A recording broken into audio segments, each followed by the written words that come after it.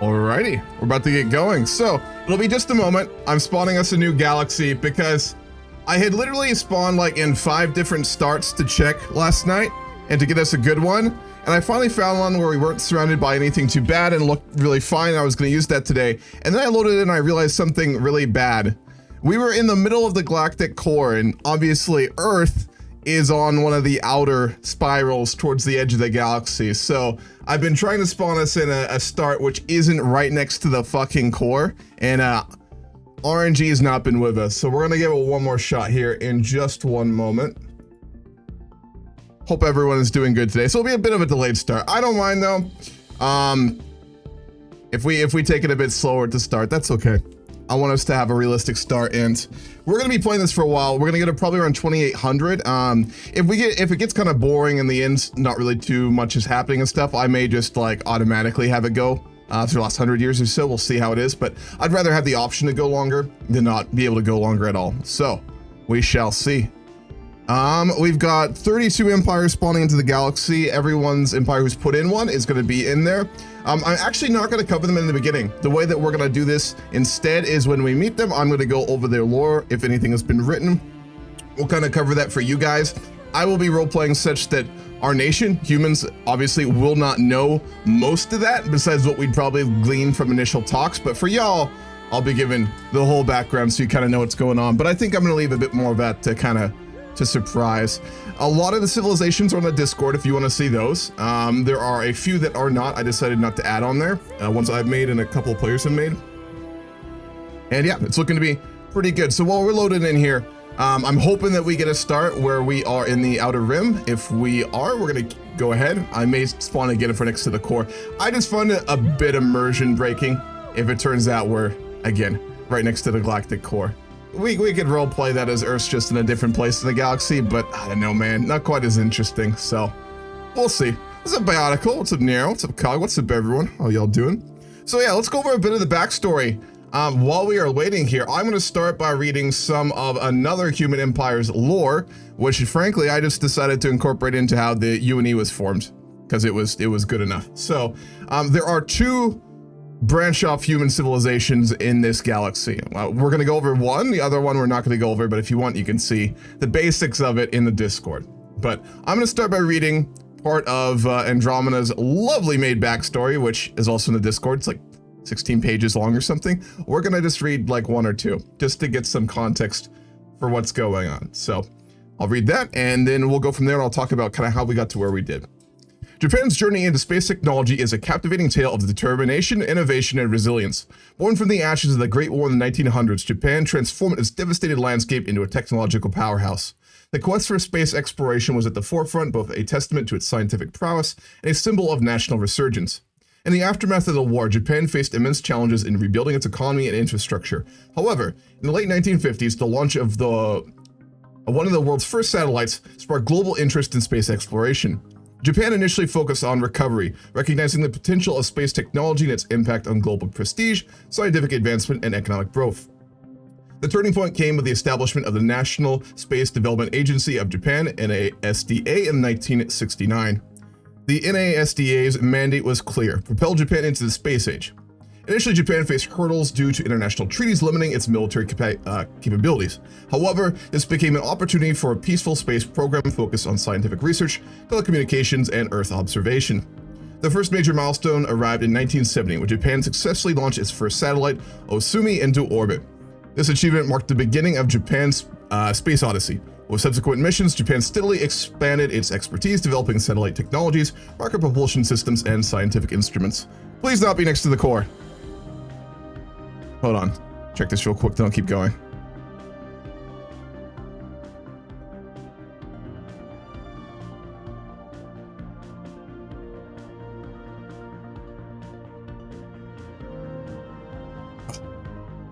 Outer rim. Let's go. Okay, cool. I have to change a couple of our advisors as well, but you can stare at this pretty screen while I keep reading. Where was that? However, Japan's ambitions soared higher. The country aimed to develop its own launch vehicle capable of carrying larger payloads into space. This ambition materialized in the form of the H-2 rocket series, culminating in the H-2A and H-2B rockets, renowned for their reliability and precision. Japan's commitment to space exploration extended beyond Earth's orbit. In 2003, the Japan Aerospace Exploration Agency JAXA launched the Hayabusa mission, aimed to rendezvous with an asteroid, collect samples, and return them to Earth, which was supposed to be a real thing. I think they did it later, though, in our own timeline. Despite technical challenges, Hayabusa became a triumph, showcasing Japan's capabilities in deep space exploration. The nation's dedication to innovation shone brightly in subsequent missions, like Hayabusa 2, which not only collected asteroid samples, but also deployed rovers and an impactor to study the celestial bodies up close. In the year 2033, Japan embarked on an audacious mission codenamed Aurora, aimed at exploring the Kuiper Belt, a region beyond Neptune in our solar system, which is where all the ton of the asteroids are. The crew comprised seasoned astronauts and brilliant scientists eager to unveil the mysteries lurking in the outer reaches of space. As the spacecraft traversed the fringes of the Kuiper Belt, it encountered an enigmatic anomaly, an ephemeral rift in space-time that seemed to defy the laws of physics. Sensors aboard the vessel registered unprecedented fluctuations, leaving the crew bewildered yet intrigued by the unexplained occurrence. During this encounter, the crew inadvertently activated an experimental prototype propulsion system, a culmination of Japan's cutting-edge research. This is a clear knockoff, as you can probably tell if you've watched it, from The Expanse or read it, when the, what's it called, the Epstein drive. Very similar, I think, is what he was going for here. This extraordinary event altered their perception of reality, marking a pivotal turning point not only for the mission, but for all of Japan. However, the magnitude of their discovery carried immense consequences. The crew was sworn to secrecy, bound by stringent protocols, and prohibited from divulging the existence of this unimaginable leap in space travel. Japan's government, cognizant of the implications, made the decision to keep the groundbreaking achievement classified, fearing the repercussions of unleashing such revolutionary technology prematurely on a world still grappling with its own complexities. Back on Earth, Japanese scientists pored over the data retrieved from this unprecedented leap. Their minds raced with possibilities and challenges, endeavoring to comprehend the underlying principles of this newfound propulsion system that defied conventional understanding. The clandestine revelation propelled Japan into a covert space program, hidden from the public eye and shielded by layers of secrecy. The nation poured resources into developing and refining the technology that allowed for faster light travel. Scientists and engineers toiled tirelessly, striving to grasp the intricacies of manipulating space-time. In the shadows, Japan's space agency JAXA assembled a fleet of highly advanced spacecraft equipped, this would be probably over like 50 to 100 years, with groundbreaking propulsion, allowing for clandestine forays into uncharted realms of the universe. These missions, veiled in secrecy, charted new frontiers, exploring distant galaxies and unlocked cosmic enigmas. We're gonna go with basically they just went to one or two other solar systems though. Yet amidst the thrill of discovery, ethical debates raged within Japan's corridors of power. Discussions centered on when or even if this revolutionary technology should be revealed to the world, the implications of sharing the knowledge, a leap that could unite or destabilize nations and alter the balance of power, redefining humanity's place in the cosmos loomed large. I'm gonna skip some of this because y'all will learn this later. Despite the government's efforts to remain secrecy, leaks about Japan's FTL technology eventually surfaced, fueling the cult's fervor and influencing a faction within the royal family. Amidst growing public pressure and internal debates, an unprecedented decision was made, a daring plan known as Axion. Under the guise of a grand endeavor to share the revolutionary technology for the betterment of humanity, Japan publicly announced the revelation of FTL travel. The world watched in awe as Japan offered to collaborate with global powers, opening a new era of stellar cooperation. Simultaneously, a great spaceship christened the Kibo was constructed with utmost secrecy. As the world celebrated Japan's magnanimity, a little bit of... so basically at the end of this, I don't want to go into this because it'll be a bunch of spoilers, but essentially there's a generation ship built and a fuck ton of Japanese go on it and disappear, and they're never seen from again, but from our perspective, right? So I want to take away from this. This is from an amazing backstory made by Andromeda. He did one of the most incredible backstories. Like, there's 16 pages of that, folks. Like that was 1.5. There's 16. It's really good, but we'll get to that later. But I want to take this back for a moment and look at this from our perspective, right? We're playing the UNE, and I want to set the stage here. We're going to have a lot of backstory as usual since we're jumping to a new era of the Grand Campaign here before we get started. So, from our perspective, as the nations of Earth, and from a lesser degree for the House of Torres, which I'll talk about for a minute, we wouldn't not have known most of that. It would have come out later that the Japanese had a secret space program. We would have learned that pretty clearly. We knew that they had it, we knew that they had been taking missions, and we would have eventually found out they would have had it for quite some time. Now, a large contingent of Japan, from our eyes, just left and was never seen from again. We know that they have FTL technologies. We probably assume that once we start to go out into the cosmos, we'll find them. Probably pretty close around to us, given that at this point, 2200, due to telescopes and things like that, we know that the galaxy is full of planets that could harbor life or that we could colonize, right? We would be well aware of that. So we'd be expecting to see them very soon. That being said, it was a cult and a dangerous one. Now, the way that I'm going to take this and remove a little bit of his lore and just try and tie this in a little bit better is the way that the Japanese gave FTL to the world. So again, if you've seen or read The Expanse, we're going to basically go of Japan discovered not quite FTL, but sub-FTL engines in a similar situation unexpectedly, right? More or less. And they've been able to figure out FTL travel by using astral rifts, which I don't have that DLC, but we're going to go with that in the lore. So the way that they gave that to the rest of humanity, though, is where unification comes in. So what happened is, instead of Japan simply giving this technology to the world and giving it to world governments, is they explicitly gave it to the United Nations in this timeline. So unlike our own world and our own timeline, post-World War II, we established the United Nations, which was the successor entity to the League of Nations, which was a failed attempt to build collaboration at a global level after World War I. The United Nations in our own timeline works very simply. Every nation gets one representative in like a giant hall where they can vote on things, and then there's a Security Council made up of the world's biggest powers who are able to deal with anything of vast importance or related to military matters. And they have vetoes.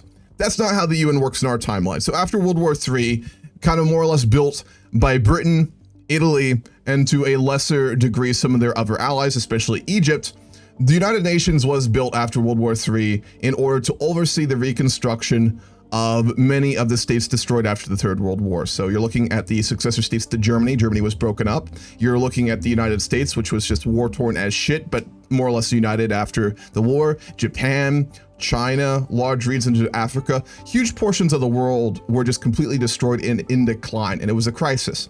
So what Italy, as well as some of the other members of the Liberation Pact, that was the Democratic Alliance, as well as working with the Iron Guard, the monarchists who were starting to reform, is they empowered the UN to a much larger degree. So think about the US after World War II, and they did like the Monroe Doctrine, right? The rebuilding of Europe and the rebuilding of Japan. In this timeline, that was basically given to like a more global council. And the other big difference is that instead of having every member state having one and then the Security Council, neither of that exists. Instead, they went with the parliamentarian system, which was actually proposed historically, which is that the UN has a legislative body that functions like a Congress in the sense that they're elected officials, kind of like how the EU Parliament works, basically. So it would be representatives elected at the local level, and it would be based off of population. So very large countries would have more power. Essentially, all this culminates into the fact that the UN, by the time it receives FTL technology from the Japanese in the late 2000s, was much more capable, and the Japanese would be much more confident giving it to that body, which again, all the nations at that time would still be very powerful. There'd still be a lot of political issues going on, but the UN is a much more respected and powerful entity. So the Japanese gave the pseudo FTL technology to the UN in this timeline instead of individual nation states. So the way that we get unification, which was almost 100 years ago, I'm going with 2202 was when, 2102, when unification happened, is due to the fact that the UN, after receiving this technology, basically said that they would be the body that would oversee the industrialization and the human expansion into our solar system, and that basically going outside of our own solar system with faster light technologies was banned by any ships or any nations which were not basically ordained by the UN Council. And as a result, so many nations around the world which were looking for economic power, which space brought at an unprecedented level, kind of all started to work within the UN as a whole, resulting in a sort of unification. Now, all the nations of the world are still very influential. They're all still very powerful. The way I want to kind of portray this to y'all is think about, like, if you're European, you'll understand this very well. Think about if the EU basically centralized into like a much more impactful government, which it's kind of trying to do, right? France would still be a thing.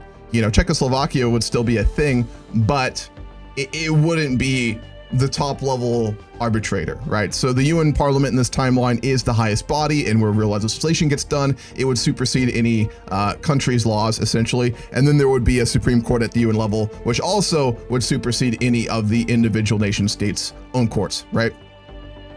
Czech Republic, you know what I mean. You know what I mean. We just got out of Hoi 4, all right? My brain's still there.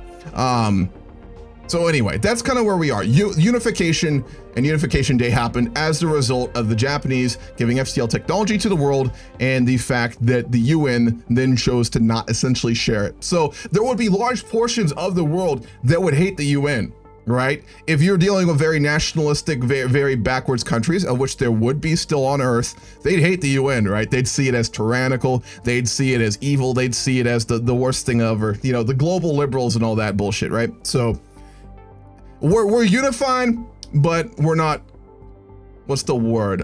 A cohesive collective society, right? Humans, let me show you the traits I gave them. We can see that really quickly. We're quarrelsome, right? I mean, we have issues getting along. So just because we have a global government, which is kind of in charge of things, that don't mean everyone's happy with that shit, right? So let's go over the traits for the humans really quickly as well. So obviously, continental world, obviously. Versatile, the species can adapt and learn basically anything with ease, making them extremely effective at resolving any challenge or obstacle. Industrious. Members of the species are known for their diligent and hardworking nature, always going above and beyond. Vestigial psionic. This species used to have great psionic ability, but now they have a vestigial organ once used to unleash psionic powers. I'm taking this an interesting route. So, for all the Joe Rogan lovers out there, you'll like this. The pineal gland in humans I'm going with is a latent psionic organ that kind of used to function in the early days of humanity, and it only serves one purpose. It gives dreams, right? So I'm going to take this an interesting route. Only species who are psionic or who have like a psionic organ in them dream. So any species who aren't us when they go to sleep, if they don't have psionic organs or a psionic connection, they don't dream at all. So like, for example, machines wouldn't dream. That kind of thing. That's how we're going with it. So I thought that'd be kind of interesting. A little weird, but I thought it'd be kind of interesting. So anyway, sympathetic. Members of this species are gifted with the ability to sympathize deeply with the thoughts of other individuals. Quarrelsome. While not inherently distrustful, members of the species are often socially combative. Wasteful. Members of the species seemingly have no concept of frugality and are prone to useless consumption. And lastly, pseudomaniac. Members of this species live to eat, rather. So, you know, we love our food, and I think that's pretty realistic. That sucks, because we actually have to build, like, lots of food jobs, but that's fine. G is evil in this timeline. Pretty much, yeah. Anyway, okay. For our governing ethics, we are fanatic egalitarian, so the UN world government after World War III was obviously built by the Liberation Pact, which were all the democratic nations, Italy, which had just reformed into a parliamentary republic, and to a lesser degree the Iron Guard, who were the monarchist nations, but they were not as involved. As a result, the UN is a very democratic body. It does retain those institutions very well. We have plenty of corruption, don't get me wrong. Money's a huge issue, right? The reason that we have our current president, we'll go over in a minute, but a large degree of that is wealth. So just because we have good democratic systems doesn't mean we're not really corrupt. Xenophile, militarist, and spiritualist as well. So those are our main traits. For our civics, we have political virtue. The true political discussion must be centered around the idea of virtue of an ordinary citizen, being primarily concerned with the matters of the state as public affair and generally involved in political life at some level. This varies across the board, but we do have pretty good democratic institutions. We'll change that if radical things happen. This empire believes that diplomacy is the way forward to surviving in the galaxy, and building good relations with fellow star nations will ensure peace throughout the galaxy. This comes primarily due to the fact that the modern UN is built up of just so many different countries, all with a lot of power, and it takes a lot of diplomatic ability to get to the current state of things. I thought that would make sense. Again, we may change these civics later, depending on what we do.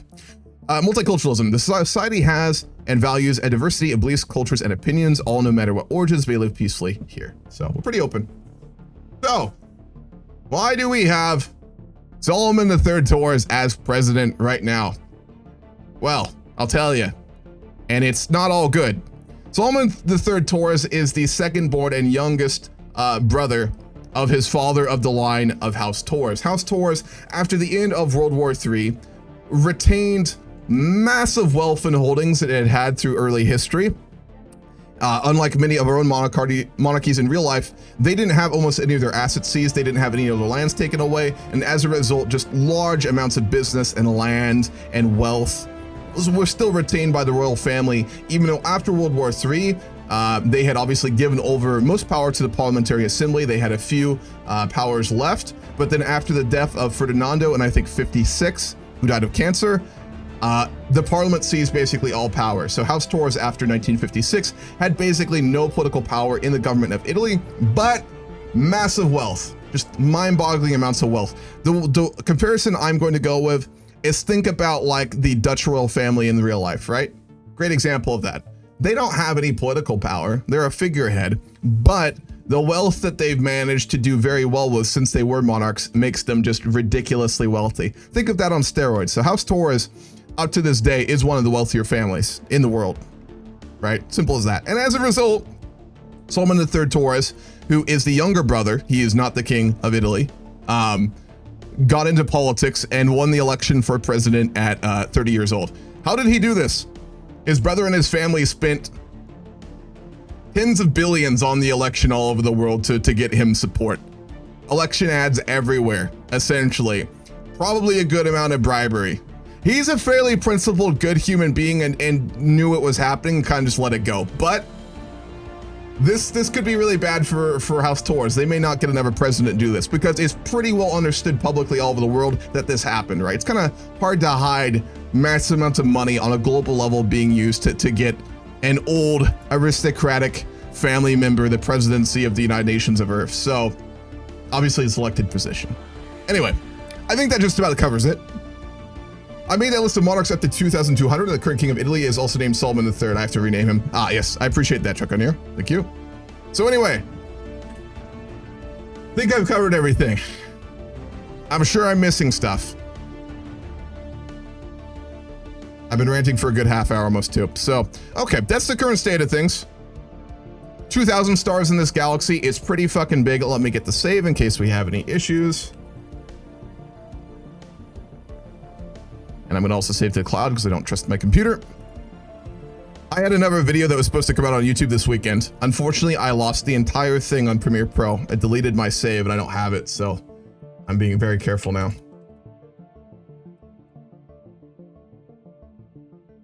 Okay. Thank you, Truck O'Neill. I appreciate that. So there have been, I think, 17 player nations added as well, 17, 18, something like that. So you'll see a lot of nations that are going to be players. We're going to go over their lore as we hit them. So, for example, when we come into contact with a player civilization, let's say that we start to move and we meet one right up here. As soon as we actually make first contact with them, I'm going to go to their lore page and I'm going to give you guys the history, right? I'll read it out to you. I'll read out the whole thing. Unless it's 16 pages, then I might read part of it. And then you guys will know, but I will roleplay such that we don't know those sorts of things as well. Now, I haven't done Stellaris in a while, and my roleplay on it may be a little weak here in the beginning, so we'll kind of see how this goes. Also, if you have not checked them out already, I've added some new channel point rewards. I know a lot of you guys have points and don't know what the fuck to do with them, so I made some cool things for that.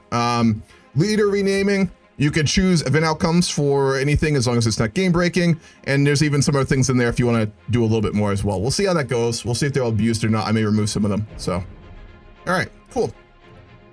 Anyway, let's get going. Start Stellaris. Let's start with our tech first. No.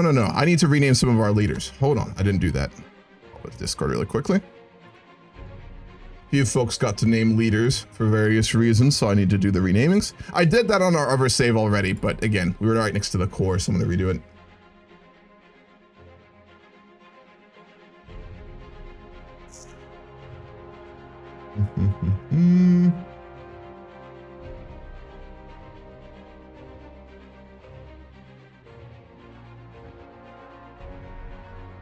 Okay. Leaders. Scientist. Unfortunately, this screen here really lags for me. I do not know why. Gopher.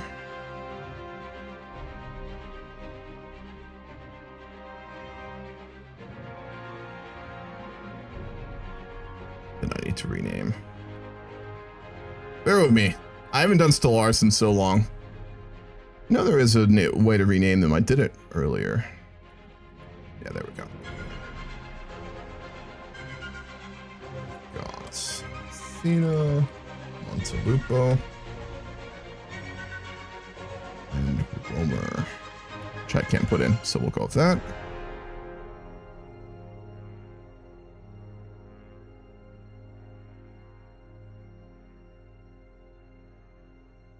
You never gave me one. Okay, so I guess it's just one. All right, let's look at our government right now. So the current president of the United Nations of Earth is Solomon III Torres. He is principled. And yes, I haven't played the Paragons game before, by the way, folks, so I might be figuring some things out as we go here in the beginning as well. Official, there's commanders, officials, and then scientists. Our Minister of Defense is Yusuf Bital. He is a commander, has no traits. He's Unification faction. Got a Minister of State, who is Barbara, nice Campbell, who is also an official. Our current edict we are working on is Infinite Opportunities, which is just going to give general happiness. And then I think that gives us a bonus to survey speed later as well. The solar system has not been completely industrialized either, so the first thing we want to do is get more minerals. We're going to send our construction ship to Ceres, which is the largest, I believe, isn't Ceres the largest asteroid in the inner belt? I think it is. And we'll start to build up on that. And then our science ship, we have one at the moment, the NMS Grism, which is Joaquin Martinez. We will send out. See if I can get the hyperlanes to be a little bit more visible here as well. I guess not. All right. 3 ships in our fleet under Yusuf Bital. We have just 3 corvettes, simple as that. As for Earth herself, we have 3 industrial districts, 3 city districts, 2 generator districts, 2 mining districts, and 2 farming districts. Obviously, very split. 28 pops. Housing available. We need more amenities. And 4 available jobs. That is underneath Barbara Campbell. Big Karen vibes there. And we don't have minerals for anything quite yet. I think the first thing we're going to probably go for...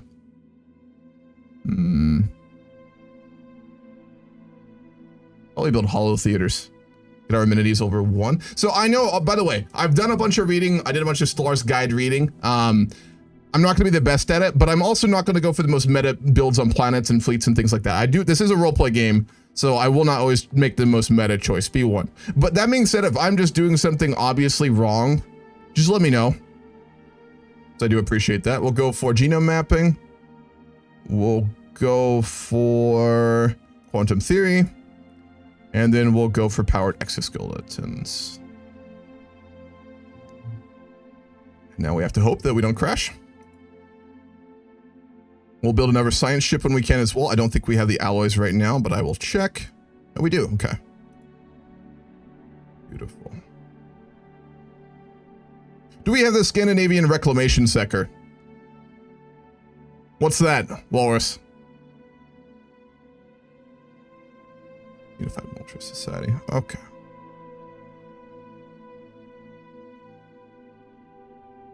Nothing else we can do. Let's get started. Hope for the best. How much experience do you have in Stellaris? I have 1,600 hours, Cog. You'd never know it because they change this fucking game so much. Like, every time I come back to it, I don't know what the fuck I'm doing. Every time. It doesn't help that I'm also running, like, too many mods right now, so... Hold up. Gotta set this up, too. Beautiful. I turn on in-game sounds as well. That's what I'm missing.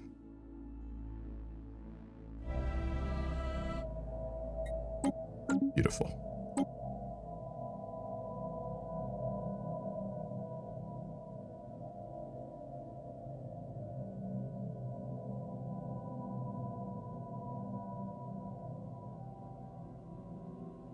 This is from our, I think, our starting origin due to the war start we have.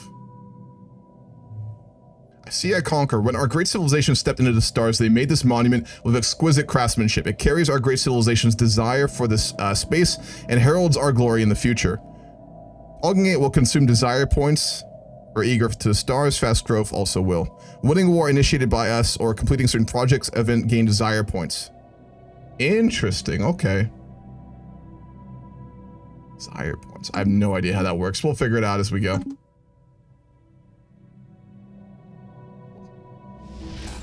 UNE and Stellaris has special things on Earth like the reclamation sector or the garbage patch. Look.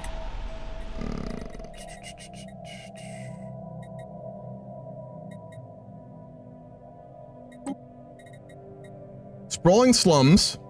Great Pacific garbage patch. Accurate. Fuck.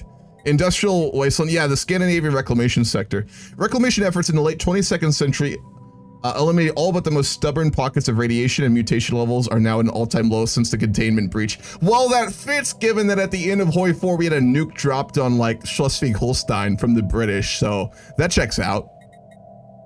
I guess all that radiation went north and fucked up Sweden a wee bit.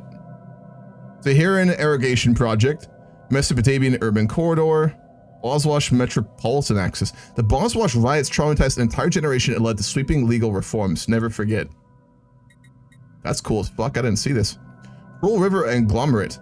The first region of Earth to be officially designated a megacity. Several other developing urban regions would eventually adapt their own versions of the Golden Delta's successful anti-pollution policies. I wonder if that's like the Bay Area.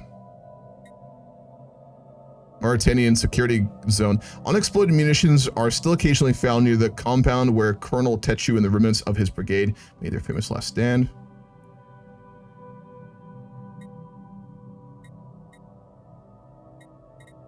Wow, okay. That's cool as fuck. Yeah, I didn't see that before. The nuking of Kiel. Yeah, exactly. It ended World War III.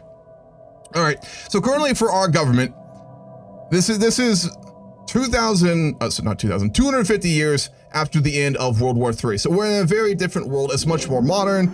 Internet, modern amenities, basic holographic technologies, a little bit of genome editing. You're dealing with some like obviously borderline sci-fi tech since we are on the edge of a whole sci-fi universe here. So it's a much different society. It's a very globalized world. This would be like a post-internet society by around almost 200 years. So it's a very globalized world in many ways. There still are issues with, you know, xenophobia, racial hierarchy, all sorts of regular things like that. But as a general rule, it's a much more common culture kind of world. The UN has pushed for that generally as well, right? It's done initiatives to try and make more commonality, to try and make easy access and movement around the world possible, and things like that. So it's a society that is much more collaborative. We still have a military, both a navy and space to a limited degree, given that we know that there are things out there, especially that ship that left a while back, as well as soldiers on Earth itself in order to instill peace and deal with any domestic issues. Terrorism would still be a very big thing in 2200, right? You'd have civil unrest, you'd still probably have civil wars every once in a while, and the UN is like, think of the peacekeepers on steroids. They're very involved with those sorts of things. Now, for President Solomon III Torres, he ran on basically starting to actually go out into space. The last couple presidents of the UN were much more nervous and worried about the possibilities in space. We do know that there are obviously life out there. It's us, because of that ship that left, unless it was destroyed, which is always possible, but we don't know that. But generally, one of the larger held theories right now is the dark force theories for humans. Essentially, the idea that we might not want to really go out into space. It could be very dangerous, it could be our destruction, and it could be our end, right? A lot of the UN presidents, the last two in particular, argued that this is an issue for later down the line. We have time to go out into space to other stars. FTL technology is still dangerous and unproven. So we need to focus on creating jobs at home, given our planet is starting to get pretty overcrowded, right? We need to work more on industrializing the solar system, which has been done in fair levels. The asteroid belt has, you know, at this point, probably almost millions of peoples on it, mining and things like that. Moon has based on it. Obviously, we have been working much more heavily on developing our own solar system and essentially just kicking the can down the road, right? For a couple presidents now since the exodus of the Japanese vessel and FTL technology being given to the UN. Solomon III Torres, despite having his presidency primarily won by corruption and just a large amount of public spending from his family and other aristocratic interest groups, also did run on a pretty good platform that may have even won it for him without that extra help, and that will probably tarnish his legacy, which is he's the first to say we can leave, and we're going to leave, and space outside our own solar system is an incredibly bountiful place, and one where there's infinite opportunities. He also argued that finding other habitable planets, which we have seen and recorded with our telescopes and with our technologies, are of very high importance given, again, the overcrowding on Earth. It's not like expanse levels Earth, but there's a lot of people. A lot of them have jobs. It's not like dystopian, but there's a lot of people who have to move around the world, leave families, go to new places to find opportunities and jobs. And even then, it's not always the best. They may be having really basic labor sorts of jobs. This isn't a socialist utopia. This isn't a communist workers' commune. This isn't also like extreme capitalism. It is a moderate form of like liberal capitalism. Think of like, again, our own world. I wanted to kind of paint a similar picture with like the US and Europe having a child, right? It's not a great system. It's not perfect, but it works. So his primary platforms he ran on was leaving our solar system for new colonies, to deal with the issues of overpopulation, and to just generally explore and find economic opportunities outside our own solar system. Our own asteroid belt has obviously huge amounts of materials that we've used for vast amounts of wealth to be made by humans, but we never know if there's better and more greener grass outside our own solar system. So for us, that'll be one of our big priorities, exploration, and hopefully finding more habitable worlds, and if we do, colonizing them immediately. Solomon III Torres may choose any direction and categories as his wish. You can expect him to focus on a certain category and expertise, directions, and ruler folky. All right, 1 second. I think our music stopped. Slow.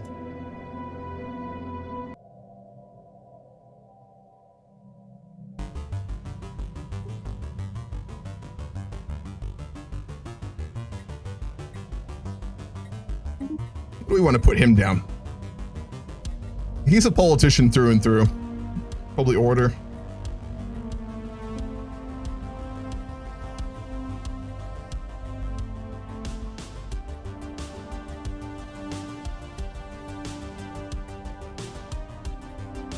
Yeah, definitely order.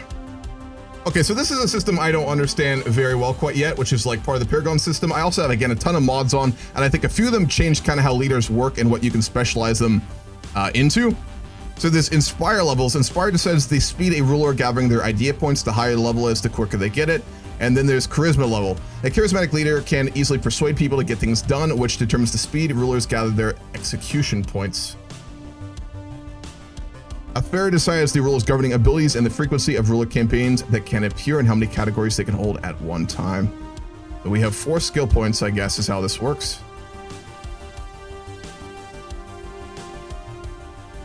Execution points, charisma level, affair, inspire, and idea points. We'll go into charisma.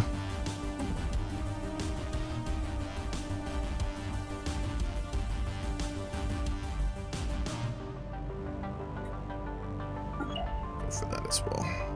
All right, cool. So for our solar system, we still have Europa to mine. We can set up a physics research center on Mars. It's obviously a terraforming candidate in the future, but we don't have that technology quite yet. We still need to mine Vesta, and then we can put some energy. What would that even be? We can get energy off of Neptune as well if we want. But we have mostly industrialized the vast region of our own solar system. So moving back to our science ship, we have our second as well. We are going to assign Athena to that one, and we'll send her to TA 106. Nuke Mars, probably not the best idea.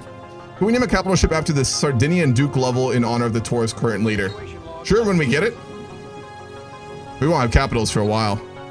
For millennia, we have looked at the stars trying to understand them, but they have always been beyond our reach. Now we finally have the technology to do so. Some of our best scientists are eager to go on an expedition to examine the stellar bodies up close. They have almost prepared a list of nearby stars of different types that would be the best targets for study. Absolutely.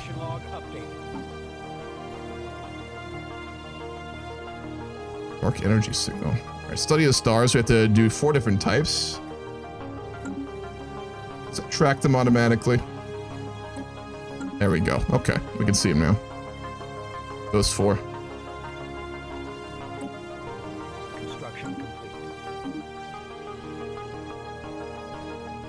Send all our construction ship to industrialize Vesta next.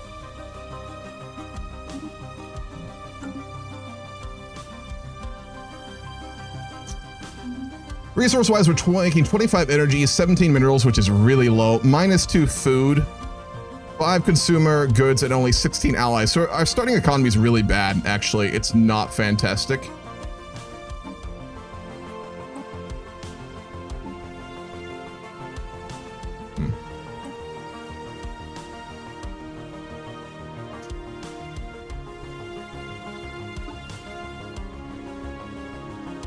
Can you explore with fleets? Does anyone know?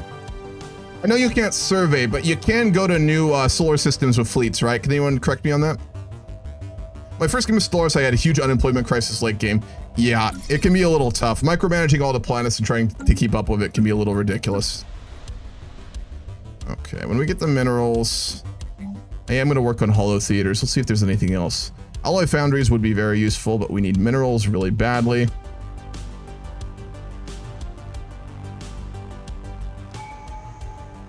Definitely. All right, this is up to you guys. Poll time. It obviously have to make sense. I'm gonna scroll and show you guys all the traditions really quickly, and then I'll let y'all choose some options, and we'll do a poll on this one. There's a lot. I got a lot of mods on. I scroll very slowly here.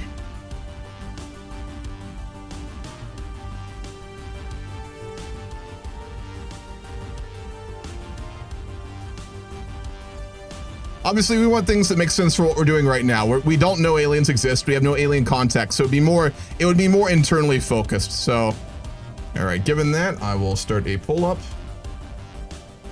What y'all suggest? First traditions. We've got exploration. We've got discovery. Are those the same or are they different? Invention. Missed any? Not. Exploration, discovery, the same.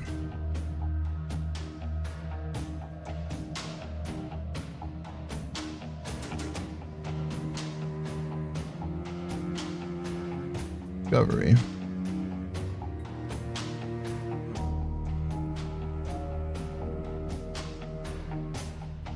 That's just discovery. Okay.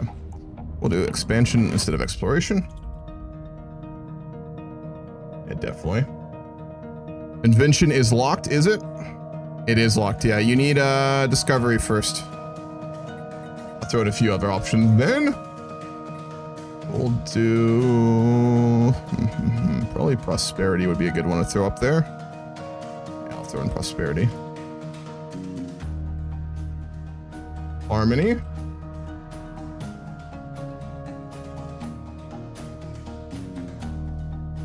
We'll start it with that. Real simple.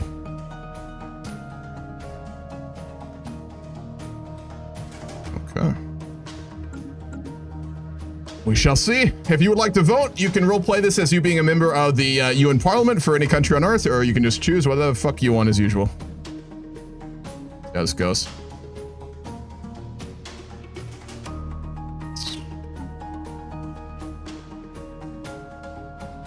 Nine months before our agenda is complete, we're doing infinite opportunities, then we're going to choose the next one as well. We'll hold on to our unity for now. We don't need to do it quite yet.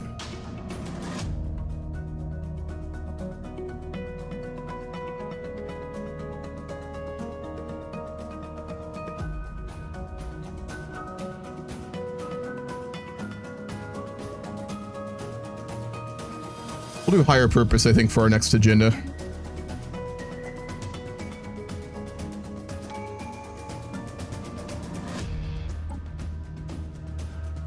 Discovery, statecraft, prosperity, beginning wise. Those are really strong. Yeah, for sure. All right, Solomon can get another trade, actually.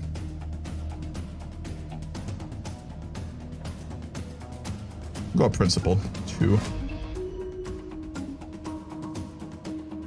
He has to fulfill some of his promises, I think, before he can get champion of the people.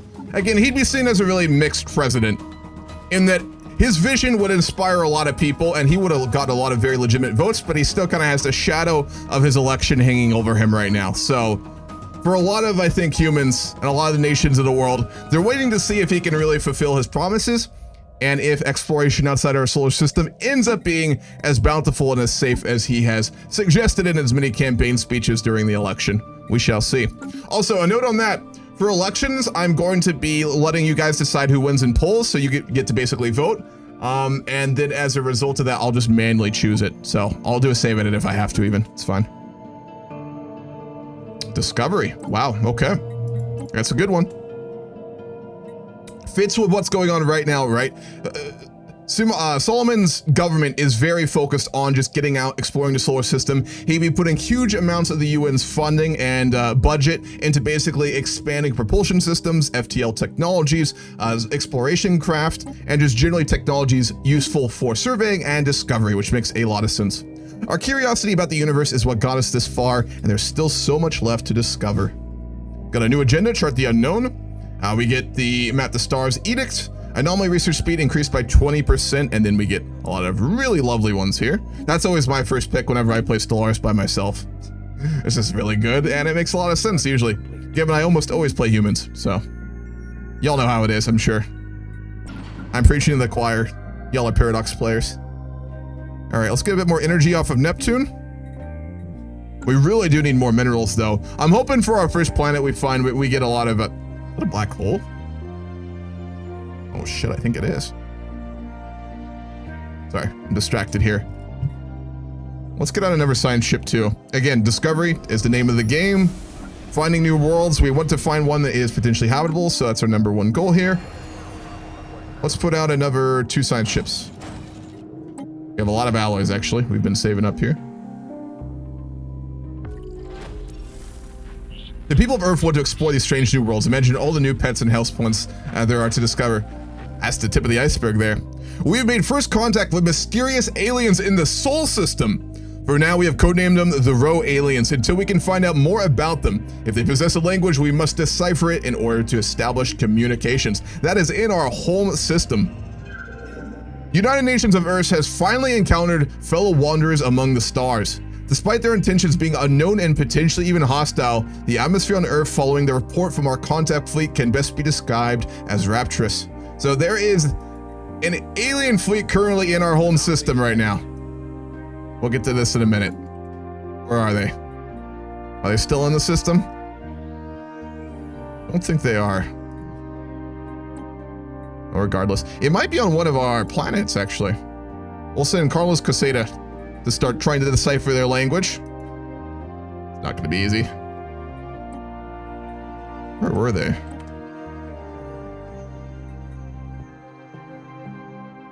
They're in the Sol system somewhere.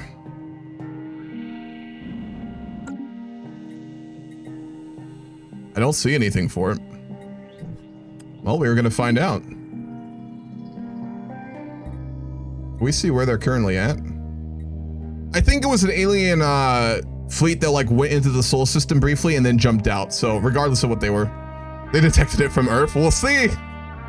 Oh, it's a bug. All right. That'd be unfortunate. Our recent encounter with alien life forms has reignited and made suddenly more urgent the old debate on how we should approach contacting any potentially alien civilizations we may meet.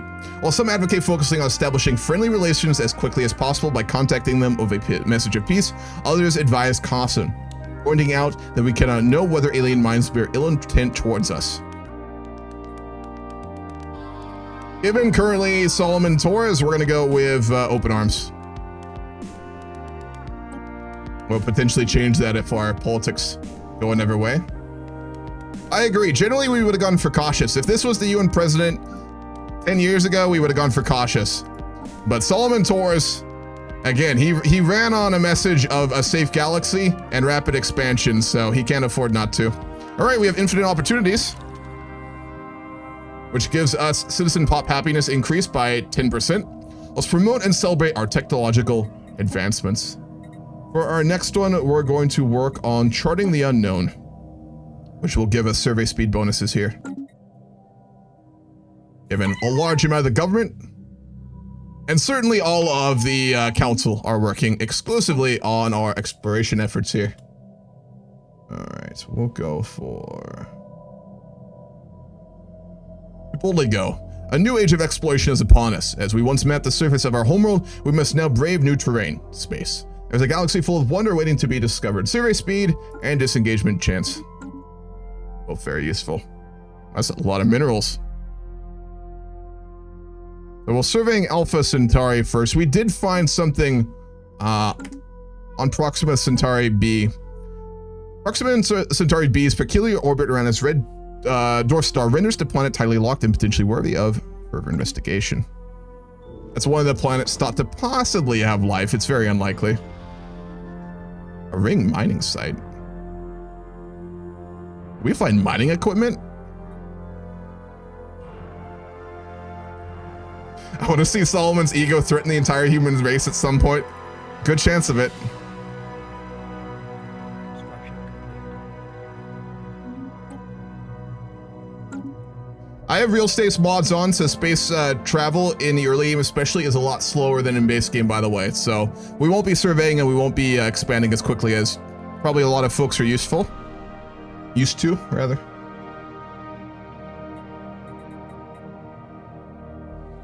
All right. I may just exchange for some more minerals here. We have 0 amenities, so we're actually fine right now. That means, I think, for our next one...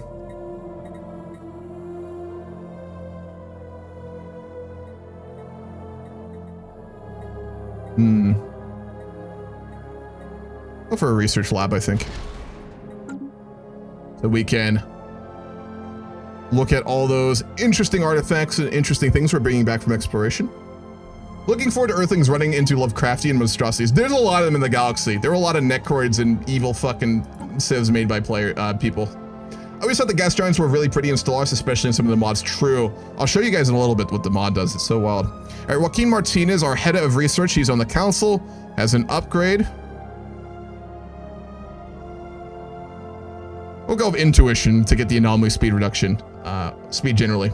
He'd be overseeing all of our science ships out there right now, so he'd be really focused on that. That makes sense. 2 new science ships. Let's give some promotions out. Architectural interest. Got a retired fleet officer who's now a scientist. A priest. Precursor historian. He's a militarist. Lurker Reisenkov. We'll go with her. We'll give her a promotion. And we'll send her out to survey.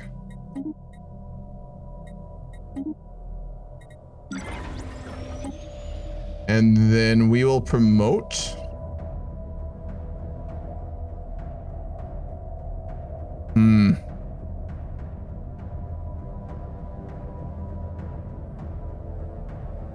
We'll go with Ismail Rabbani as well. And we will send him out to survey. Beautiful.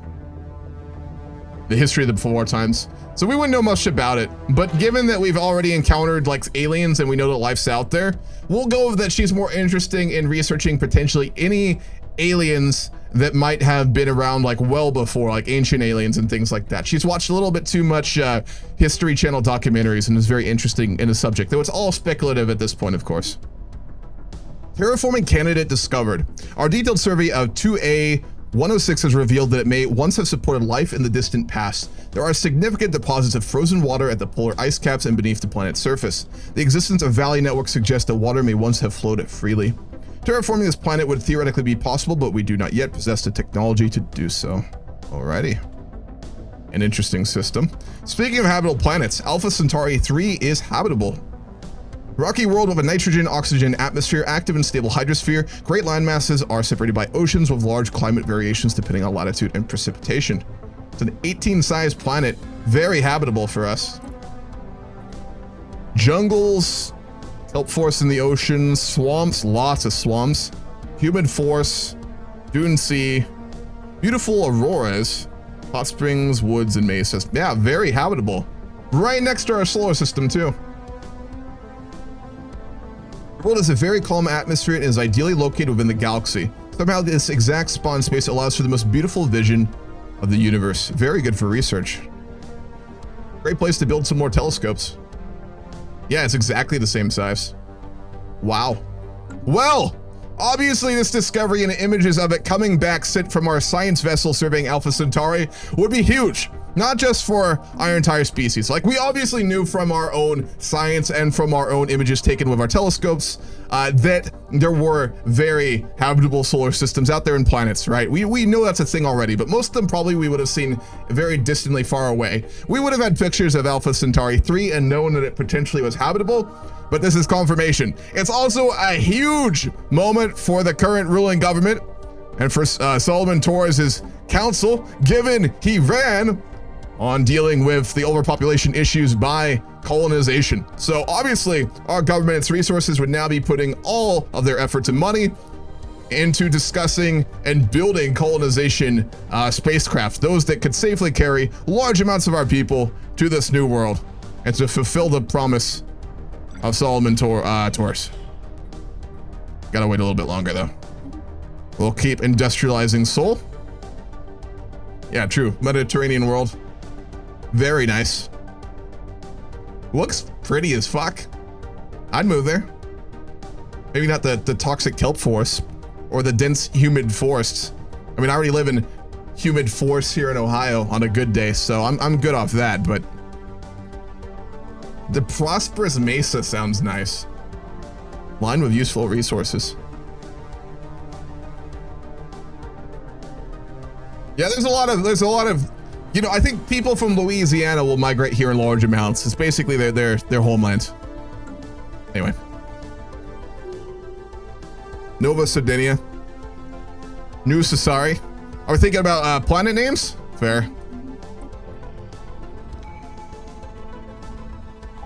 While scanning the star Alpha Centauri B, our science ship onboard computers quickly detected repeating patterns in the radio frequency signal it emanates.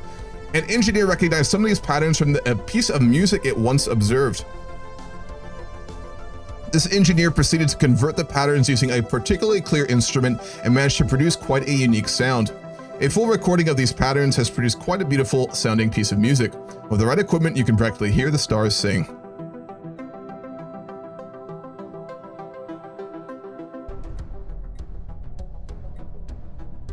Unity or research? We'll go for Unity. It signals from the soul. Long-range sensors have picked up readings in the Sol system that could best be described as giant heat blobs.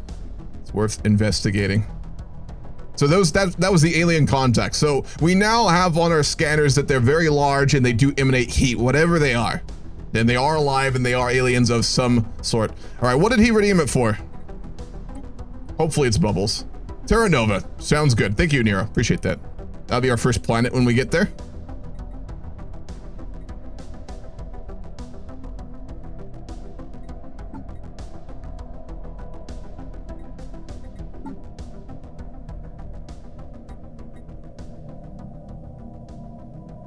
We don't have factions yet, do we?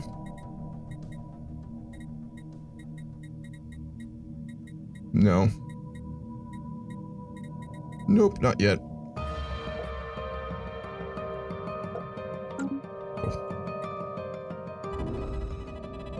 Scientist Joaquin Martinez on board the science vessel NMS Grissom has made a substantial discovery on Alpha Centauri A. Somehow life comprised entirely of plasma has managed to evolve on this star. Unfortunately, the ship cannot venture closer for a better scan as some thermal radiation is proving too much for the ship's onboard sensors. Another form of life found, this time made out of plasma. Wow. We need more information, absolutely.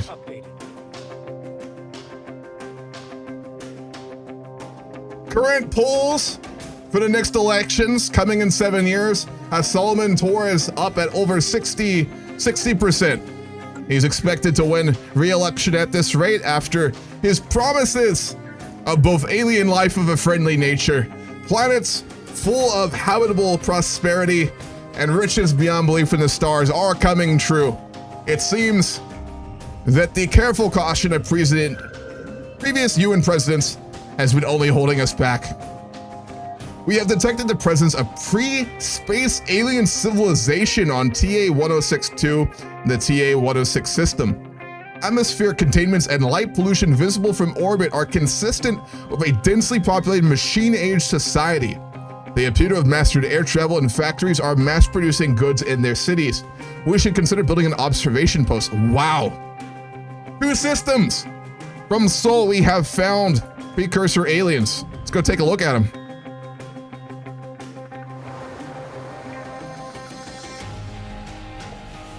We don't have pictures of them yet. We don't know what they look like. We've only gotten very abstract pictures of the buildings and their general age. This civilization advanced into an equivalent of a machine age, considering a later part of the industrial age. Their factories are mass-producing goods and vehicles, and air travel is becoming commonplace. Wow. Holy crap. A new commodity. Do I sense a member of the Hessian faction here? Arctic world. Glaciers everywhere. Sprawling slums, industrial wastelands. Fungal forests.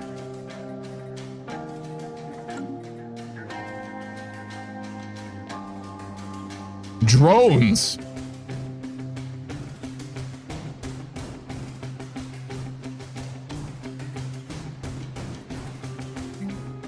Oh. Oh.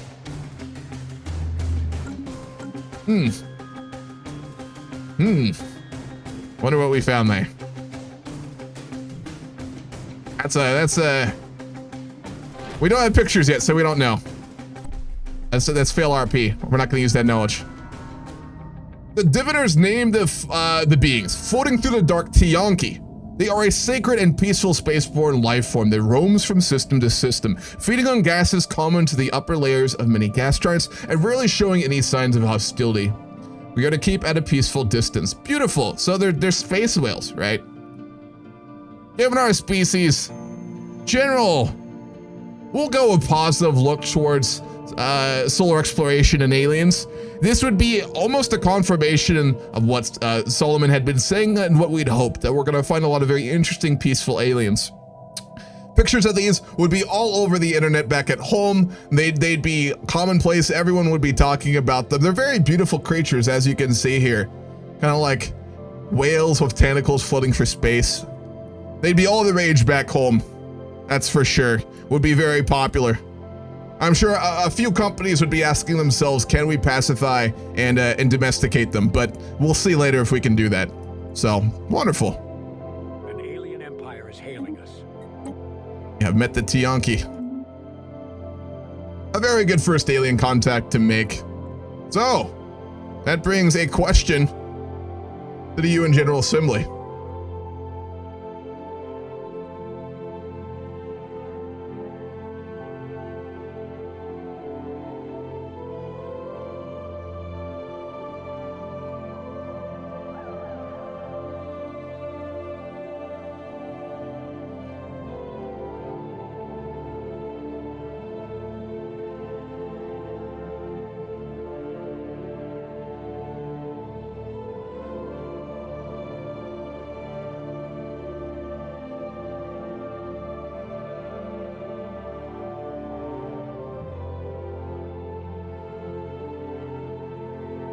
So the policy currently being proposed, or the general discussion in the assembly of the UNE Parliament, is on how we are going to deal with pre-FTL species. Obviously, we would have been expecting the first aliens we meet to be of our own technology, or perhaps even much more advanced. But as it turns out, the first alien species we are going to meet is much earlier on than we are, but not too much. They'd probably be around 300-ish years before our own species in technology, and we'll be reaching the stars potentially at some point soon. So The discussion in Parliament right now is on how we are going to deal with them and other species like them. Obviously, Star Trek probably doesn't exist in this timeline, but a lot of sci-fi shows would exist in books. So the question would have been around for a while, right? Which is how aliens generally would deal with pre-FTL species and how aliens would have dealt with us as a pre-FTL species. So that's the discussion in Parliament right now, and you all get to vote on it. Are they marketable? Exactly.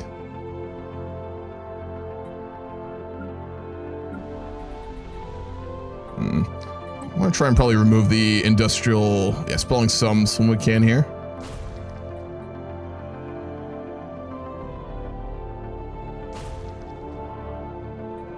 We'll remove the industrial wasteland, we'll clean that up, and we're also going to get rid of the sprawling slums and get those people jobs. Or potentially just move them on to the colonization craft we're going to be constructing very soon and are obviously making plans for.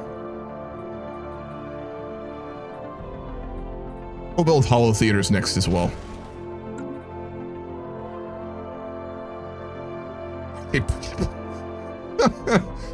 Someone's been playing too much Mass Effect. There's not a lot of fuckable races in this timeline, folks, I'm afraid, in space.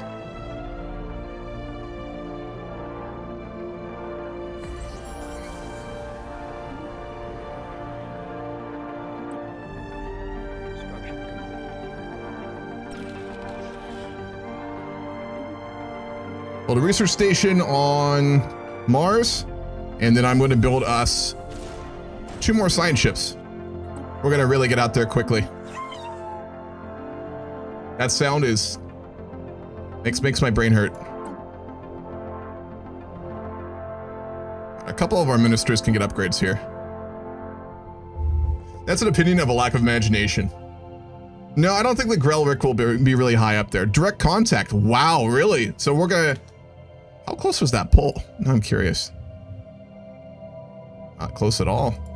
Yeah, so that means we're gonna directly go down there and contact their government. All right. So Parliament has voted and decided that we should directly approach the species and meet with them on equal terms and potentially even offer them, deal with them as equals and as an interstellar civilization. And so no precedent there for being basically non-invasive with how we deal with pre-FTL aliens. Sounds good. All right, Barbara Campbell can go to upgrade. She's our Minister of State and oversees, obviously, the governing of Earth proper from an economic perspective. She is an adaptionist, so she's gains XP very quickly. Wow. Yeah, fuck it. Let's just go for adaptionist too. She learns very well. Yusuf Bilal can get an upgrade now as well, our Minister of Defense.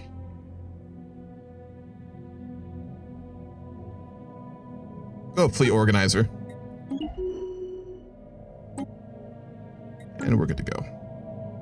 Okay. Tile blocker cleared. We have removed the slums in Delhi, which I think has given us the, where is it? Delhi something. No, that's the industrial wasteland. Okay. Got a lot of people at work right now. There's a lot of good jobs. Uh-oh. Hostile aliens. That is worrying. Is that our only way out of this area of space?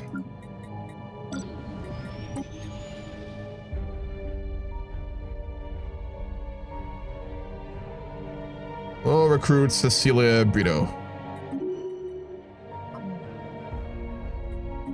Now we can go out that way too. Okay, cool.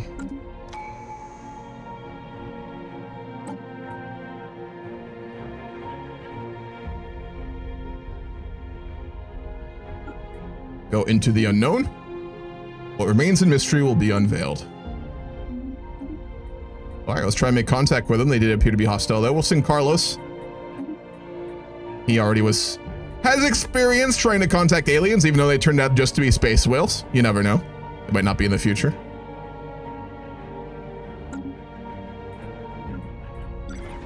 And then when we have enough unity, we're also going to recruit Helano Natuya. How many leaders do we have? Are we over our cap yet? There's a leader cap. I guess not.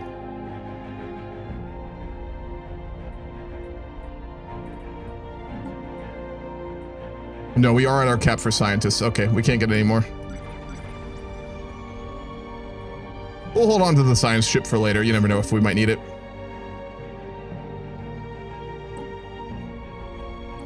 Athena can get an upgrade. We're going to go with Perfectionist, giving anomaly discovery chance increase.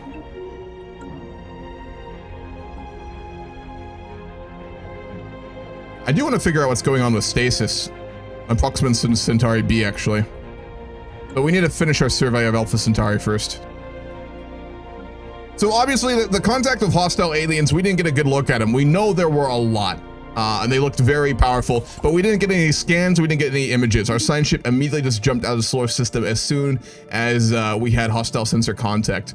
So that would be the first potentially dangerous thing to Solomon Torres' government and to his current policy that we have met so far. Again, he promised a peaceful galaxy, and so far we've mostly found that, but this new contact, he'd obviously, and I think his government would be spinning it as being like a misunderstanding, a misinterpretation of the data, so we'll probably try and go back very quickly to figure out what was there with our very small fleet, but regardless, it is making many of the people of Earth reconsider potentially just how safe it is to be traveling out into space. The crew of our science ship has spotted something very odd. About a dozen skeletal remains in orbit around an ancient research station. The crew hasn't been this excited about something in a very long time. They are begging to study the anomaly. We gotta study that. We found a giant ancient space station. Of course we have to research that. We'll hold off on surveying for a while. That is huge.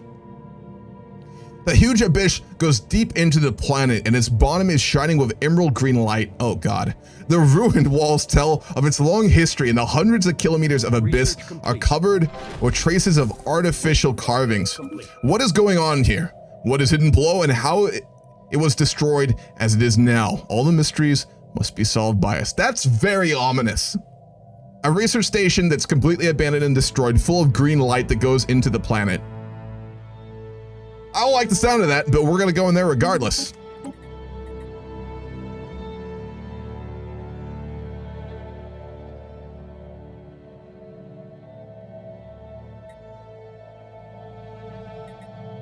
Automated exploration protocols. So, hot take, for roleplay, I'm gonna basically do no military research until we've encountered alien civilizations and empires or actual hostile confirmed alien ships. So for now, we're just gonna keep working on general science stuff. Again, Solomon Torres is not a warlike man. He's not a militarist. He's a politician. He's a very idealistic man looking for a future he's probably seen only in books and TV shows and will not meet what reality actually is. So we're gonna put ourselves in a bit of danger for the roleplay here to start, I think. No regrets. All right, let's start surveying the system. We're not done with Alpha Centauri yet, are we?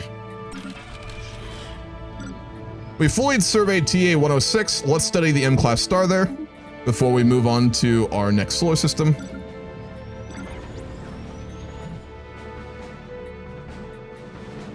Given we can't go forward.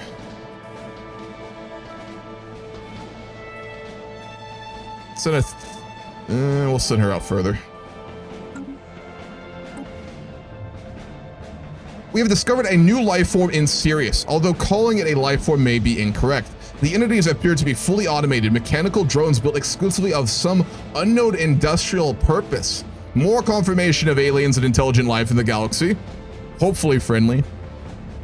Observations will continue, but since it's likely that these machines are programmed with defensive protocols, it will be prudent to tread lightly. Those are the aliens that we found to the galactic true north of our system we'll go with. There's no north in space, but we'll call it that. Worrying indeed. We'll send our construction ship to Alpha Centauri so we can build a proper space station there and prepare for the incoming of potentially hundreds of thousands to millions of settlers over the next few decades. As we do intend, as soon as our surveys are done for safety and our ship constructed back at home, to send our first colonist, Alpha Centauri 3, which after a public vote all across Earth, open to any of its citizens, the final name agreed on was Terra Nova.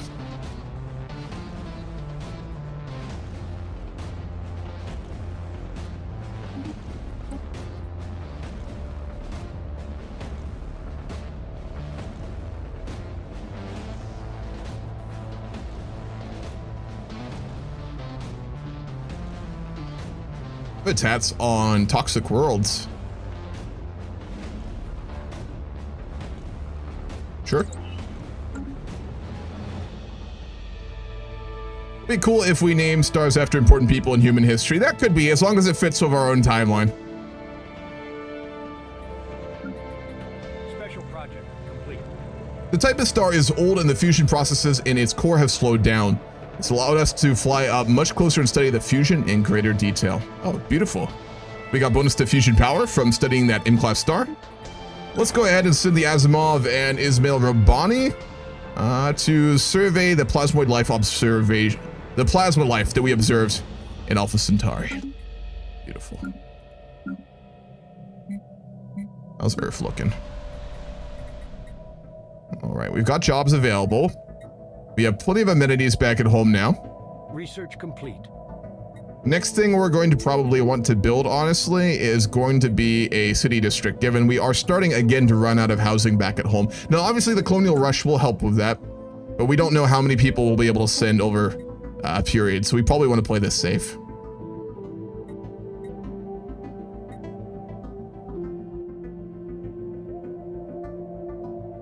Gene clinics would be a very high priority, given that it would have huge medical uses for our people, and given that we are a democracy and technology and things like that would obviously do so much to help with the current government's popularity and be very popular and a big priority for our researchers across the world. We'll go for that.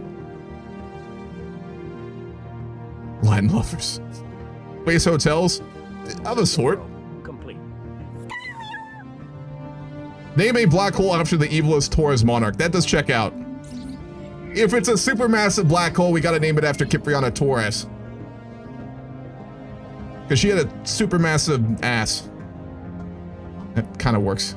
Space grave. The crew not only discovered mummified bodies in orbit around ancient research station, but also encountered countless skeletal remains on the planet's surface.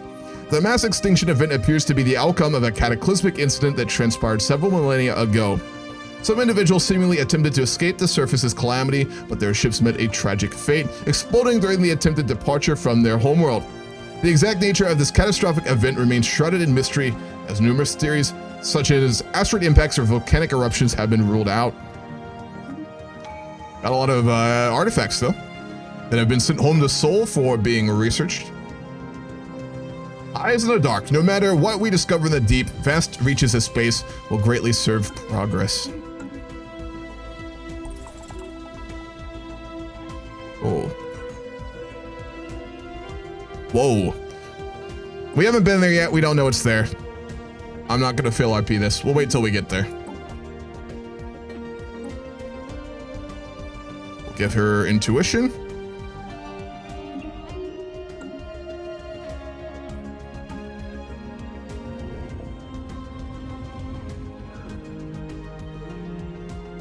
The government of Earth attaches great importance to reports on mysterious remains. Human scholars believe the exploration of these cosmic mysteries is of great significance to the Empire. However, we should organize an expedition team as soon as possible to explore the mysteries of the universe.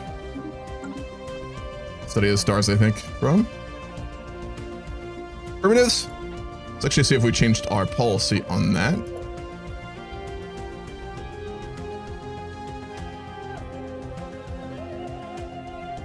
Actually, I should take a look at policies in general, make sure they... Local celebrity dead. A very famous celebrity died today. She touched our hearts with her songs and moves us with her hollow movies. There aren't many like her. Shame. All right, diplomatic stance. Expansionist for now, yeah, definitely. We accept radical propaganda to a fair degree.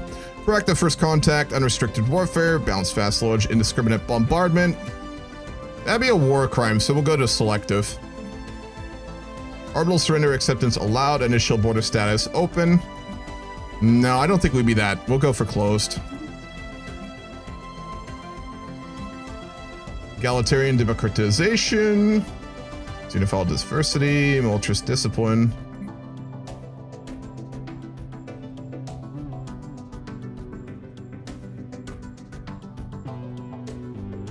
Prosperity. That's about right. Wealth creation. Mixed economy. Industrial production. Yep. Research debris. Prohibited resettlements. Prohibited population controls, refugees welcome, purge is prohibited. Subtle interference. We're gonna go to active interference.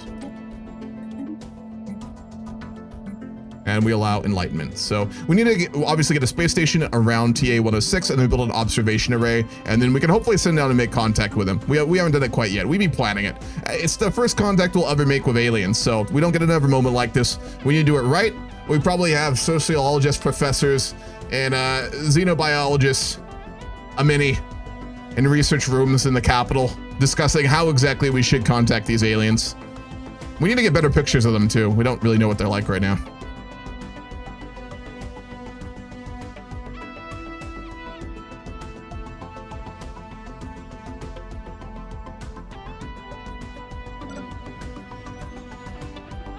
All right, Alpha Centauri is fully surveyed. Let's go ahead and build a starbase outpost on Alpha Centauri. How are we on influence? 300, we're doing pretty good.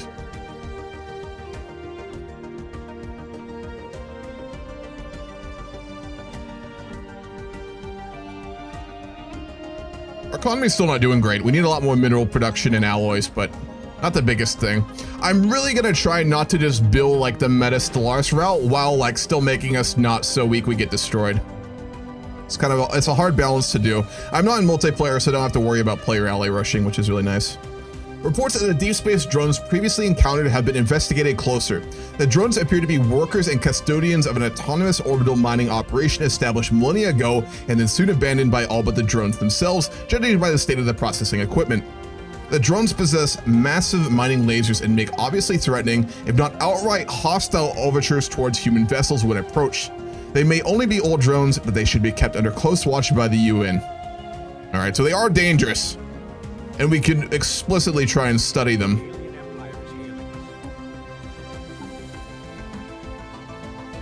It's 32 months. What are we working on right now?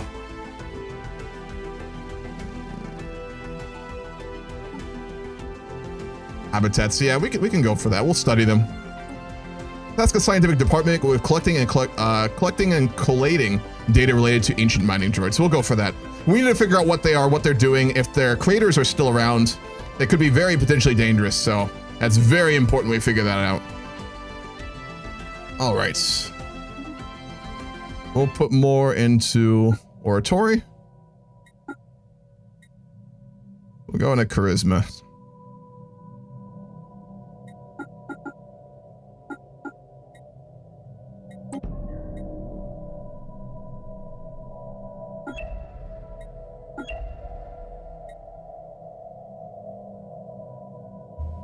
Unity every time we complete a construction on Earth. We'll go for that. That's huge. Basically, ribbon cutting ceremonies with really good speeches from our current president. That sounds about right. It's all about cutting those ribbons. Music go. Yes, I am still listening. Situation log updated. We now know without a doubt that a thriving biosphere is not something unique to Earth, but the scientific community and the public at large are eager to learn more about the various forms of life throughout the galaxy. Efforts to catalog 8 life forms we encounter are already underway, but our xenobiologists have urged us to focus on planetary survey efforts on habitable life-bearing worlds. We'll do it, absolutely. Music. What are you doing?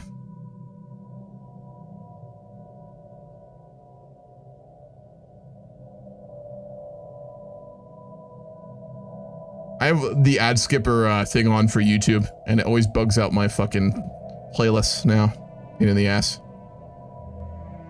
YouTube has really tried to stop those ad skippers, which I do understand, but I use them, and I like using them. Fuck those goddamn ads.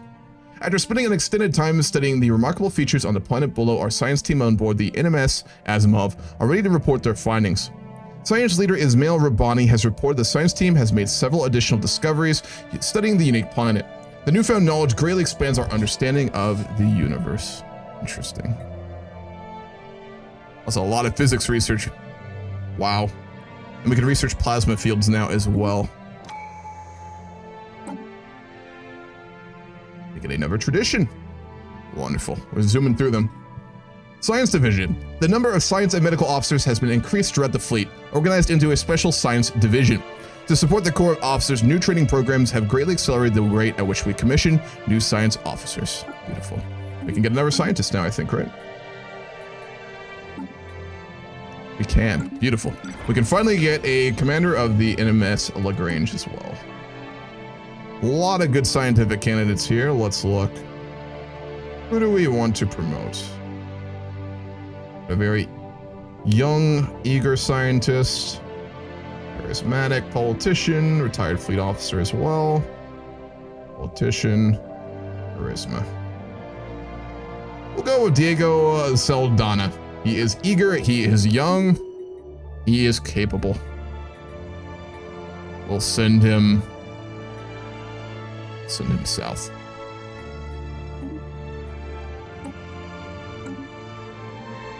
All right, we have our space station built around Alpha Centauri. It's now time to finalize our plans for colonizing Alpha Centauri 3, or as we were going to call it, Terra Nova.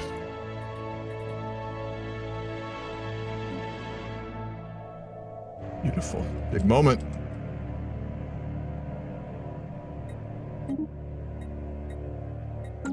It has also been announced alongside this program, the way that we're going to do this basically is that obviously there would be a ton of people wanting to go. The first colony ship will send around 100,000 people. So many want to do it, it'll be basically a lottery system. So a large contingent of this 100,000 will be selected based off of military jobs, scientific jobs, or generally just people capable in specific areas that we need. But at least half of it, a large portion, will just be regular people. And we're going to be instituting a lottery system for the billions of people on Earth who are obviously wanting to take this trek and find opportunity on Terra Nova. It's also been announced by President Solomon Torres in a speech on the Hall of Vids that he himself will be traveling with the fleet in order to prove the safety of space travel, the safety of colonization, and to be the first UN president to set foot on an alien world. A big moment, but if it goes badly, potentially humanity and the UN will go back to looking inwards once more. So a very dangerous, but potentially a high risk, high reward situation. Who are we renaming? Diego? Okay. Where is he? Did one of our scientists just die? They did, okay. Montelupo. Montelupo. Saldana.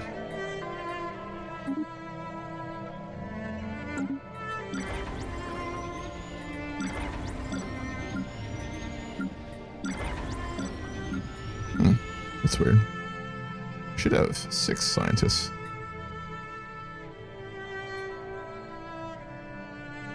All right. We'll send him to go survey the black hole. The Yusuf Velas black hole. With a ruined sign nexus next to it. Oh my gosh. I didn't notice that.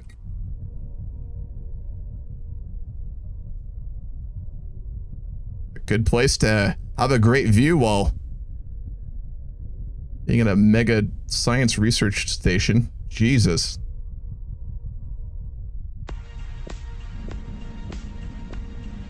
Right next to that gas giant as well in the solar system. How many objects do we know are there?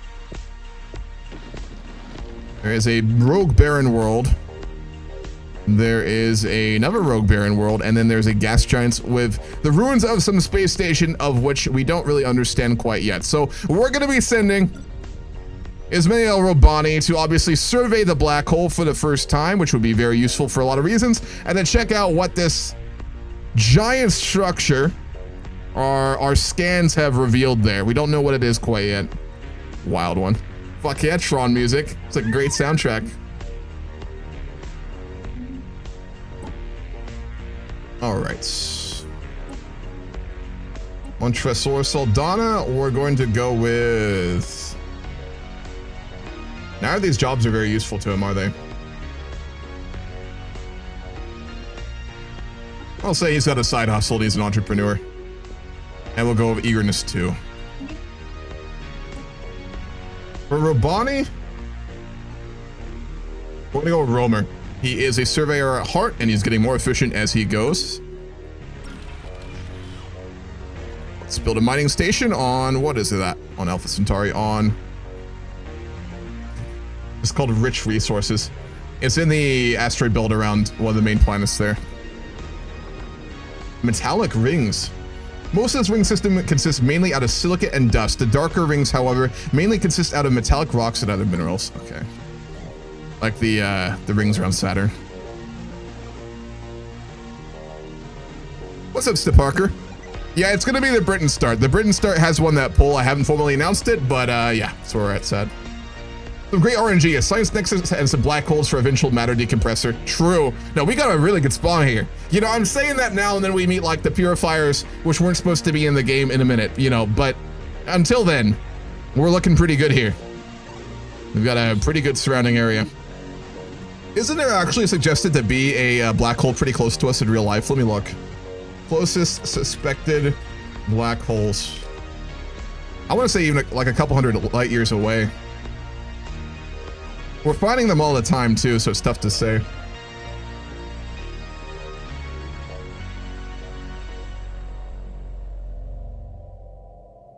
No, not as close as I thought. The closest confirmed black hole is 1,500 light years away, which is a ways, but is not as far as you really think, actually. Gaia BH1. Put a link just because it's cool to read about. It's got a regular star and a stellar black hole there as well. Fucking cool, man. Anyway, we've got automated exploration protocols for our ships. They become more streamlined in their main job. What else do we want to work on here now? I'll use survey speed, honestly. Yeah, we'll go for more automated probing protocols as well. Joaquin Martinez is very influential in the government of Solomon Torres, and generally, since they are working so much on colonization now on Terra Nova, as well as just general surveying and expansion, all priority is being given to them, so we're giving them basically anything they want, a blank check. The unusual active corona on the star Procyon B helps create large vortices whenever the star Procyon solar system ejects material through its solar flares. Large local disruptions in the magnetosphere are causing particles and plasma to then return to star in swirling patterns, creating massive, slow rotating plasma vortices. That'd be fucking beautiful. Goddamn.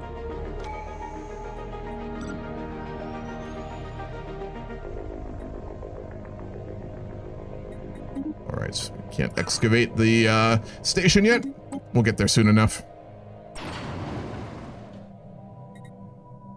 We'll build a station around Sokios, and then we'll send a proper research team into the depths, the bowels of that planet, and figure out whatever the fuck went on down there. Yeah, the mineral extraction.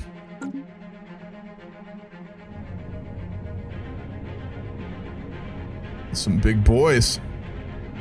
12,000 fleet power. We're not getting north anytime soon, which kind of sucks for us, actually, a lot. Obviously, given our scans and our research program, which is ongoing into what these drones are and what they do, Solomon Torres would have a report of their hostile nature, but not explicitly aggressive nature. So if we stay away from them, we're fine.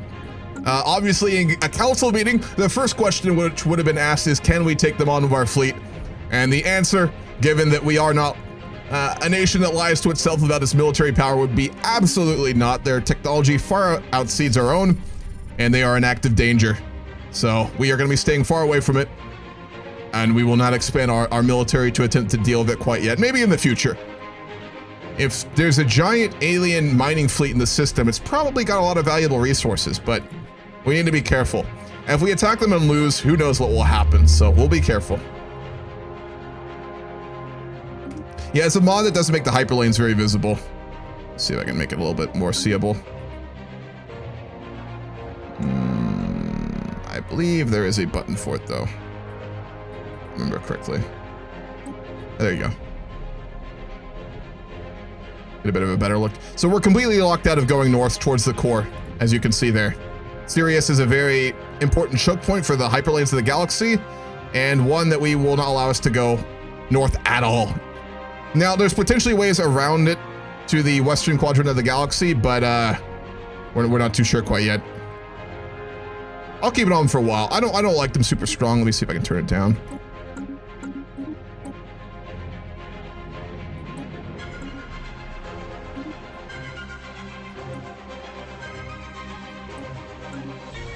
That's better. What's up, Condor? That's a really good book. I read that when I was a kid. It's been a long time, though. Can we script bio a science ship? We could probably try to, but there's no way Solomon Torres would greenlight that, Gray. Given that if the science ship got destroyed, it could put back a lot of his promises and policies and could really damage our government. So, for political reasons, there's no way in hell we'd even try that. Not under our current president, at least. Maybe another one. Joaquin Martinez could get an upgrade. We're gonna go with Precursor Historian, I think. I'm gonna skip this one. This doesn't work till we meet aliens. And then for Cecilia Brito, we'll go for... oh, Romer as well.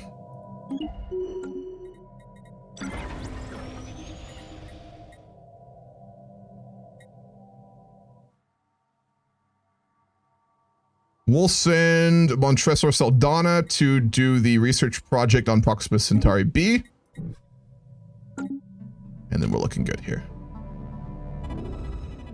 Military sci-fi. If you want to get military sci-fi book, Condor, you should really check out, oh man, what the fuck is the name of that book? Old Man's War, the Old Man War series. It's really good. Oh, you literally just said it right above that. I didn't read your comment above. Yeah, I love that series. That was the last sci-fi series I read that just sucked me in, and I read through all of them really quickly a few years back. Really good series. We don't have Eager Explorer now. Yeah. No, fuck, did we discover? Scientist Athena Montelupo on board the science vessel NMS Archimedes has made a horrific discovery on Estenaldras 2. Of all the unsufferable, undeniable, terrible, and infested hellholes of planets, this world so overrun by packs of giant arachnids is the worst. The worst. It seems like madness to even think of setting foot on this world. The officers heard nighttime hisses coming from treetops and caverns, not to mention the endless thumping sounds as the giant arachnid creatures walked all over the ship. The scientists didn't care if the arachnids broke something, they ordered an immediate departure. The world would never be visited again. Okay, what the fuck did we find? We'll study it from a distance. Abstractly. From very far away. Arachnophobia. A world overrun by packs of giant arachnids. Fuck that, man. It seems like madness to even think of setting foot.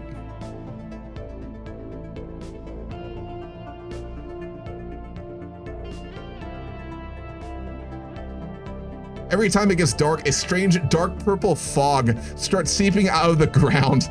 Our scans show this to be water vapor, yet there's something strange about it. The fog moves around as if it has a will of its own. It's got metallic rings as well.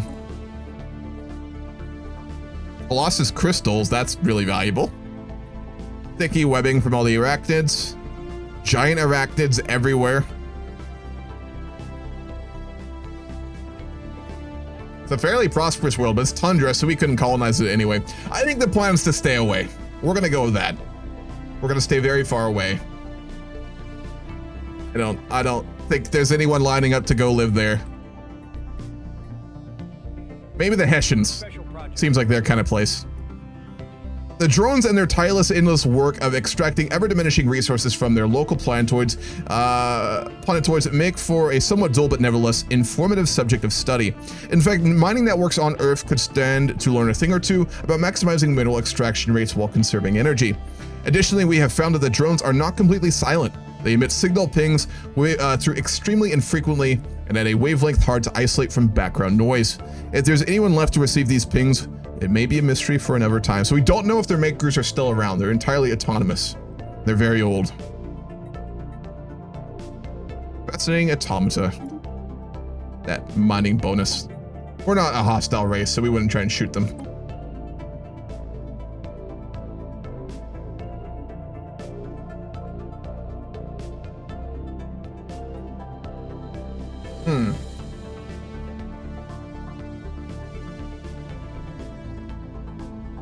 He doesn't seem like the agrarian type, though. It doesn't really fit him well. We will need more people for the colonies, but we're dealing with overpopulation. We can't go trade focused.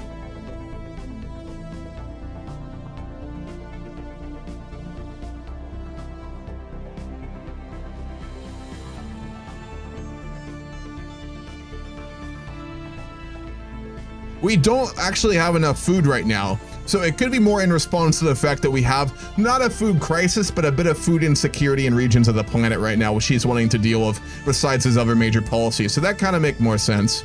We have had a food deficit for quite a while too, not a major one. So yeah, I guess we'll go for fertility preacher. We'll just take it more of the idea he's starting another policy initiative to deal with food insecurity in certain less industrialized megacities and regions of the planet. So we'll go with that. That makes a bit more sense. I don't think he needs to be telling everyone to fuck each other given we have major overpopulation issues. Maybe. You never know.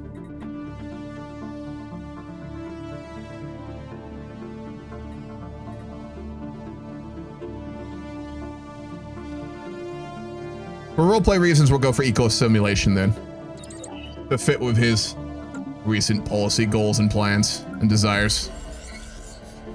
For a long time, as we humans have been able to look up the stars for new homes, Proxima Centauri B has been a naive dream, a place we would look to with optimism, a new home.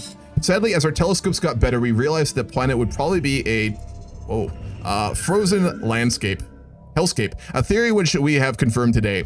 There is hope, however. This world has all the building blocks necessary for a habitable planet and just may need a slight push. So we can terraform it in the future, just not quite yet. A deep scan of the gas giant Salindra 4, that's the same place with that hell world, has revealed a strange new undiscovered phenomenon. Spread out across the gas giant's upper gas layer are small pockets of floating flora. Small islands of roots and vegetations made in tree form. The leaves and branches are huge and extremely light and sway with every gust of wind. The flowers are shaped like giant, semi-transparent, elongated balloons. The giant floaty leaves simulatedly absorb these light sunlight they get and various base chemicals found on the gas giant. Whoa. Fucking wild. Gas giant trees.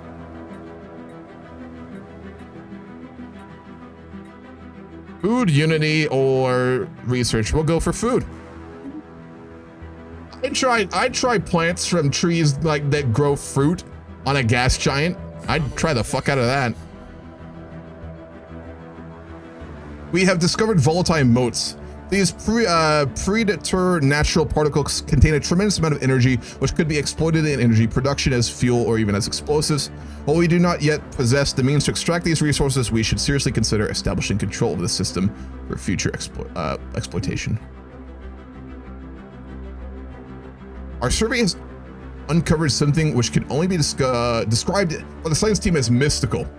We would need to investigate for the phenomena in more detail to unshroud its mystery.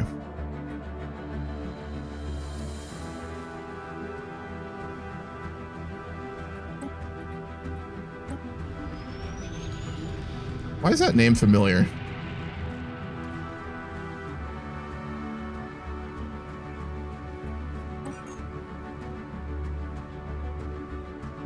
Piece of ruined ancient city ruins. The only recognizable stone inscriptions that once used to be called Asteria. Huge towering buildings are engraved with pictures of inexplicable objects similar to tentacles. No one knows what terrible things has happened here. Why the fuck does that name sound familiar? Are they one of the fucking crises? Isn't the Procyon Scourge one of the crises? All right, we have officially surveyed the Science Nexus. The broken remnants of a colossal space installation have been found near the Yusuf Vela black hole. The megastructure appears to have once served as some kind of massive science nexus. Although the installation has obviously been abandoned for millennia, its hull is still reasonably intact. Something to potentially be rebuilt in the future, but obviously its technology is just beyond anything we have by massive amounts. All right, let's study the black hole.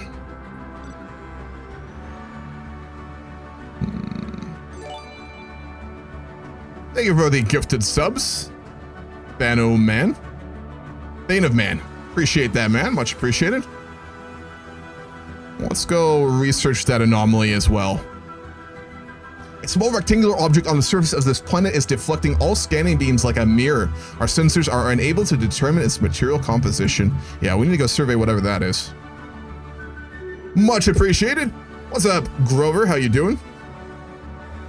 But seriously, the golden age of the Solar Clipper series is a damn good one if you want a non-military take on space travel and starship living. I'll have to look that up. I've never heard of that one. Golden age of solar clipper. Always nice finding more sci-fi series. All right, folks, we have our first election upcoming. It is 6 months away. We've made it 10 years in.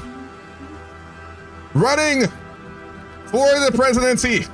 I'm gonna follow Chris. We have a number of candidates. Despite his mostly successful policies, he has innate charisma. He is still overshadowed by his brother and family's questionable practices in the last election. Despite that, he does have the polling advantage and is fairly popular. Solomon II Torres, who is still very possible. Joaquin Martinez, the head of research, is also running. He wants us to double down on surveying, expand our researching across the board, and become more of a scientifically focused rather than colonization focused policy for our government. Athena Montelupo is running as well. She's a dark horse, not very popular, obviously, as a basic scientist. Barbara Campbell is running. Yusuf Bilal is running, basically all the ministers, and Cecilia Brito. So I'll put a poll up for basically the big candidates, and y'all get to choose. I'll edit it if I have to for who wins.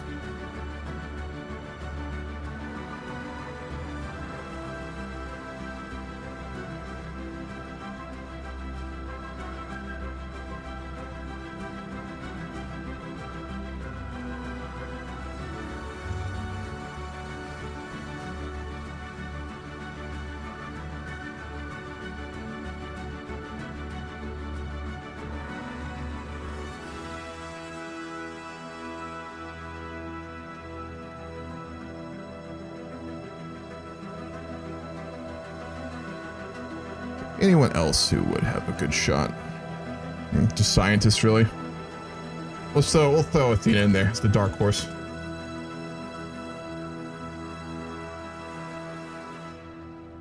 I like your style. I've yet to finish a game of Stellaris. Dude, I've never finished one. I have 1,600 hours in Stellaris, and I have never got to the in-game victory screen. Never. Not once. I've gotten really far before, but I just always, the late game, I get bored, or, other stuff happens, or my save breaks. So we're doing it this time around for the grand campaign. We're for sure doing it. All right, folks. Elections 2210. How would we abbreviate that? Elections 10 doesn't have a nice ring to it. But regardless, we've got 5 candidates. Solomon Torres, our current president and member of the Torres royal family. We've got Joaquin Martinez, our head of research. We've got Athena Montelupo, a well-known scientist who has made several discoveries and come back to Earth to do some campaigning. Not very popular in the polls, but still polling at probably very small points. Barbara Campbell, our Minister of State. She's overseen the governing of Earth, and a lot of the successful anti-unemployment policies have been due to her. Yusuf Bilal, our Minister of Defense. And yeah, that's everyone we have. I'm gonna go grab some more coffee and take a very short break since we are already somehow 2 hours in. I don't know how.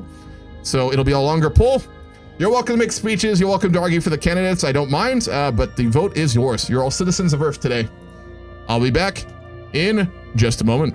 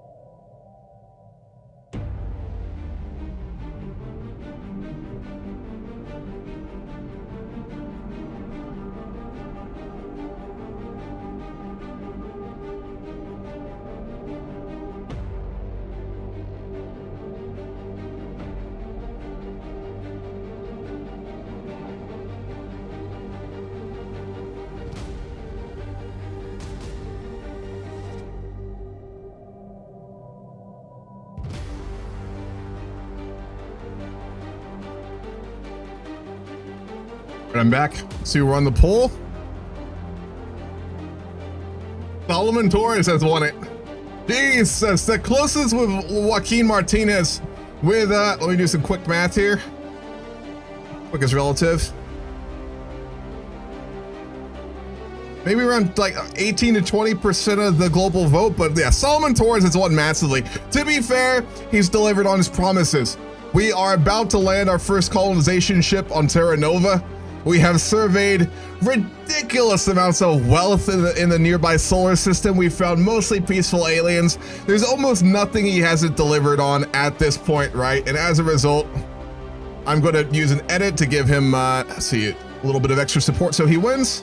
I will use save edits. I don't mind using them if we do it for roleplay purposes. I try not to do these very much, but I will here.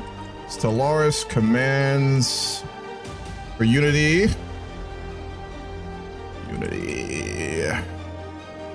Unity, okay, we'll add exactly as much Unity. 320.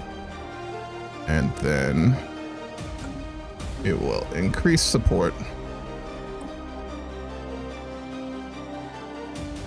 Oh, there we go.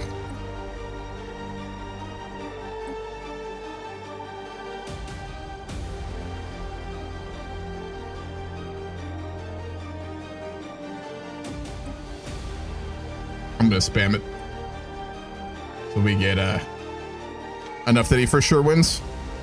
Is it percentage or is it just total support? I'm not too sure how this works because I know I'm using a mod for it. We'll keep it that way. There is a chance he doesn't win. That's fine too. Alrighty, call that. Democracy is an ancient form of government. We need a new form for the vast galaxy. We'll see. Italian nationalists disgust me. House Torres is an ancient aristocratic family with no right to rule our democracy. Hey, they won semi-fair and semi-square, so you can't deny them that. Were there large amounts of funds utilized to get a lot of public support for them? Maybe.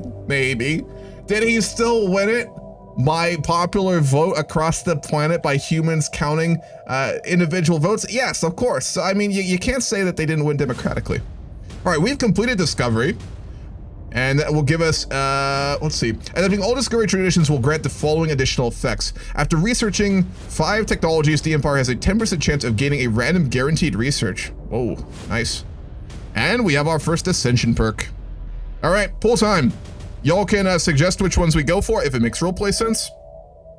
And I'll do a poll for the ones that make sense. Only for those, though. All right.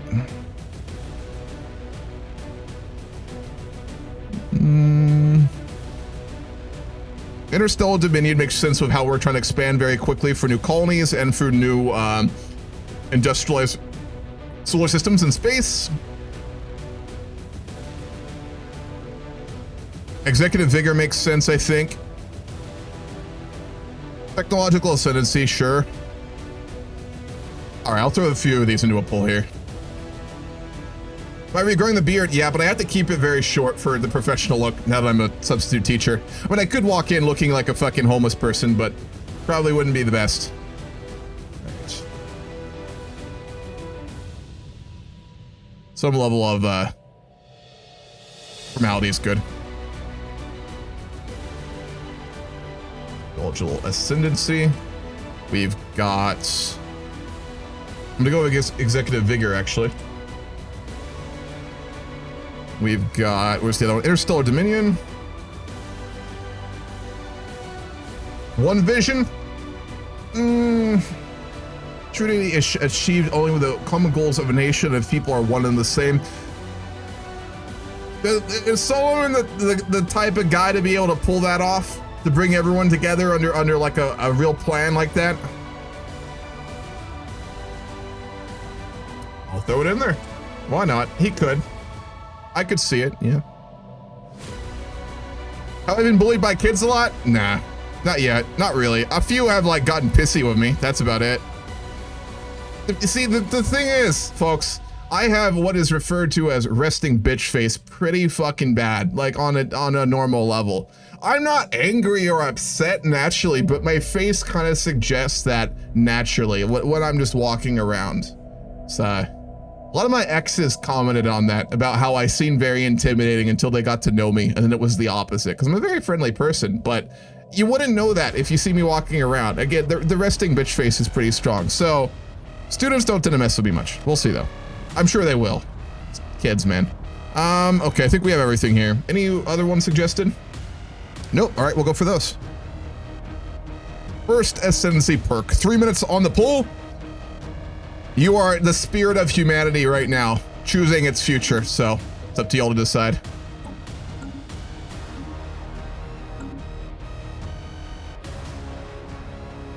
No. I don't talk about my hobbies with the kids. Fuck that. Kids are little shitheads.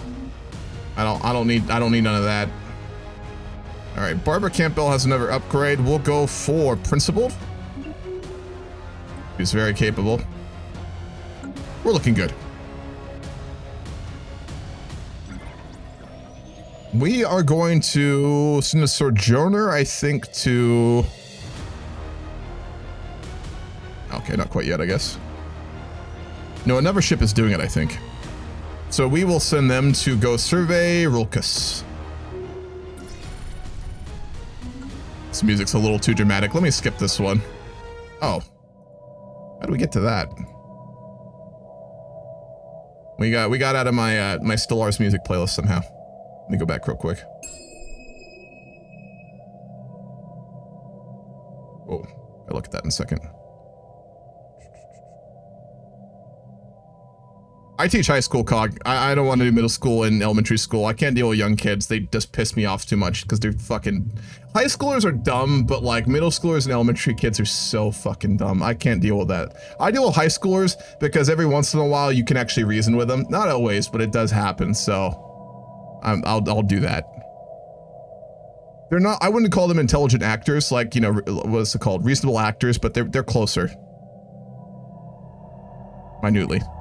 A spark of light. Joaquin Martinez comes to a brilliant idea is already available to us, considering adapting his research theory. Cool. He seems like a very smart guy, I gotta say. We'll go fleet organizer for Yusuf. We haven't built any more military ships. We probably should think about that semi-soon here. We're gonna keep surveying the system name I can't pronounce. Initial scanning reveals little about Etzis Salndra 5A. Has an unusually strong magnetic field surrounding it. Let's research that. That's very interesting. Meta-wise in Stellaris, you shouldn't do these projects. You should wait until later. But since we're doing a roleplay game, obviously we're a very curious species. So we're going to want to do all these projects as we go, which is why we want to have as many science ships as we can. Wilson Cortez to go into the unknown and survey more further out. Nanomechanics, I think. Martinez, let's send out as well.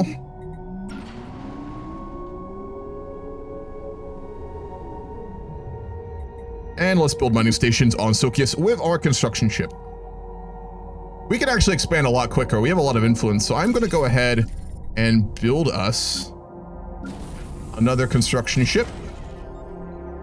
And let's go ahead and put out a few more corvettes as well. We'll expand the fleet. I'm sure Yusuf Bilal has been asking us for quite some time to expand our navy, given the threats we have found out there, even though we aren't really capable of dealing with them. So we're going to commission another 5 military corvettes as well as soon as that construction ship is done, to let the militarists, of which there are quite a lot, be a bit happier. Let's build a city district to deal with the current housing crisis we have on Earth. And then we're going to build another mining district as well, because we need more minerals. And we don't have enough jobs at the moment too. So we'll work on that domestically. Our exploration policies have kind of left the Earth a little bit under prioritized here. So let's do with that. All right, what's the poll result? Executive vigor. Cool. Sounds good. That makes a lot of sense of what's going on right now. Special project complete. The star is a sad reminder that all things in the universe are finite. Once a shining star, at the end of its lifespan, it collapsed into itself. While studying this exotic celestial body, our science officer Ismail Rabbani became fascinated with particle research. Nice. We surveyed that black hole. There will be no half measures or compromises when implementing the edicts decided upon by our government. We go all the way or not at all. Executive vigor. Beautiful. Well, yeah, speaking of executive vigor, let's launch Chart the Unknown early.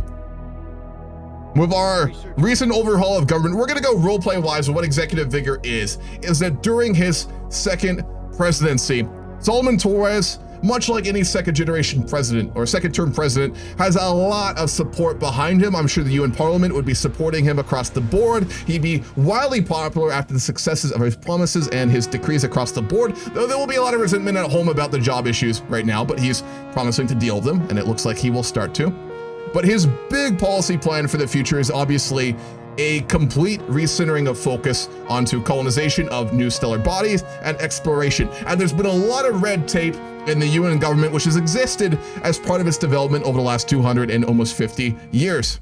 In his second term, the first thing he did with the support of a large contingent of the UN General Assembly is to basically implement a series of reforms, basically no longer requiring a lot of legislation to have to go through endless amounts of committees for approval, wherein both Parliament and then the UN President themselves are able to push through really important policies in almost like an executive order kind of situation. So high priority policies and issues can basically be streamlined and go quicker. I know it's a lot of buzzwords, but it's a thing in actual governments, right? Where basically it can be really hard to get policies through, right? Look at the US government for an example.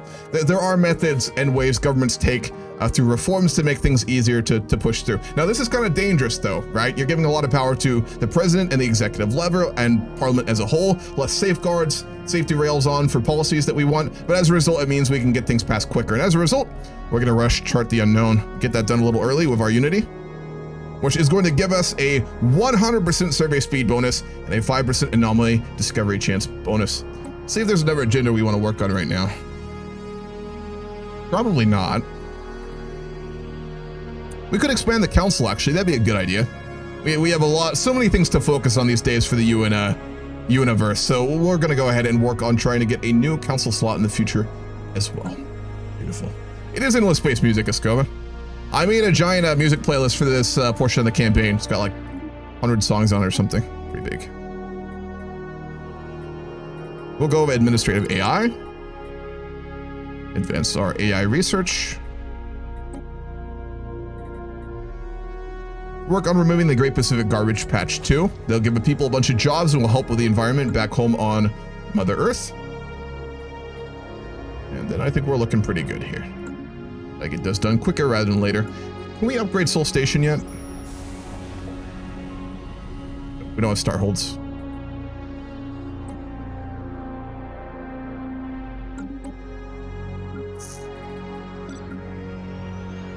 With our research into the black hole done itself, let's survey the rest of that system and send him on his way.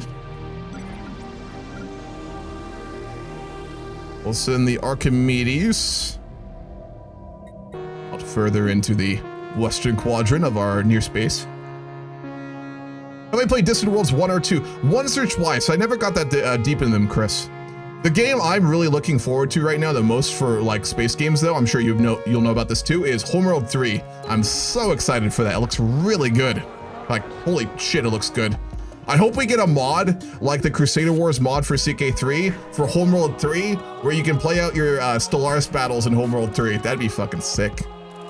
Be kind of difficult to do, but early game it's very doable. A new faction has recently been gaining traction in the eternal political landscape of the UN of Earth. They call themselves the Martial Order of Thorn. Their members have been pushing hard for us to assert our military dominance over the rest of the galaxy. A disgruntled faction will be a source of trouble, but one that improves the government's actions could be useful. All right, now we have the Full Enfranchisement Society. Their members work for equality and justice of all denizens of our empire. And we have the Suffrage Watch. They're pushing hard for friendly relations with alien species. Alrighty, let's take a look at them real quick.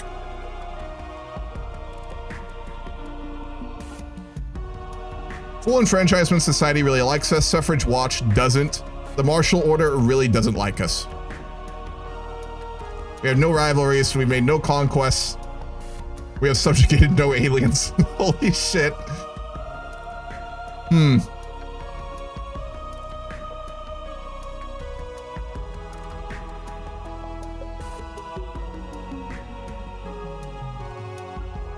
Most of our population are with a full enfranchised society, which would be like a progressive political party, so pretty liberal.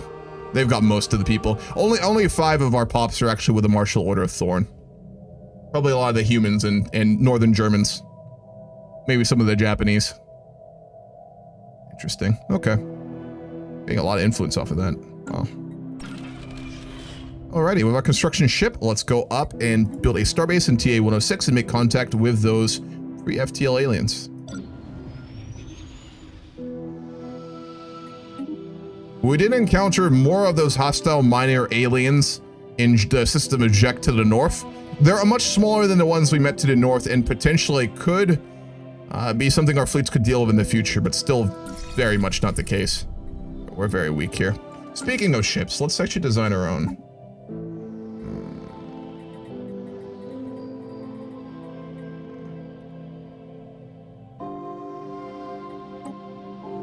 No, that's not what I want. Where's a ship designer?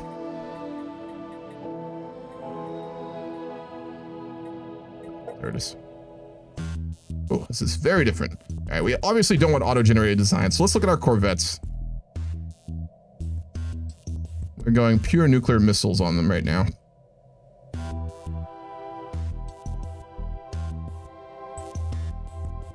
Beginning corvettes want to be all missiles, so this is actually the build we do want.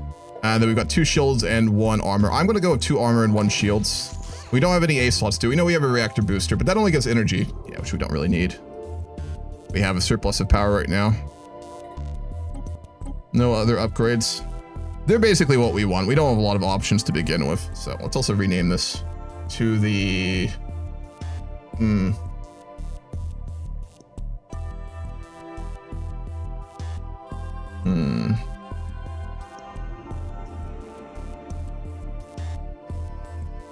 What is Sun Tzu class? We don't need to be naming everything after fucking House Torres monarchs at this point, because we are the UN, so we'll go with that. Alrighty. Looking good.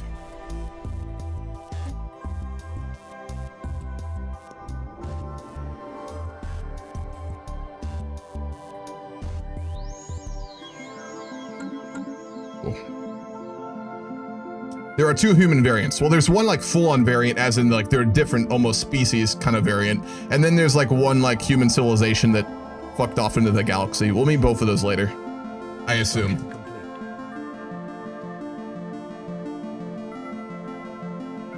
God damn it, Cog. So after consolidating, let me read that. After consolidating the UN, we're already got a group of people wanting to recreate Starship Troopers. Yes. Remember our history though. There's been so many wars, human wars, right? It's kind of crazy. All right, big moment. Our colony ship has gently touched down on the mouth of a large river delta on one of the several continents that can be found on Terra Nova. This temperate forested region will serve as the ideal first landing site. The ship has been permanently converted into an administrative headquarters of the new settlement, and its reactor core is in the process of being removed so that it may serve as the colony's temporary power source. Hundreds of small tents and prefab shelters have sprung up around the former starship's massive hull as colonists begin to disembark in large numbers. Their first human city on an alien world. A great day for the United Nations of Earth. We have our first colony, ladies and gentlemen. A historical day for humanity, for the United Nations of Earth, and for Solomon III Torres, who has fulfilled his promise of putting humans permanently on other planets under his reign, or under his presidency. We're not a monarchy. Gotta use those terminologies, right? Hell yeah!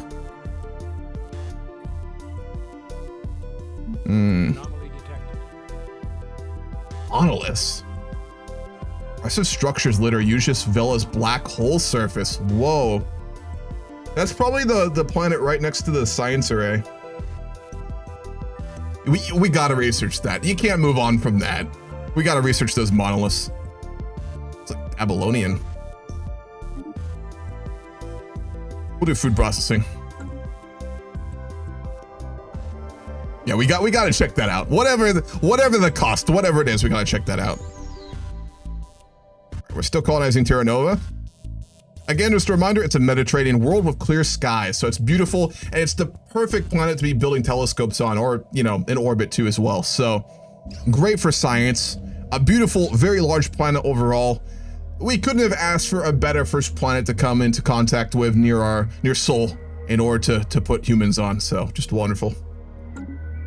While conducting surface scans of Procyon 1, science officer Montresor Saldana and the crew of the NMS Lagrange discovered what appears to be an artificially carved slab of rock covered in alien writing. They have not detected any other signs of alien activity on the planet, and exactly how this mural came to be here is a mystery. We have prepared a special project to translate the text. Well, you know we gotta do that too. There's no way. No way we're waiting on that. Not a chance.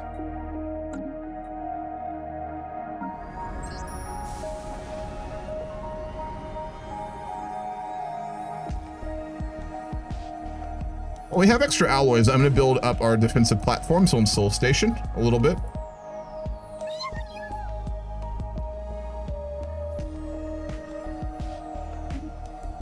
Can I permanently turn this off?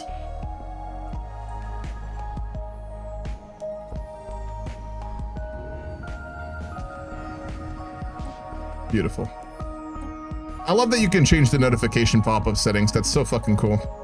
That was one of Stellaris' really new good features of the new updates. Edict Monolithic.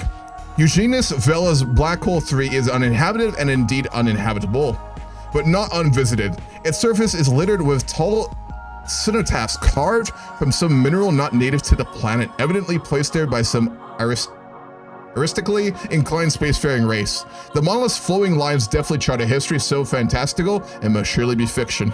Surely.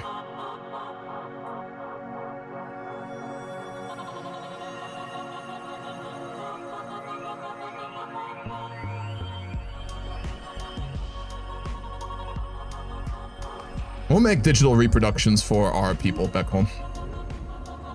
The annotated reproductions of the monolithic imagery found on Eugenus Vela Black Hole 3 prove immensely popular in the UNE. Many citizens state that fantastical annals have completely changed how they feel about aliens. Nice. More xenophiles. See you around, Chris. Catch you later. No, we didn't find any tombs there, I'm afraid. Not yet, at least. All right, let's get him to... He's gone back to surveying. Let's go ahead and build a station on Procyon as well and get all those lovely resources.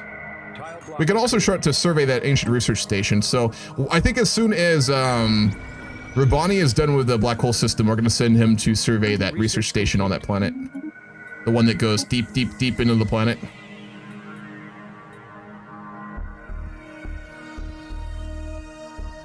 We'll do afterburners.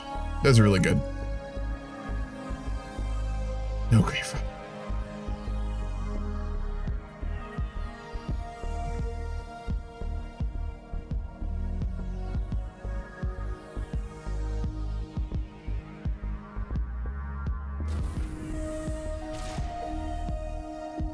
I have 3 more stations. I would optimally like us to build a station on Sirius instead of TA-106, but I think we'll build the station on TA-106, given that obviously it's so strategically important next to Sol. So our next station will go there. A new faction has recently been getting traction in the internal political landscape of the UNE. They call themselves the Conclave of Faith and Values. The members support spiritualist and conservative values. Okay, so there's a religious party on Earth now. They replaced the Marshall faction. Interesting. Okay.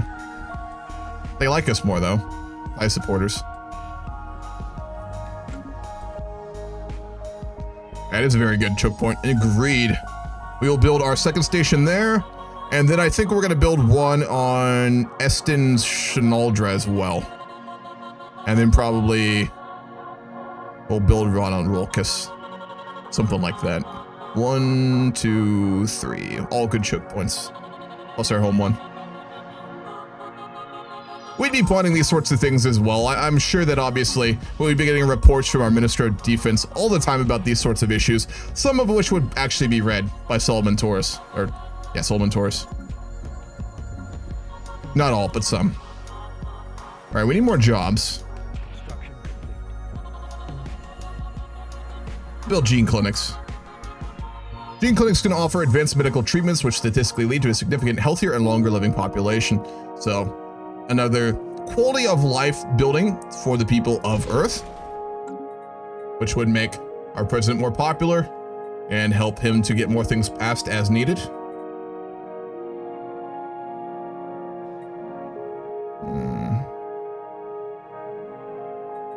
Go for minerals. We'll build another mining district.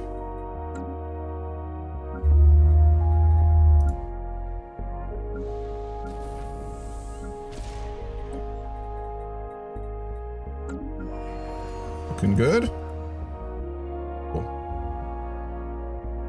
This faction to the ground.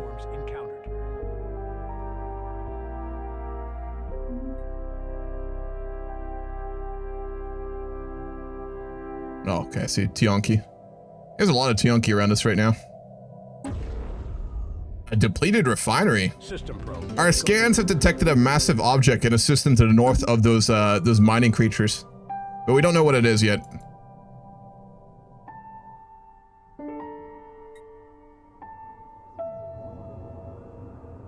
Refinery.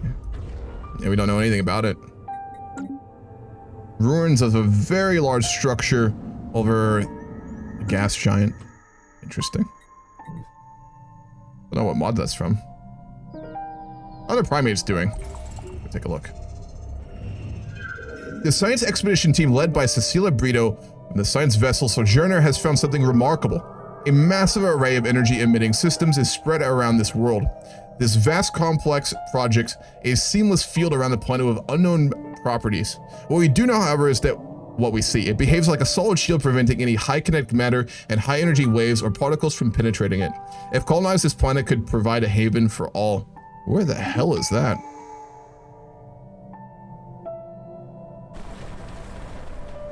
It's a Weck. Real. The Tundra world.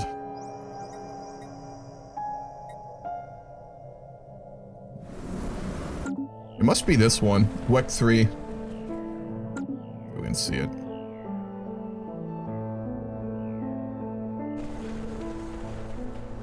Can't tell. Hold on, let's see, where was she actually? That's the easiest way to find it. Sojourner. No.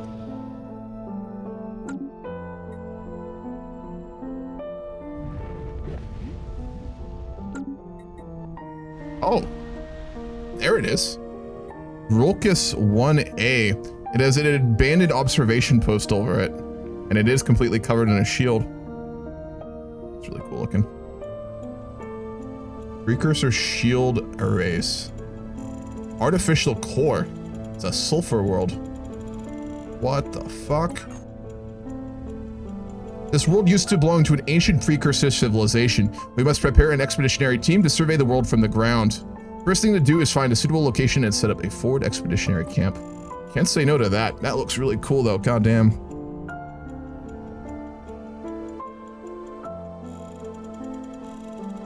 Survey the rest of the system first though. It's interesting.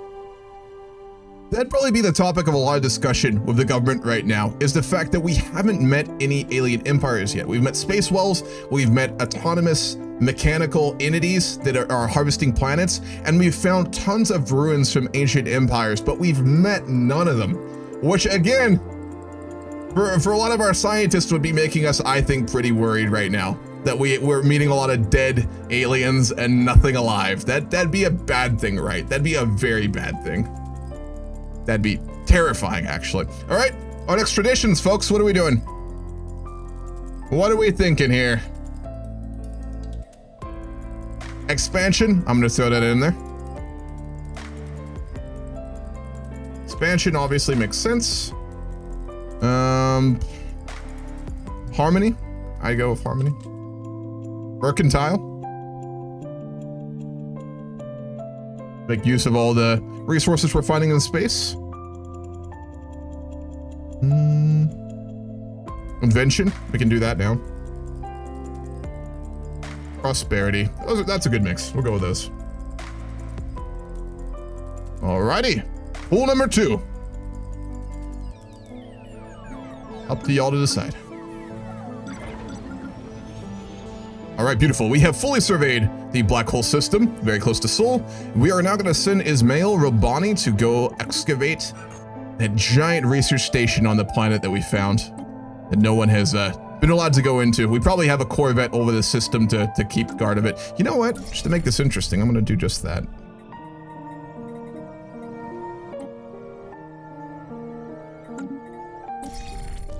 We're going to dispatch a Corvette over the planet of Sokios to make sure that no civilian ships are going down to that research planet, as it could be very dangerous. Let's put someone else in charge, though. We need another commander. Sure. Oh, man.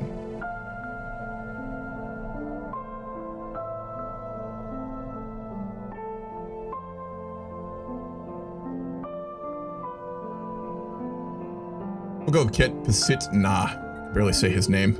We'll dispatch him with one Corvette to go watch that system while we keep Yusuf Bilal, our defense minister, back with the main fleet on Sol. What's the use of resources if you don't have an economy to utilize them? The realm needs to prosper, not just expand. Very true. If you like the mod list, I can send it to you. It's not complete, but I have most of them in here. I added like another 40 or so I haven't bothered to update, but I'll send you the main list real quick.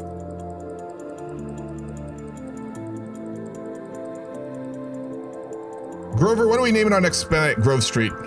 It's gotta be lore accurate. You can do something with Grove, but Grove Street doesn't really work for a planet. So if you can work Grove however you want into it, but just make it kind of like make sense for a UN planet, right? Grove something that makes sense. I'm fine with it, but not Grove Street. Fuck. Maybe just Sesame Street is really popular in this timeline and it's been slightly named differently. Maybe.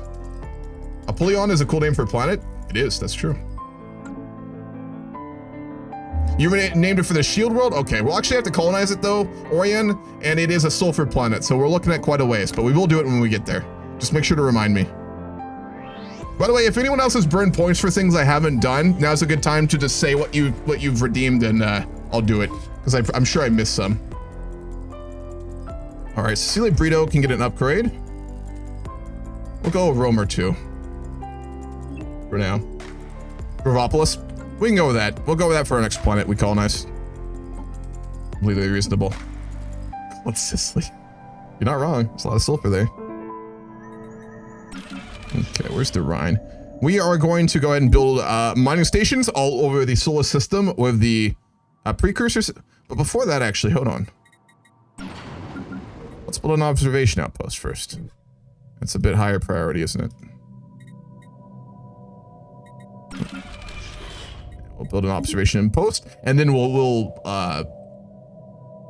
industrialize the rest of the solar system. Prosperity. How close was that? Curious.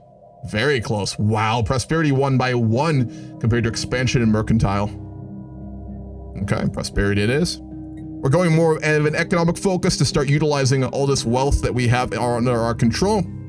I'm sure as part of that, we'd also have the golden age of space corporations, right, happening right now as well. Private industry would be just exploding across the planet as all these resources that we've been extracting from other solar systems and planets would obviously be primarily owned by private individuals and private corporations. So prosperity is our focus, not only to utilize those entities and those individuals for more economic growth, but also to get them a little bit more in line with the UNE. Not owned by, but in line with. You know, I think that'd be a big priority. There is no better indicator of success or failure of a star nation than the strength of its economy. Beautiful. We get mining station output bonus and favored society agenda. Wunderbar. We'll work on that after we expand the council, I think.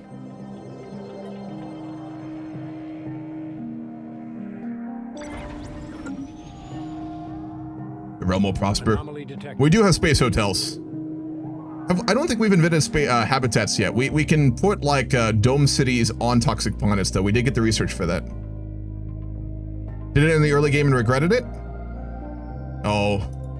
We don't know that though. This is a roleplay game, remember? So I'm not gonna use knowledge of events to not do them just because it's gonna fuck us. If we get fucked, it's how it is. Yeah, no, I get what you mean. I know why the shielded world, I know exactly what it is, but we can't even, it's a sulfur planet, so we wouldn't be trying to colonize it anyway for now. When we get the tech, I will though. Okay.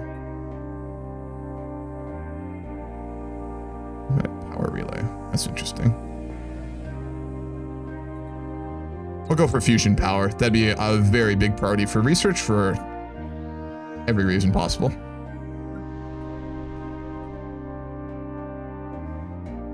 Already almost gonna need another housing district, actually. Let's add that to the queue, and then I'll build another mining district. Terra Nova is almost done colonizing. Research complete. It looks really cool, though. If you ever find a sulfur including splicers who's migration friendly, oh, that's true later on, yeah, if we get them into our empire. Improved food processing techniques will lead to better preservation methods and less spoilage. Let's go for biodiversity studies. Those left behind. A decrepit spacecraft circles Ral Kiel 5. Long abandoned and adrift, the design suggests a primitive interplanetary vessel, but its origin point is unknown. No planets in the Ral Kiel system can support life. Gotta research that, don't we? Alright, a few scientists have some upgrades here. We can also hire another one, so I'm gonna do that in a moment. Ismail Rabbani? Oh, Romer 2. And then Athena, we are going to give... She gets political ambitions, doesn't she? Because she ran in the last election and actually did pretty well. So I'm going to give her politician, actually.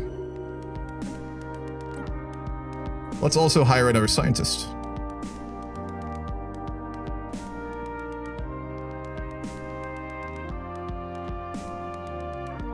Winifred Knight, just because she has a fucking badass name. We'll hire her. Winifred Knight. And then we're obviously going to need to build another science ship for her to utilize. Leaders is fine. I bet we have points available for Solomon Torres too. Let's take a look at him for a moment. Figure out how to use the system. Maybe.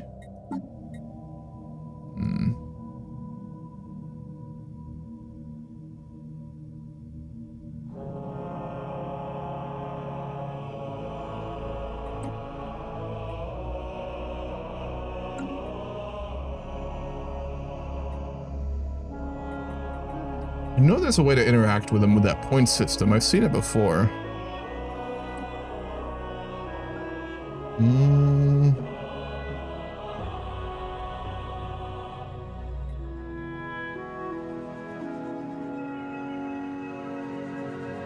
Yeah, the mod panel.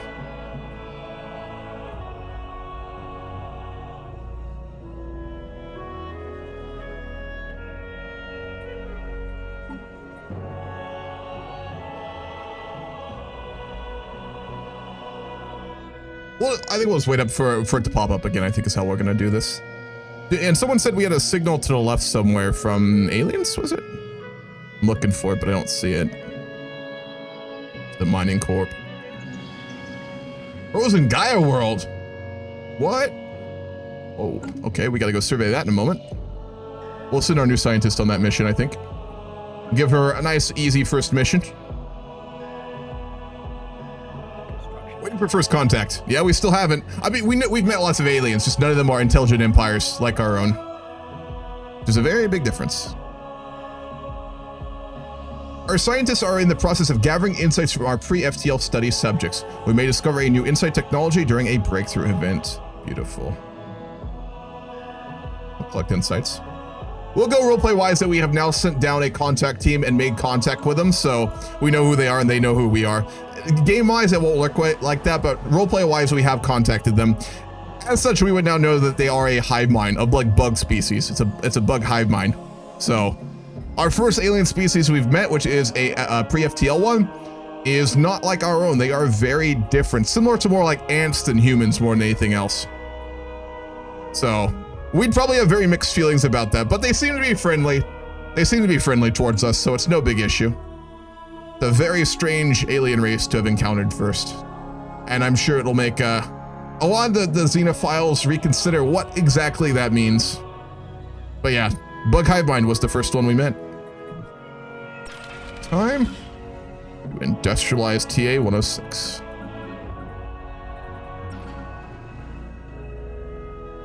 We need another construction ship too.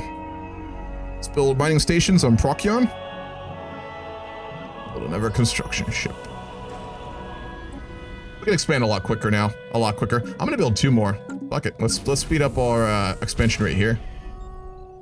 And I'm going to build us 2 Sun Tzu class corvettes as well. We need to obviously start making sure that the spacing lanes between Sol and Alpha Centauri are safe, given all the civilian ships and obviously the danger of piracy, which wouldn't be a major thing yet, obviously, but would be a priority for our government. Here we go. All right, we have idea points. I don't know how to get to ruler Foki, but we'll do it since we're here.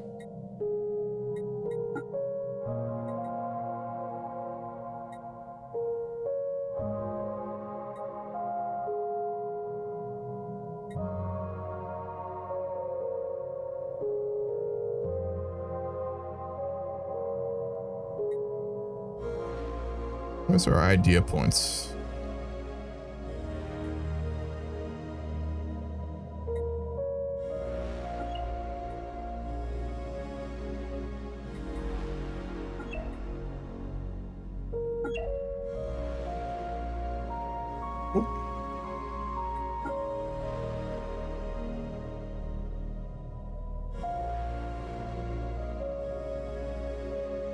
We can put them into idea points directly, or we get them naturally.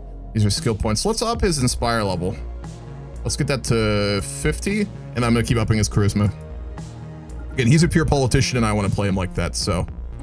He's just getting even more of a better speaker publicly, even more charismatic, even more well-connected with global elites, corporations, and government leaders across Earth. So he's a very well-connected guy.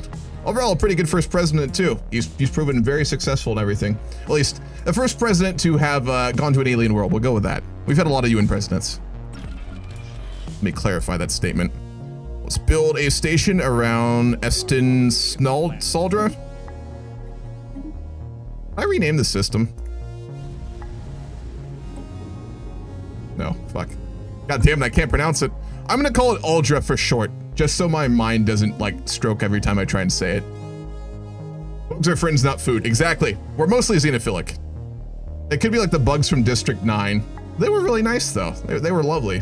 District 9 was a very good movie. Man, came out a long time ago too. It could be like the Horatio.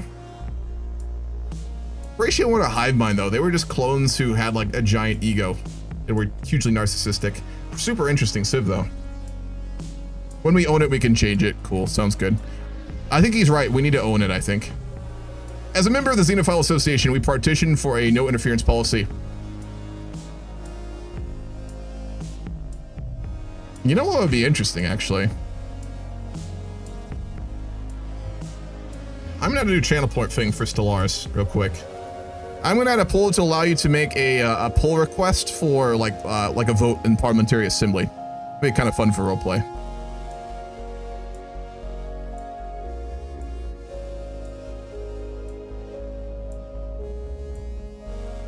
For all the, if there are any mods here, I think there are a few mods here today. If people use the UNE Assembly vote, can you make the poll for that, for whatever they request?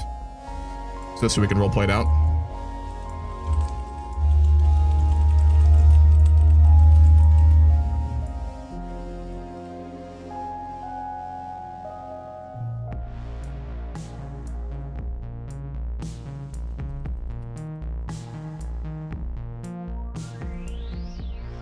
All right, cool. I'll add that.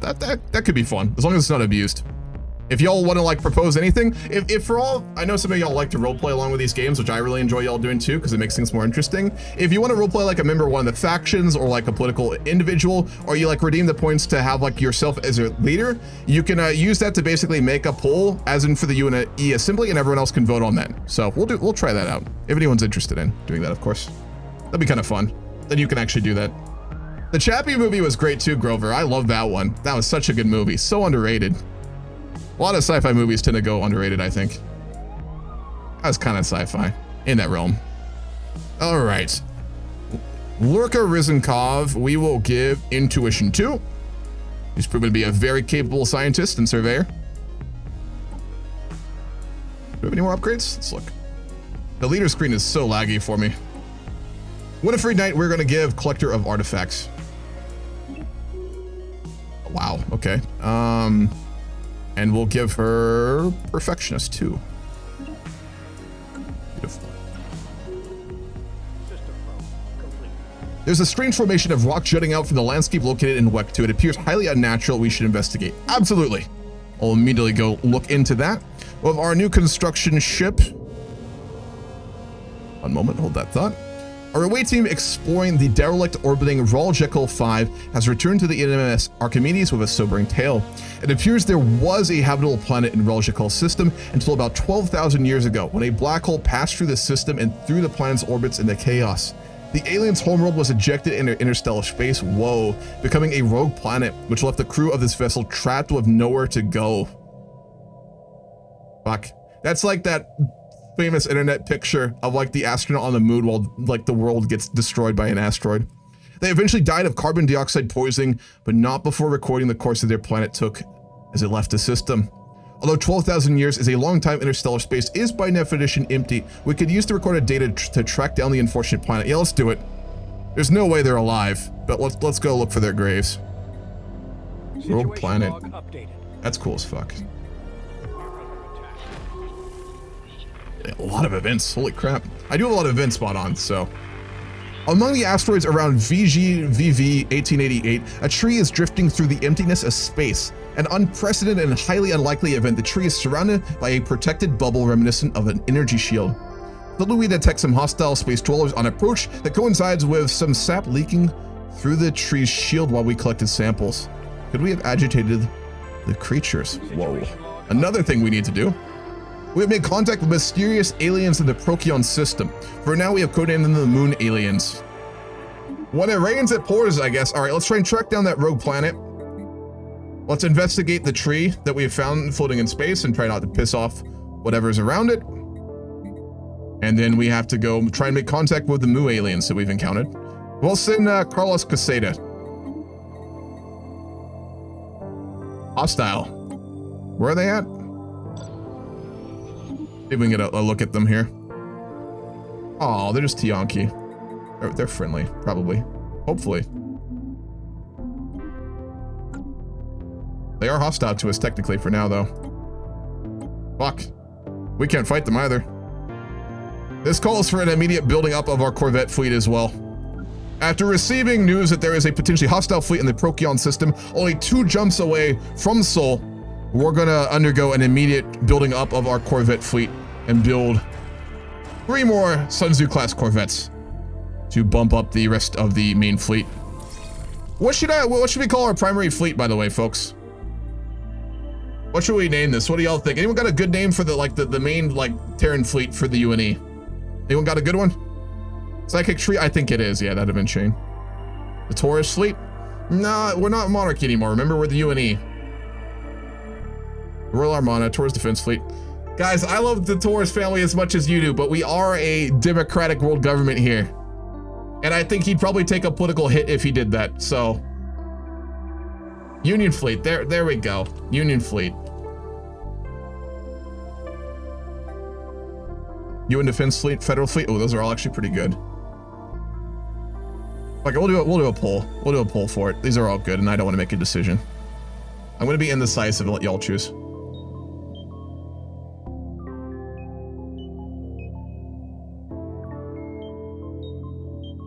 He burned his points, fine. All right.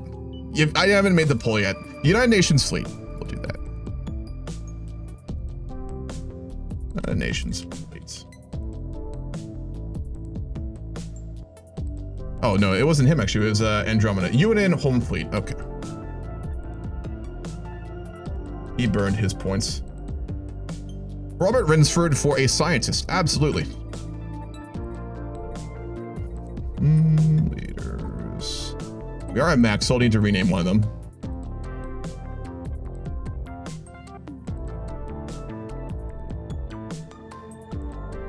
Walrus, just because I kind of want to role play out these leaders, and when I make the videos, they're going to all be interesting characters. I'm going to wait until we recruit our next scientist, either when one dies or we get another slot. Make sure just ping my name so I see your message, and if I forget, and I'll name the next male one, we get Robert Rensford. But I want to kind of play out like the individual people, so yeah. Feel free to ping me if I forget. I don't mind, if it's for a good reason. So I'm still listening. The rock formation, upon closer examination, was actually a large underground bunker within the ground of WEC 2. It will take some time, but we should be able to find an entrance and explore inside if we wish. Oh, we wish. Yeah, let's send someone in.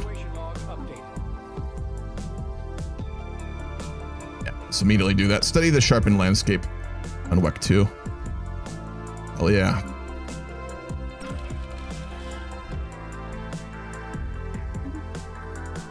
Rebuild our mining arrays on Alpha Centauri. Well, let's study... No, we don't need to do that. We'll go down and we'll survey KE 751. We're jumping away from that hostile fleet. And then the Drake. Could we recruit another scientist? I didn't think we could. All right, cool. Well, we'll go for that. I don't mind the extra Unity cost, so we'll hire him anyway. And then I will rename him to the name, which I will find in just a moment.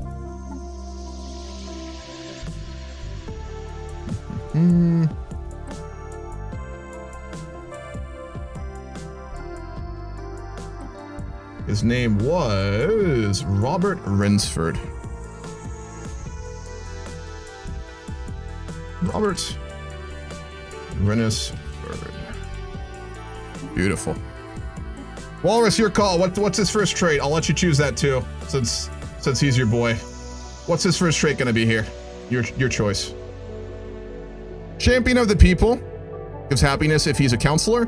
I for talent, leader experience game as a counselor, or collector of artifacts. He has a chance of finding minor artifacts or ancient relics while he's excavating, but he goes slower. Collector. All right. Very well. And what do you want for his next one? He gets another one too. Archaeologist 2. Archaeology excavation speed increase. Precursor historian, archaeology skill +1, or architectural interest, meaning he builds quicker if he's a governor, which he won't be, so no big issue. I can't change his appearance, Orion. Archaeologist or precursor. We'll make him an archaeologist. Looks like he's very good at that, so I'm probably going to send him to do some surveying for those sorts of things. He's in charge of the Drake, and we are going to go send him when we can to go survey the archaeological site after we figure out what the fuck's going on with the Mu aliens who are currently in our system. They're hanging out. No, they're attacking us. Fuck. Oh no. Special project complete. They're destroying our star station. That's not good. While Urka Rizankov is exploring the bunker, they find a large room full of outdated computers and counting machines when suddenly a series of howling alarms go off and all the machines light up. Oh boy. They believe they might be able to stop whatever's happening, but there's still time to flee. What's her traits? What kind of person is she?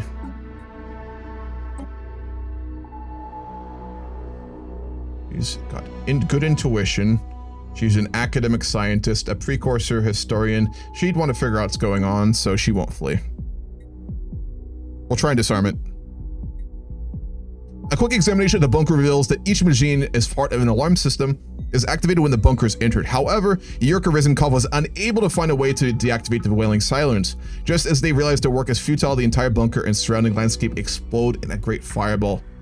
It is unlikely anyone or anything survived. Our first scientist to die of this campaign, 14 years in. Rest in peace, Yurka Rizankov. Fuck, the first to go.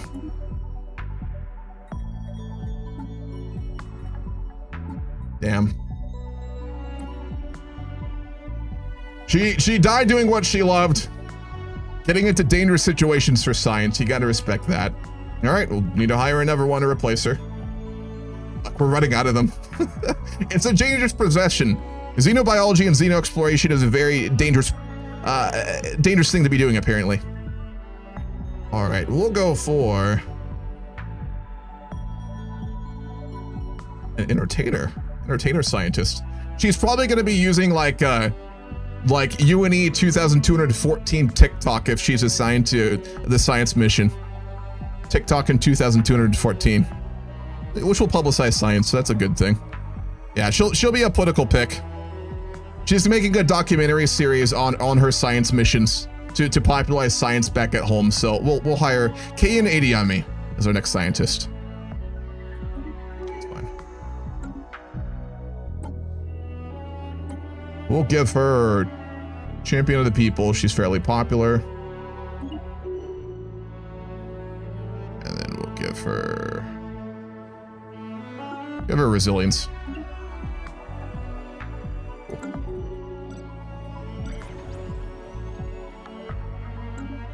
That fleet is too strong for us to fight either, isn't it? Yep. Fuck. We are still trying to look into contacting them, aren't we? We are. That's really unfortunate. Children's TV show host. Yeah, I'm thinking more like she does like Modern Cosmos or something like that, you know? Like getting public excitement for science and exploration, those sorts of things. She'll be on like, you know, PBS this timeline.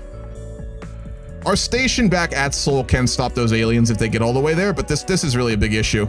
They're not... They destroyed the station and they're just leaving. They're not doing anything else, I don't think. No, they are attacking our science ship. Can we do an emergency jump? No, we can't. Fuck.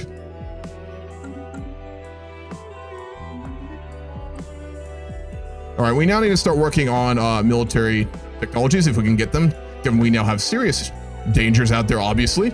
We'll go for 0G refineries in the meantime.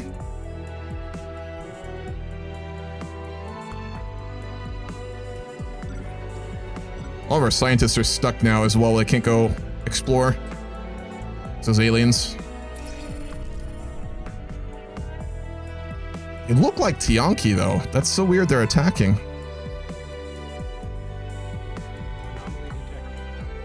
Deep scans indicate an unusual shape on the surface that could imply the presence of an artificial structure. Absolutely, we'll go research that. Well, they're taking out our mining stations in Alpha Centauri. Or, sorry, what system is this? Procyon. Under attack. Their fleet just got bigger, too. Maybe someone misfired on them? It could be. It's worrying. Through our surveys of habitable worlds, our biologists have collected a vast amount of data on alien life forms. Many of our older theories on the development of life have been disproved, and our scientific community has had to build new models from scratch. Our most interesting findings are being displayed at the newly dedicated Museum of Exobiology on Earth. The public is enthralled, and many donations have come in to aid the continued search of strange life forms. Beautiful. Despite some of our more dangerous recent interactions, space exploration is still very popular. We have jobs, we have housing back on Earth. We're looking really good, lots of opportunity. And there's always the colony as well if they want to leave Earth for greener pastures. Let's see, what building do we want to work on? Probably alloy foundries, I'm thinking. We're going to need a lot more alloys here in the future. Research labs could be useful. Now we'll do alloy foundries. And then our first building on Terra Nova. Buy some more minerals, we can get away with it for the private market.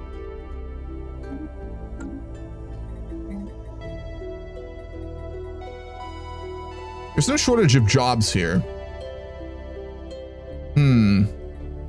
What do y'all think? What do you think our first building would be on our colony on Terra Nova?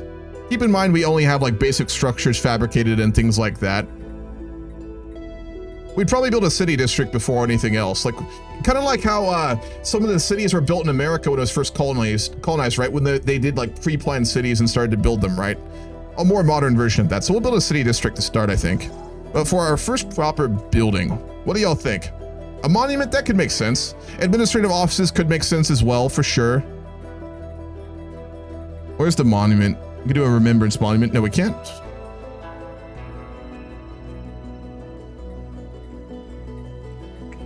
Yeah, so we could build an Autochiton monument, a monument to the first pioneers of space. We could build administrative offices, admin or housing. Let's build the monument. It's our first colony. It's our first place beyond Earth, so we'll build a monument there to start with. Not the most efficient first building, but it's an important moment, and we need to recognize that, I think. Obviously, Solomon III Torres will be going there to cut the ribbon on that monument with lots of cameras and holo feeds going back towards Earth. Special project complete. Uh-oh. Uh-oh. Come on, don't crash. I believe. We're good. Food processing. A gene clinic would be good too. That'll be, I think, our second building, Axios, in order to give, obviously, good quality healthcare at the standards almost back on Earth to the colonists of Alpha Centauri, or rather Terra Nova, I should say. Okay. Can't build that. Let's go expand into the Velos Black Hole. We can't expand any more until we deal with these aliens, though. Kind of stuck here.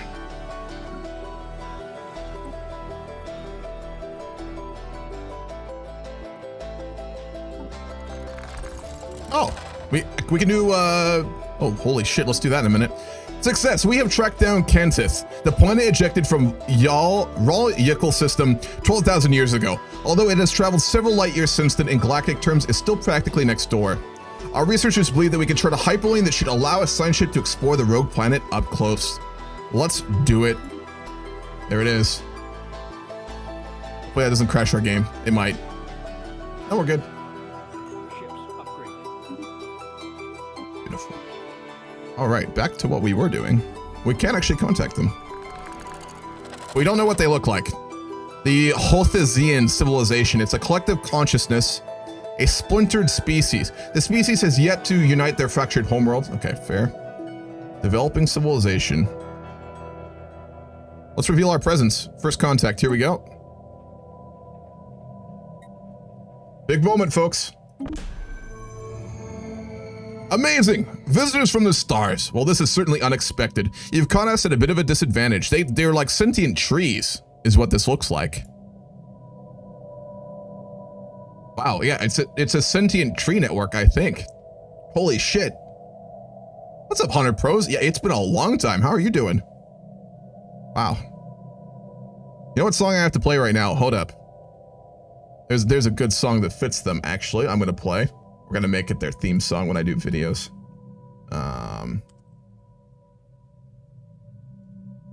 No, not the Groot song. Where are they? Yeah. No, I don't want to hear. I don't want to hear this. Here it is. The Unfallen. Doing very good as well, man. Been a long time. The Unfallen from Endless Space. It's a good fucking song. Greetings, friends. Beautiful. The news that we have made formal contact with an intelligent yet undeveloped civilization is spreading like wildfire through the UNE. Our citizens are fascinated by these beings, and the media is full of reports and speculation on their culture and society. The confirmation that there are non-spacefaring aliens within our galaxy who have never even considered exploring beyond their own planet has largely been greeted with celebration on Earth. Our level of technology is far ahead of theirs. They have not yet developed spaceflight. Despite this, we could probably still learn much by studying them. Beautiful! Hive mind dense flume. The Hothesians. Hold on, they're necroids? What? Arctic preference hive mind energivores. Precocious, they're huge, so they are giant trees. Hemophilia. They seem pretty nice. They're just a bunch of giant sentient trees who are chill as fuck. Hell yeah! That's a great first species that contact. Hell yeah. Let's send an ambassador permanently. We gotta get to know them. They seem lovely. We'll send Hockey Nez and Ursula as well. I think we can send two, can't we? Yeah, we'll send both of them. Two of our ambassadors, the one that's not trying to figure out what the hell the Mu aliens are going to be sent to their capital planet of name I can't find right now, and to get to know the tree people better. Hell yeah. Primitive farms, primitive factories, primitive mines, primitive power plants, and drone storage. Stellar culture shock, that's about right. 30 years, they're pretty scared, I guess. A weak magnetic field and high quality minerals. That's a good planet. 22 size on it. Pretty big civilization as well. Our sociologists have reported on the observations they've done over the last couple of years. Their economy seems to be mainly made up of, let's see here, factory drones, mining drones, tech drones, and then a ton of agri drones. So there's a lot of food there. Some warrior Warriors as well. Synapse drones, spawning drones, brain drones. That's cool as fuck. They're semi-autonomous then.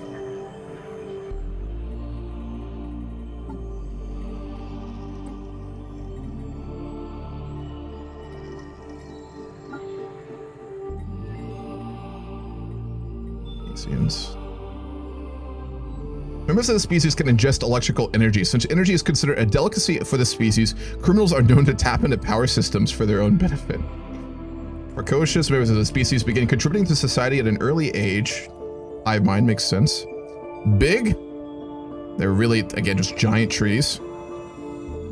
The blood of the species cannot clot properly. Even minor injuries are considered medical emergencies, and numerous scholars seek to cure this curse. Somebody redeemed a poll, but I can't figure out how to make it. Lollipop, you have to go to the mod screen, and then there should be an option there. What was the poll? I'll do it myself, though, just for ease. You and Assembly vote from Gray. What are we voting on? Go back and look here for a moment. Missed it a while ago. Law to dedicate the date of the colonization of Terra Nova as a national holiday. Sure, it's a good one. All right. UNE Assembly vote. Make Terra Nova a national holiday. That's a simple one. That should be fairly popular. So it'll be a national holiday on Earth and all future colonies for the first colonial planet of the human species. Seems like that passed pretty easily.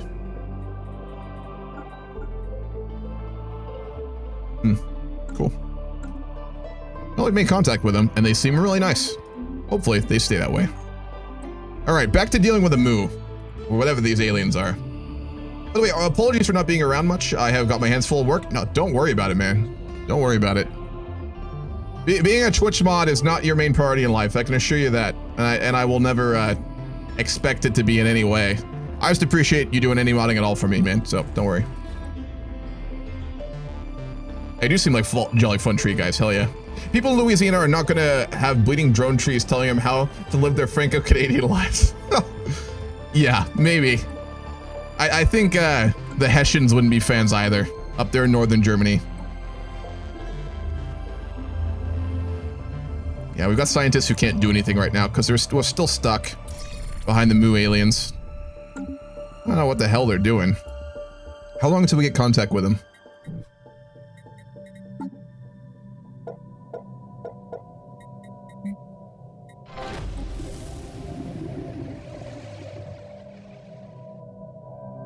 Upon entering Procyon, our sensors picked up strange readings. Okay, so we're still trying to figure out what they are.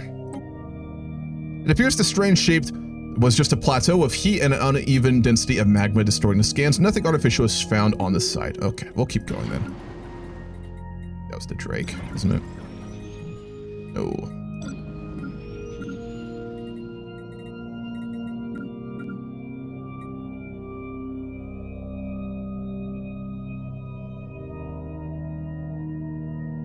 Lagrange. It's stuck as well. All our science ships are stuck right now behind this fleet. Oh, that's really annoying. Oh no, it made an emergency FTL jump. Okay. I see, that's not good. Same with the Pacific. They made emergency jumps out of Procyon. System probe complete. Keep upgrading the fleet. Trying to get it prepared. We just can't take on the fleet in Procyon yet. And we still don't know like why they're being hostile either. Probably be a good idea to figure that out first. They're undesirables. It's not very xenophilic of you. I'm talking about the Hessians, okay? I'm not talking about the UNE as a whole. A little bit different. So let's send our fleet from Sakios back on over to Sol. We're gonna unite up all our ships just in case we do need to defend the Sol system, which doesn't look like it would go very well, frankly. Let's keep building up more defense platforms when we have the alloys for it too. Ships upgraded. Yes. All right. Terra Nova Day is now an official holiday from our first founding. So we now have two really big national holidays at the UNE level, which is Unification Day and then Terra Nova Day as well. Two world holidays. Or two empire holidays, I guess.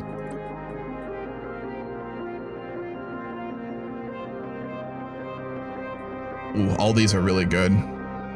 We'll go colonial centralization. That's a really good tech. And given that we are working on getting even more centralized government for the UN as a whole back on Earth and with our colonies, that'd be a huge priority for Solomon Torres. So we'll go for colonial centralization. That makes the most sense at the moment. Okay. Our ship landed on this desolate planet, and there are almost no signs of civilization. The entire planet is full of raging storms and dust, and the research ship has to have a deflection shield on to avoid wear caused by the dust storm. After hours of searching, we finally located the source of the signal under the yellow sand. When we got there, the entire research team was shocked.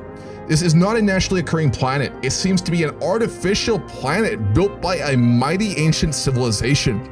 A huge rift valley runs through the planet's equator and is full of huge vertical channels leading to the core of the planet. And deep in the passage, this is a place that is shining with green light, which seems to be our destination. A few days later, the research team established a simple archaeological camp under the huge research ship. Right then, under the leadership of Ismail Rabbani, the research team took a small shuttle to dive into the rift valley. After dozens of minutes, they reached the core of the planet.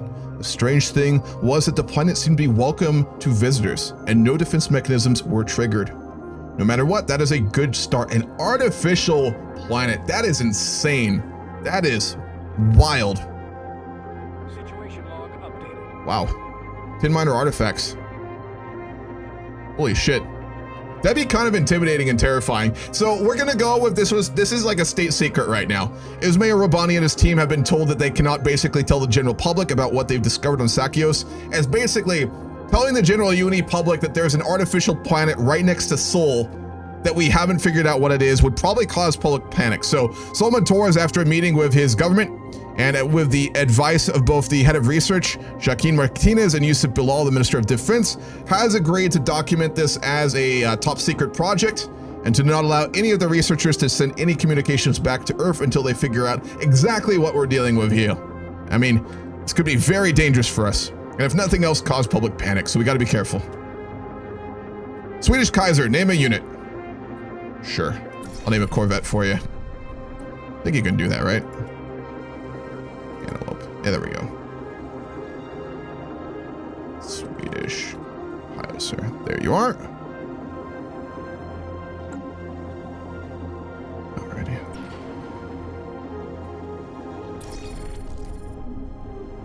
We need to expand the fleet too. We are starting to find a lot more hostile creatures now. 2 more Corvettes. What are we up to now? 13, 14 total, so that'll put us up to 16. Our fleet is still just nothing near what it needs to be to fight these creatures, though. Hopefully we can find some form of peaceful communication with whatever they are. Do the blood trees have sovereignty? They're in our borders, but they're entirely independent right now. One of our lead scientists is sick with a deadly incurable disease that seems to have come from a xeno species. Luckily, the disease isn't very contagious, so the other scientists are fine. Who died? That's just a random one, I guess. Okay. Yep.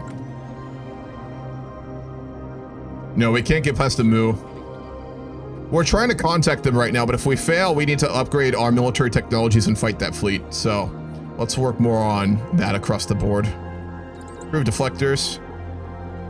We get done with the mining bays. We're going to work hopefully on better kinetic weapons too, if we can get that. Should we uplift the trees? We don't have the tech for it, actually. I don't believe. Let me look. No, we've got a diplomatic embassy there. And we can't uplift. We don't have the tech for it.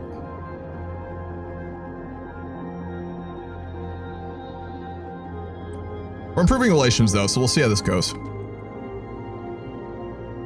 We don't want to interfere too much. Scientist Joaquin Martinez on board the NMS Grissom has made a discovery. A very unusual feature has been discovered on this world during one of the first scientific expeditions on the surface.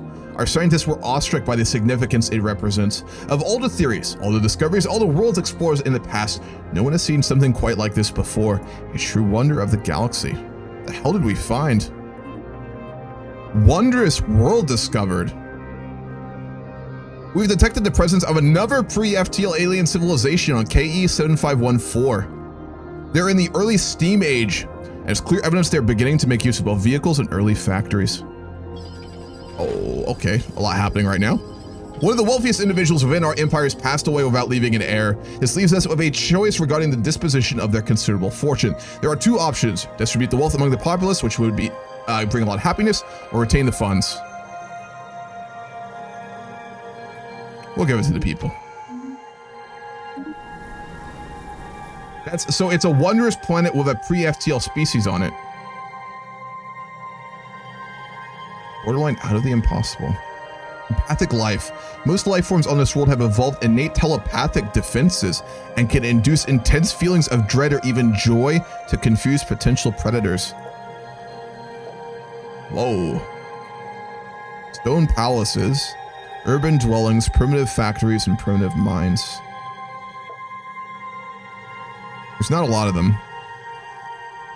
All farming. It's a almost feudal farming society from the looks of it. Similar to early, like, Dark Age Europe, something like that from the looks of it. The Yeznon civilization. They're lithoids. Arid preference, charismatic, strong, territorial, third eye, tail blades, living dead. All right, folks.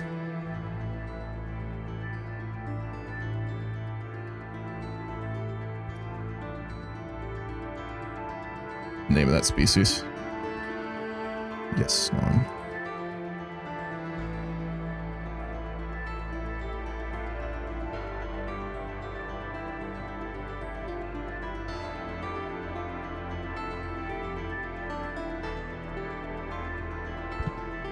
Full time! You are all members of the UN Assembly once more, and you get to decide what our policy will be of the Yeznon alien civilization we have encountered.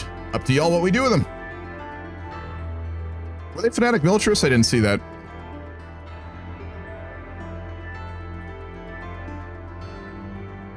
Beautiful planet. I've got a couple of texture mods on for planets and it looks so fucking cool.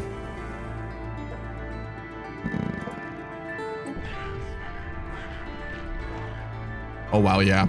Ecologist, fanatic militarist, and fanatic spiritualists. Yeah, they could actually be dangerous, folks, so keep that in mind. These guys could be pretty dangerous. Our photography of the world and of the species so far have revealed that they're very religious and they're very warlike. So they're very different than the hive mind we encountered, who are just nice tree bros. Eco-fascists.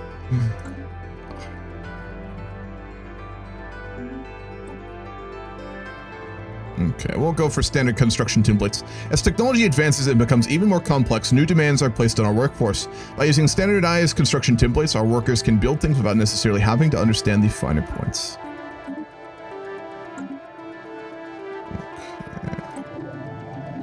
The entities encountered by our fleet some time ago are new wondrous forms of spaceborne life.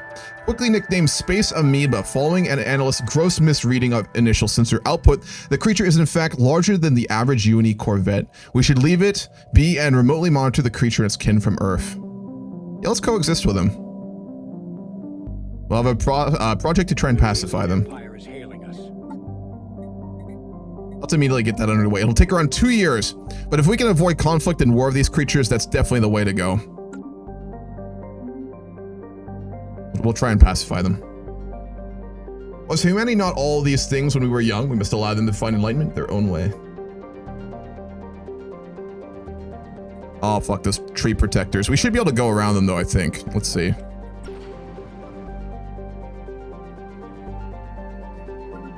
No, we can't. Are we gonna actually have to fight them? Fuck.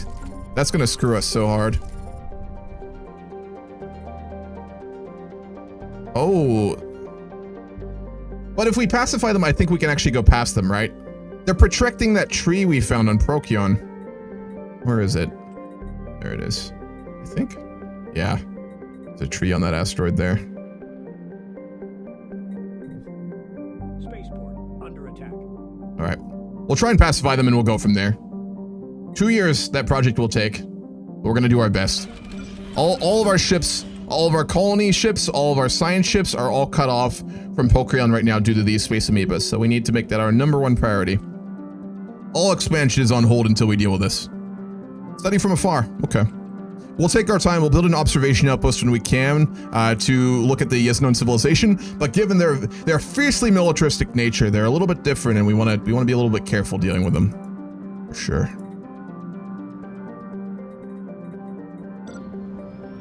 All right.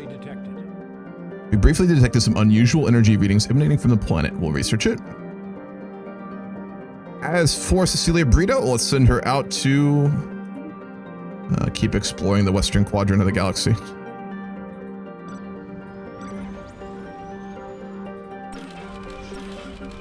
So many of our ships are stuck. That really sounds annoying. Thank you very much, Grover.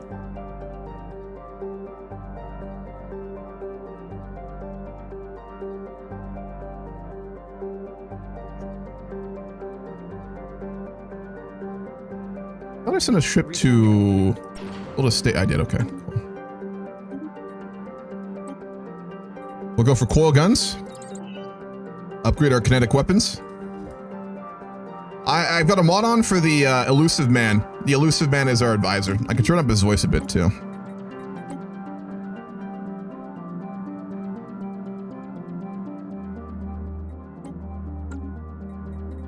But yeah, that was a fun mod I found. Didn't realize I wanted the Elusive Man. Which is just Martin Sheen, if we're being honest, but still. While approaching Kiel 2, the MS Archimedes suddenly received a glancing hit by several passing mass driver rounds. The projectiles were billions of years old, and based on their trajectory, they appear to be stray rounds fired from a neighboring galaxy.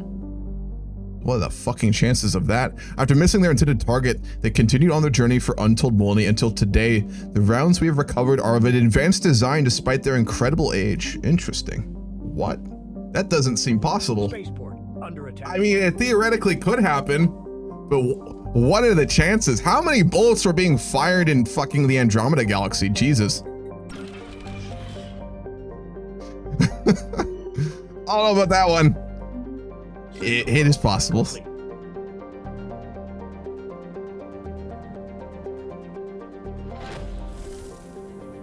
Yankee don't give a fuck.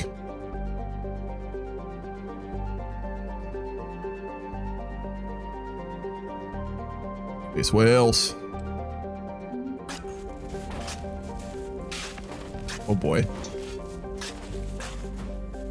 The core of the planet is not complicated, but it seems to have been abandoned for a long time. The glooming environment is shining with a faint green light everywhere, like wildfire in a cemetery. The entire planet seems to be an extension of some kind of huge antenna, detecting and emitting dark energy signals in a way we cannot understand. What the hell? After a few days of exploration, the research team accessed the planet's database and received ancient knowledge that would shock their lives in the next few months. Maintain the balance of the world and eliminate the anomalous. The sentence seems to be some kind of greetings from ancient civilizations. We learn that the owners of the planet were called the Grey Snow Mountain. They are a group of ancient gods that have existed since the birth of the universe. What the fuck? Although information about their current situation has been artificially erased, we still know that they have been fighting against a hostile force called Entropius. I don't like this, man. I don't like any of this. We don't need to know. Sometimes knowledge isn't good. We can stay in the dark on this one. Like light and shadow, the Grey Snow Mountain and Entropius have fought from ancient times to today. The galaxy is just one of the countless battlefields they have fought. The Grey Snow Mountain is committed to maintaining the order of the universe and reducing entropy as much as possible. And Entropius is dedicated to turning the universe into a chaos and returning to its original state. The interpretation continues. But a powerful energy suddenly burst from the core and swept the entire planet. After the chaos, countless coordinates suddenly appear in our database. What the fuck? Yeah, I don't know if we need to release this to the public.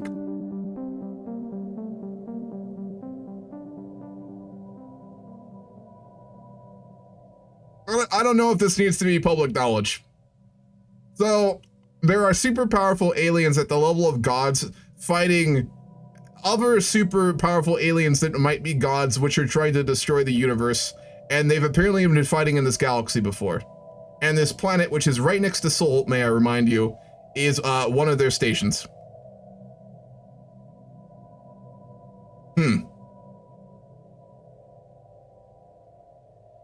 How would our dear Solomon Torres begin to even comprehend and think about what's going on? Let's take a look at our boy here. He's not ready for this. This is not him. This is not his field of expertise. The leader has a strict code and follows our empire's morals, setting a good example for others, and he's a fertility preacher. He's just not ready for this, man. Jesus fucking Christ. Okay. Curious. That's an understatement. We're not done either. Okay. Full time, folks. Everyone watching who's about to vote, you're all now members of the, what would this be? Basically, the defense council who advises the president right now. There's some scientists there, but it's mostly members of the military.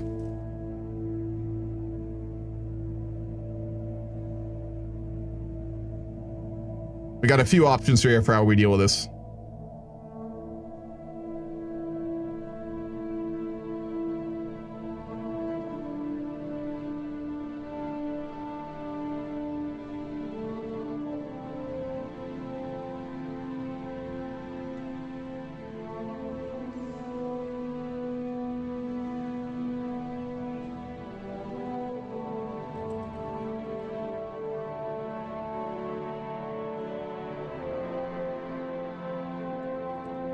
All right, we got a few options here, folks.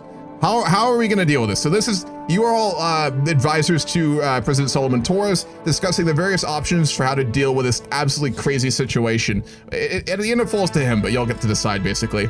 He doesn't have a context for something like this, so he's going to go with the general sentiment of the private council here. This is basically like the Joint Chiefs advising the U.S. president, but like the UNE sci-fi version. So what are we doing? We got a few options there you can choose from. We're going to allow him to keep researching until we make a decision, though. Weird coordinates. That's one way to put it. That looks terrifying, man.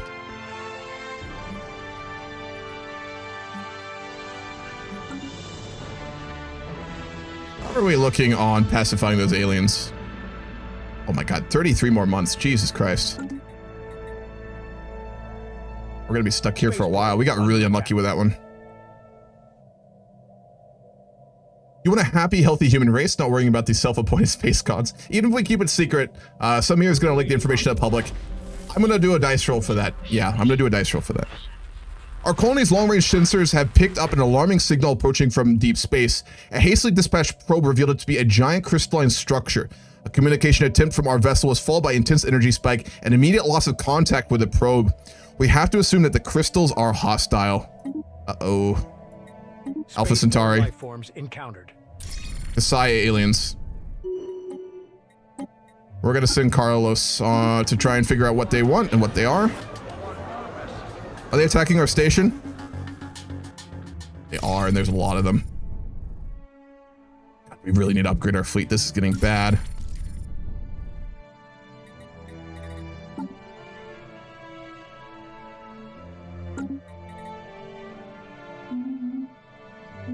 Kind of cut off here from all these hostile aliens.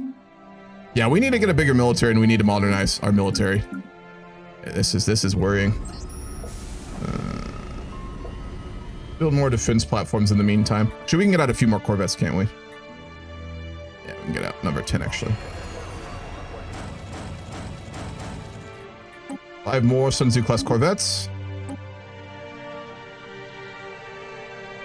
Increase military spending. Sure, we can do a poll on that right after this one. No, we're having a bit of a rough time here. That'll be probably reflected in the next election too. I mean, Solomon Torres has been dealing with this as the best he can, but we're essentially cut off from new colonies and new worlds and systems, economically and colonially, due to like these aliens and stuff, which isn't his fault, but we all know how presidents get blamed for everything. Our observatory above the planet Terra Nova has picked up a transmission. Unlike technology currently available to us, it consists of simple electromagnetic waves that carry information at the speed of light.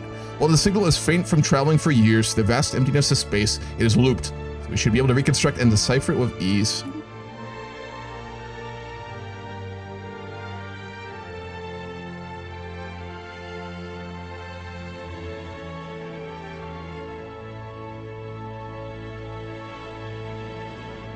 Fuck is this? Hi there. This is Professor Wuka Zor of the Vlintu Extrasolar Intelligence Institute speaking. The fuck? We're sending this message across the galaxy in the hope that reaching our brothers in intelligence. We do not have the technology to travel between the stars, but we hope that you do. By the time this message will reach you, all those who participated in recording this will likely be dead. Jesus, that's heavy. Okay. But we are hopeful that you will honor our descendants with your visit. I know that our civilization is far from perfect, but still, we hope that we can find ground of mutual understanding and be able to learn from one another. We refuse to believe that the universe is cold and empty. We dream of the day we meet. The coordinates of our home system are attached to this message. Eternally yours, people of Valen. Oh, they seem really nice. Moth people. Wow, let's go try and find them. Hell yeah. There's a lot of shit happening right now, as usual. They do seem friendly. And, you know, let's hope for the best. The recently colonized planet of Terra Nova has suddenly become very popular in the Empire. Galactic News continues to feature the rave reports of an amazing new world where colonists will live in paradise. Of course, fiction, but naive dreamers suffering from idle life leave and are already packing their bags. All right, a lot of immigration happening to Terra Nova right now. The Colonial Defense Force stood no chance against the crystal entity. Immediately after the battle had been decided, it started to shower Terra Nova. Oh fuck, with small crystal shards fired at high velocity. That's our colony. First reports speak of hundreds of thousands of casualties. Jesus, man. Will these numbers still rise by the hour the crystals left the planet's orbit and flown back into the void? So this crystalline entity jumped into Alpha Centauri's system, just killed hundreds of thousands of our people on Terra Nova, the colony, and then left. Yeah, I don't think Solomon's gonna win re-election at this point. That's a disaster. Fuck. Yeah, we lost Pops.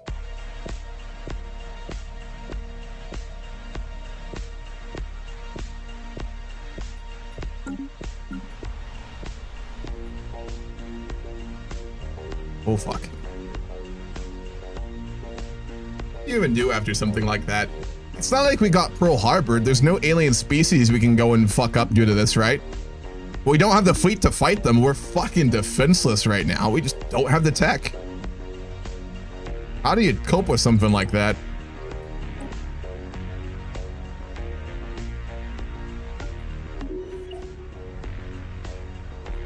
Inez Martinez just became a veteran. He's a explorer. Yeah, 9/11, but again, like, we don't even know what the fuck they are. I mean, we have pictures and sensor scans, right? This is what they look like. It's a giant space crystal ship entity. We know nothing about it. And it just genocided a huge portion of our colony.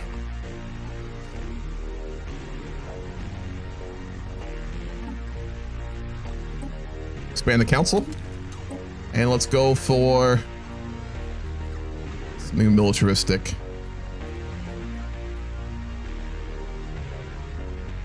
Display of power. Our neighbors will know we are prepared for war if necessary. Militarist attraction, naval capacity increase, and war exhaustion reduction. Yeah, we're starting to prepare to fight whatever the fuck these things are at this point. We have a new council slot too.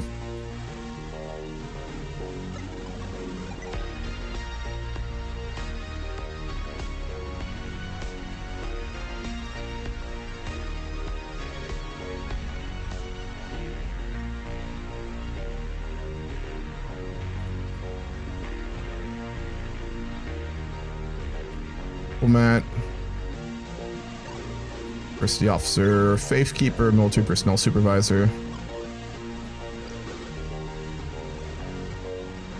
Corruption Official, Head Ambassador, Democratic Advisor.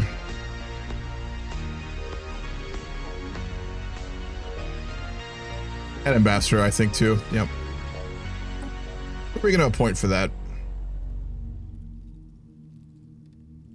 I think after what had happened, we might see the rise of a military faction. Oh, definitely, yeah. That's why I'm doing this agenda. It's going to actually make the military faction get a lot more popular.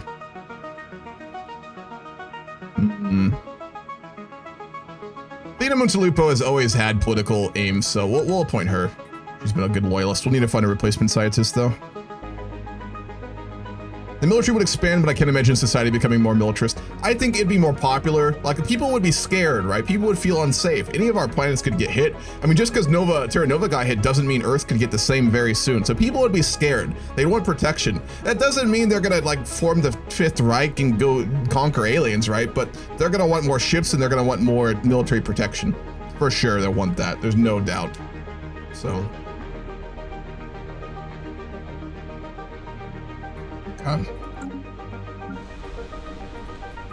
Well, the planet's fucked. We gotta rebuild and hope that more people go there. Thankfully, a lot of people still want to go there. It's got a huge attraction for just migration. And there's a lot of really cheap houses right now. I guess, you know? Like, but yeah, we're building more ships though. I'll build even more actually. Spaceborne life forms encountered. Upgrade our commander.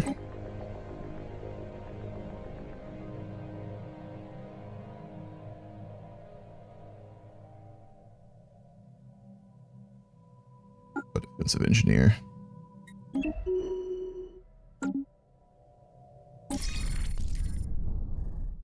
They're still in our fucking system too.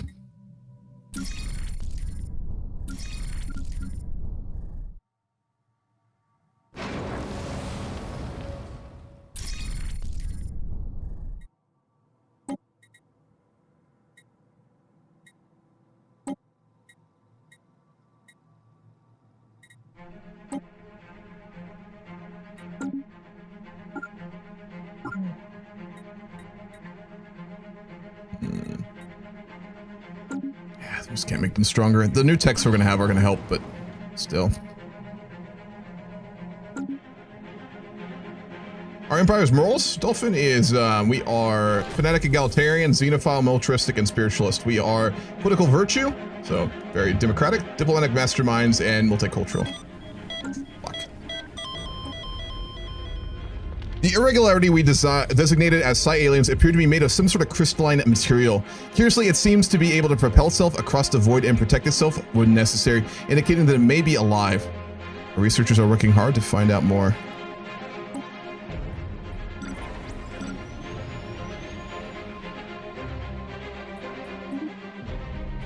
Keep surveying with the few ships we have left out there. A lot of hostiles. No, our spawn wasn't amazing. That's fine though. I didn't want to give us an easy start. Spaceport under attack. Shouldn't be.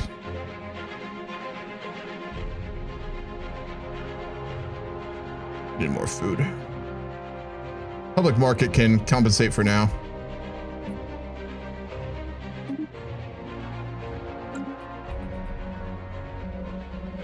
Oh God.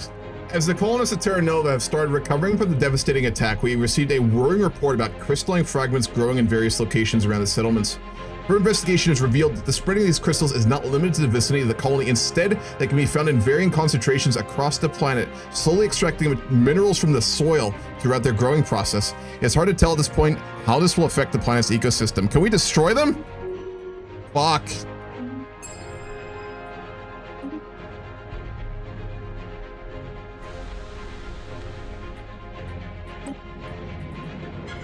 Probably fucking multiplying is what they're doing. Nope.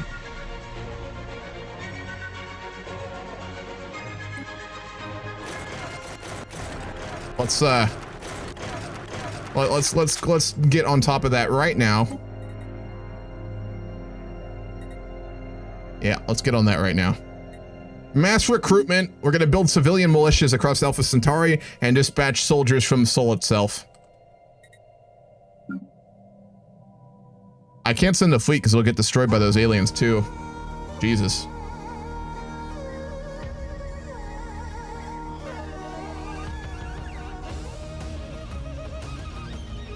Boy.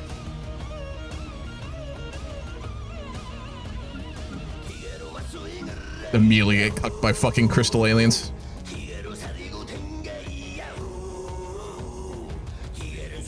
Plenty of jobs available. Construction.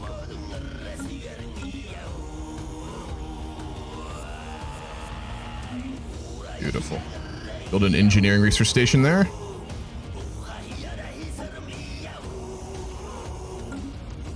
It is the fucking who.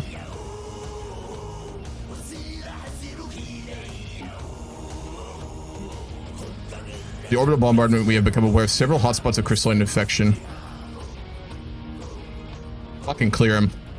We're not messing around with this. Clear those bitches right now. Get them the fuck out. We don't need a bunch of crystalline aliens to pop up and start massacring like the multiple millions of people now on Terra Nova. That's not gonna pull well. Colonial centralization we've gotten now.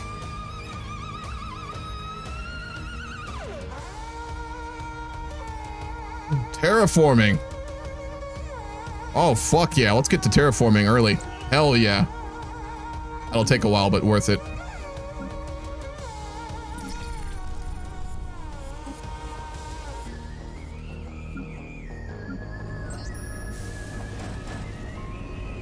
We can build 5 more corvettes. Then let's also upgrade the planetary capital. Yeah.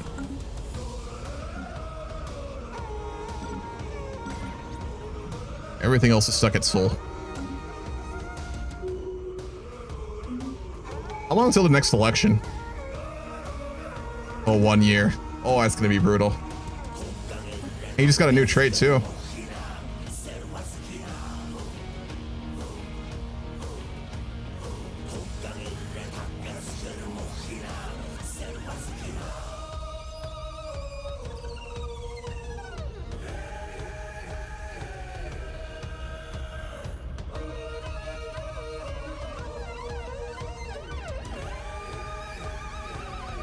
He's not really an industrialist. I'm gonna make him an ambassador. I think that's the most accurate.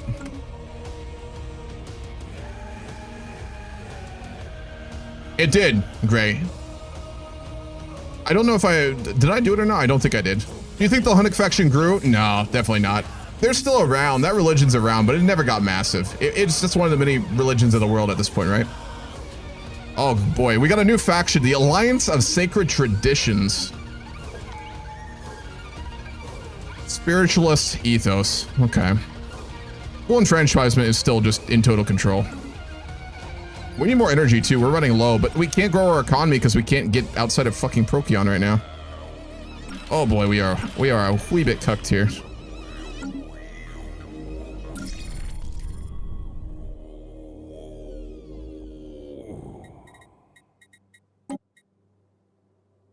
We're going to put him in charge, and then let's land him on Terra Nova, just in case we have to deal with issues.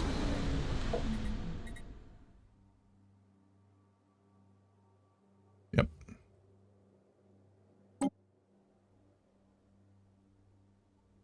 Do we have the upgrades available for more ships? Did we get those technologies done? We did. Okay, let's upgrade our Sun Tzu class ships. Missiles are still overall better right now in the early game than coil guns, actually. We could put afterburners on, which increase our speed, I think, right? Yeah, supply speed and evasion, which is really good. No other major upgrades really available right now.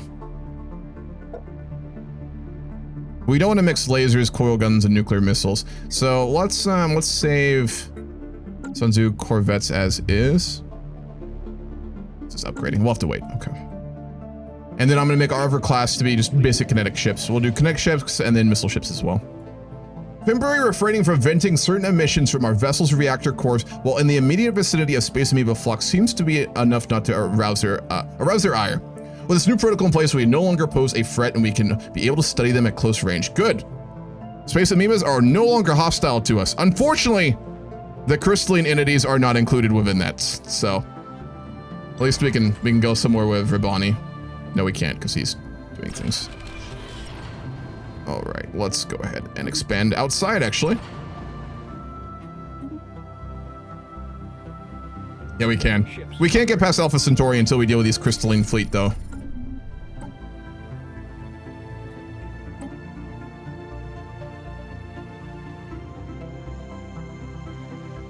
Precursor historian.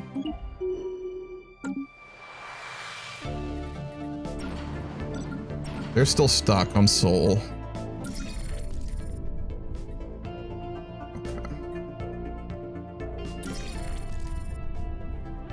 Spaceborne life forms encountered. Yeah, we got a ways on that. I should be able to do the upgrades now to our fleet. I think. All right, missile ships we'll keep as is. Yep. And then for the other class ship, we're gonna make these into oil guns.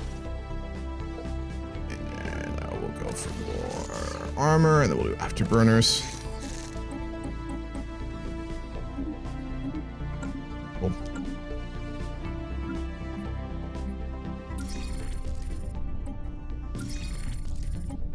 Great, both those fleets, and then we're gonna need another commander, actually.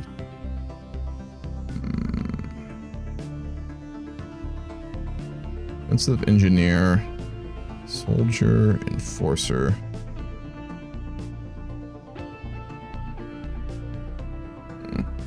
We'll go Zinfu Wei. It's pretty solid. We are 3 from our cap as well. I'll make a couple more missile ships. I think those would be really good. Crystalline entities. I'm trying to remember what weapon types do really well against them. Wait, they're gone? I don't see them anymore. They've left Alpha Centauri. Huge. We can actually move our fleets out from Alpha Centauri now.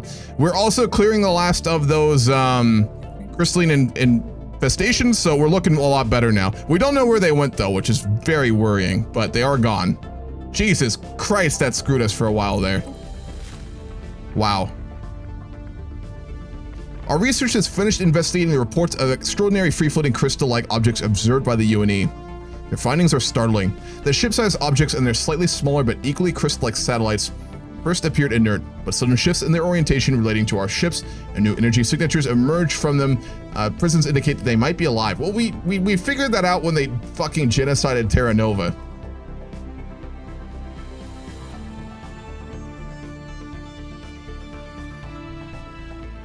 Vote time.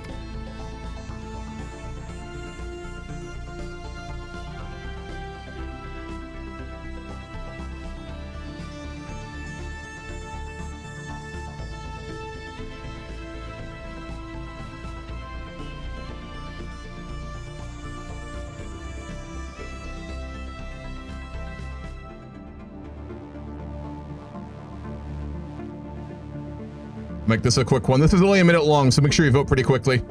So the UN and the Assembly is deciding what to do about the crystalline objects that we have met in mass, and how we want to approach them going forward here. They did kill hundreds of thousands of people, but it's probably also quite clear at this point that they're not really intelligent, and they probably didn't do it on purpose. Probably, but we don't know that for sure.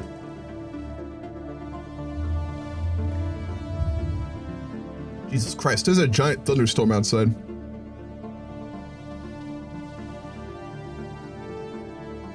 Close.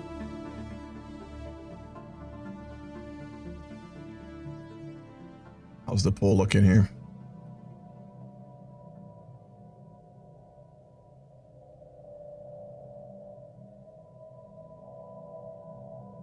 Hunt them down is winning, but not by very much, actually.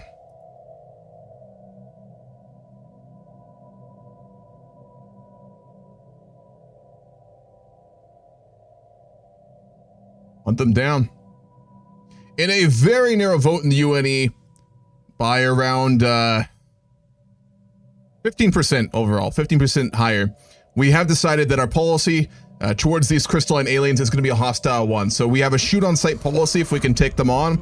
And going forward, we will not forgive them for their crimes against Terra Nova, and will instead treat them like the genociding race that they are. Whether or not they are intelligent doesn't matter. We will seek our revenge, and we will take it upon them. We will make them pray. The alien empire is hailing us. Very well. We have made our first very militaristic choice of the game here. Ships upgraded. but it is completely fair. It'd be very hard to forgive creatures like that for mass genocide, regardless. Oh, God.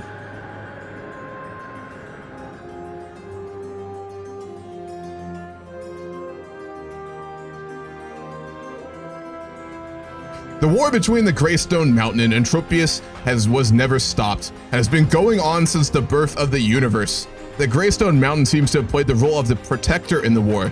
They have been committed to preserving the existing galaxy from the destruction of Entropius, but it is obvious that the arrogance of the Greystone Mountain towards other civilizations is revealed between the lines. Maybe they do not regard other civilizations as civilizations at all, but no matter what, their purpose is at least not harmful. Entropius is relatively more desperate. They don't care about any loss in accuracy of strikes, whether it is for the universe or their own. They have even used a weapon that exceeds the rule of physics, which can instantly extinguish the whole galaxy. The sole purpose is to clear the Greystone Mountains and cause as much damage as possible. Perhaps shredding and distorting tangible things is that high entropy and chaos they want.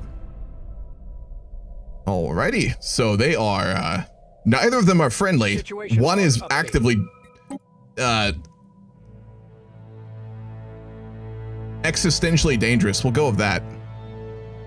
We're keeping this all under wraps, but we're continuing the research right now is what's happening. The public doesn't know anything about this. We're discovering like the history of the Elder Gods, and it's all just being kept secret by the UNE. If we get a new president in charge, we'll have to decide if he makes it public as well. I'm gonna do a dice roll if this actually gets out. Hold on, let me do a 1d20.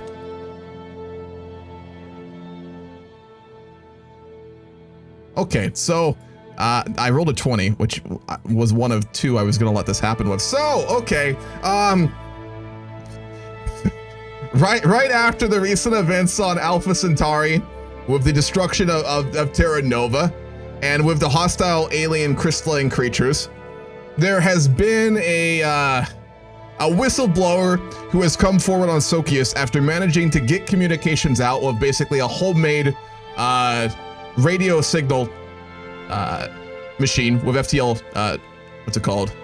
Communications. He's managed to basically contact relatives back on Sol who have gone to the public news media and basically made clear almost all the information on what we've encountered on Sokios, which to the general public had been claimed to have been an off-limits, potentially dangerous planet with some alien technology. Nothing else has been known about it, and the public has been curious. But we've got some, obviously, corvettes in the area, or had that prevented that from going anywhere. However, after the whistleblower's report and all of the information coming out on it, the public back home at Earth is not only now aware that there are elder godlike species fighting over the universe and or galaxy, but also that the current administration and President Solomon Torres chose to keep it private and to arguably even tread on the rights of the scientists on Sokios and not allowing them to communicate any of this home, despite it being a state secret. So, when you're voting in 2220, keep that in mind. He's probably very fucking unpopular right now. Right before, 3 months before the election, he'd be polling pretty fucking low. Home to buried, decrepit buildings, KC-621 used to be inhabited by a forgotten civilization. It is unclear how far the civilization advanced, though it is believed it had never gotten beyond the age of swords and spears. Large broken down stone buildings, half buried palaces, and crumbling walls were found, but no sign of steel or any advanced building material. How the life of such a young civilization was snuffed out is unclear. Interesting.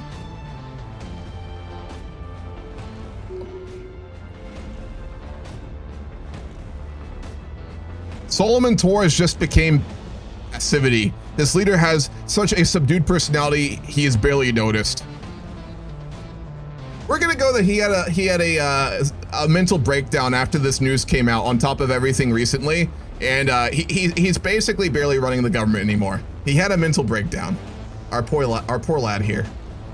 Poor Solomon, Jesus. Oh man. Not a good end to our first Torres in space here.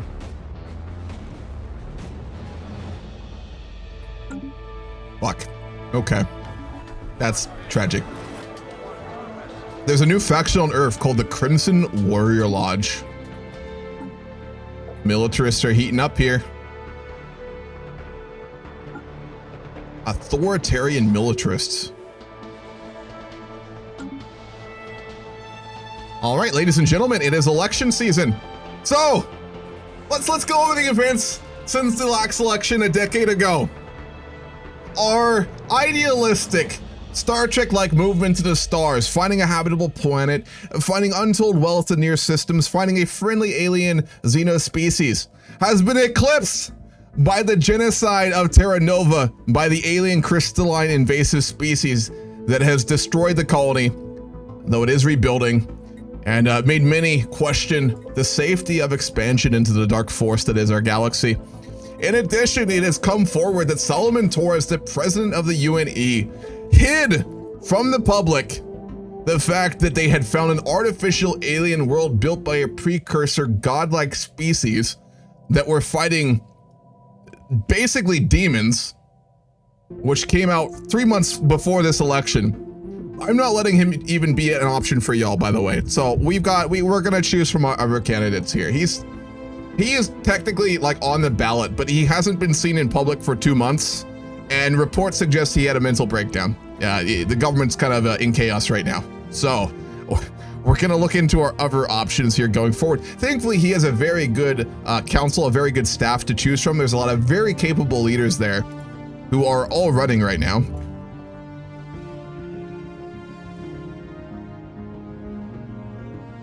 We have Athena Montelupo, our head ambassador, who has been leading research teams for around a decade now and has been in contact repeatedly with the hive mind that we have gotten to know.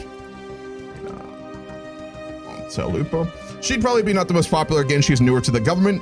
The main two picks for the next president will be Barbara Campbell, who has been the Minister of State and overseen basically all the building up of Earth itself, has instituted a number of programs to deal with unemployment, to deal with jobs issues and housing issues. She'd be probably like pulling the highest right now. She'd be very popular, very competent, very well known, very well liked.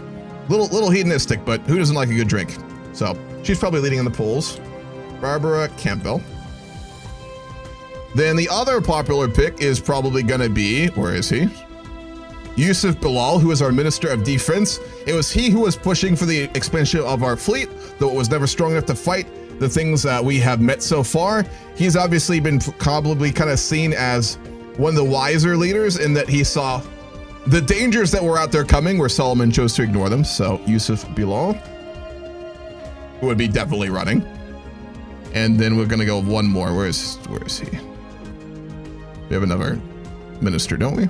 Yeah, we do. And then Joaquin Martinez, who has overseen some of the greatest scientific discoveries in human history, almost all of them basically, and who in the report supposedly was not aware of the Sokios situation, but it's most people would probably believe it unlikely that he didn't know. But technically, he was not aware of that situation. So we'll go for a poll here.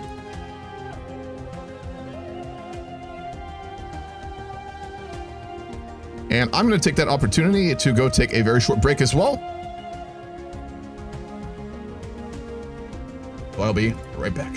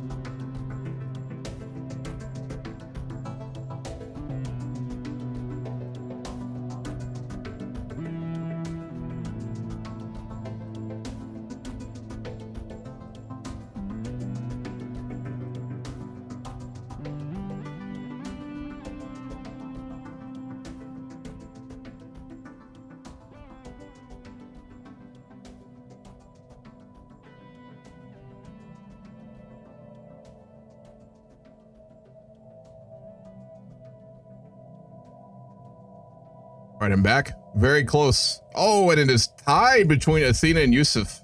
11-11. Oh man, this is close. It's a fucking tie. All right, I'm gonna flip a coin.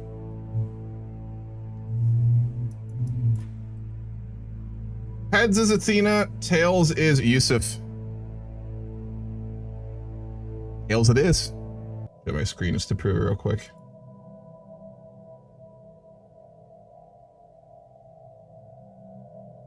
You are tails. Okay, Yusuf is going to win it. It's not 100% though. I'm gonna boast him a bunch of unity, but he still might not. How much do we have? 3,600. Okay. We'll give boost to him. We'll see if he ends up actually winning.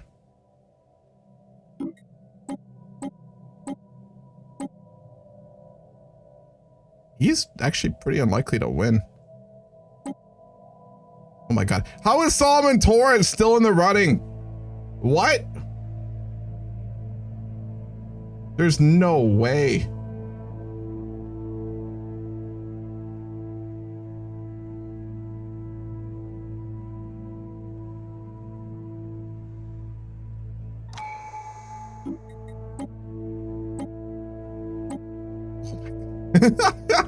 Okay, I gotta really cheese this to make this fit here.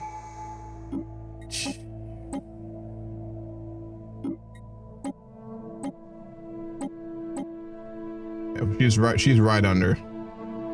No, we'll do it like this. 1, 2, 2. Okay, there we go. He's almost certainly gonna win, but she has a chance she may still do it, so. I've got music from a bunch of different games and movies and stuff like that. I put it into it like a giant music playlist. I can link it if you like. I don't think I made it public, but I can do that. And then we'll get 2006 more unity, just so we get back to what we were. Cool. All right, see how it goes. Polls are suggesting that Yusuf carries it very narrowly, but it's too close to call right now. Somehow, Solomon Torres, not seen in months, is still polling fairly high. I mean, he has had a lot of great achievements under his belt, but recent times have made it very unlikely that he will survive this election. Almost impossible, in fact. But I guess the Italians and Europeans are still voting for him en masse, it seems. We'll go for administrative operations. 90 days to go. Yeah, there's no coalitions. This is a presidency. It's by the popular vote. Oh no, Barbara became an insider trader. Barbara, no. Fuck. You were better than this. Why?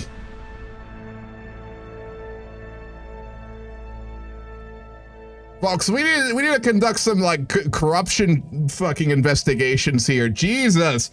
What's wrong with Solomon's government right now? Everyone's just taking advantage of the chaos. That is disappointing. I thought she was better than that. Well, we now know why she did so poorly in the election. Further scans suggest the machine is still operational, though its purpose remains entirely unclear. Science officer Joaquin Martinez has never seen anything like it. Some of its materials look familiar, but most are strange and utterly alien as to the design of the components. The machine has appeared to be a console, with one item in particular standing out. A large crooked lever of unknown material. No, we're not pulling the fucking leather. We're gonna take it apart. Well, Joaquin Martinez is not the type to do that. Others maybe, but not him. Not a chance. He's not that guy. Not that guy. All right, let's get back out there. We can actually get back out into space with our scientists who have been just like boozing their way through Sol Station, I would imagine.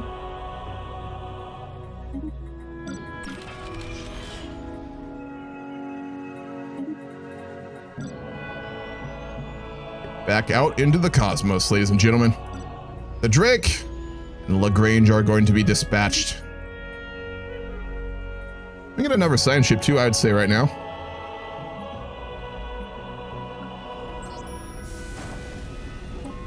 Our remaining alloys. Execute Barbara. I don't think we're quite there. She'd go to prison with our government. Folks, we're not that militarist. We're a little bit, we're not a lot of bit. And he won it! Yusuf Bilal With a narrow lead in the polls initially, a real dark horse candidate who ran on the idea that security is strength. He's a xenophile, though. To clarify, a lot of other campaigns tried to demonize this man, claiming that he was some sort of militarist, some sort of tyrant, some sort of pig-headed commander. He is not that. He is an elder leader who has helped to ensure the safety of the human species in the UNE underneath his cabinet position with Solomon Torres, who is now retired in exile to his family estates back in Sardinia. Hey, Yusuf is a good guy. He's a xenophile. He loves the aliens. He just, again, security through strength is what he ran on, and he truly meant that. He's a good man and a capable one. So let's think about what he'll be prioritizing. Fleet organizer, so maxing out our fleet and keeping it there. Fuck, we're over the limit. We got to figure that out in a minute. He's an adaptionist, quick to adapt new methods and ideas. Nice. He's originally a farmer, so he's from very humble beginnings back on Earth before going to the Naval Academy and going all the way up to commander and now president.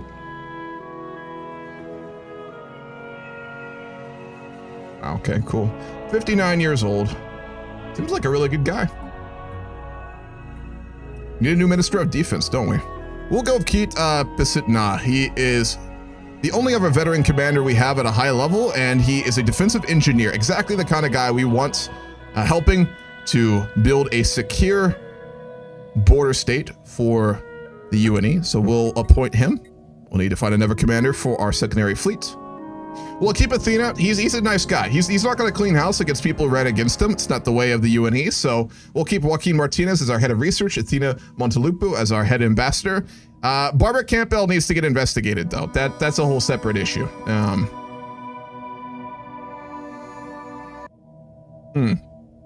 do we even want to approach that?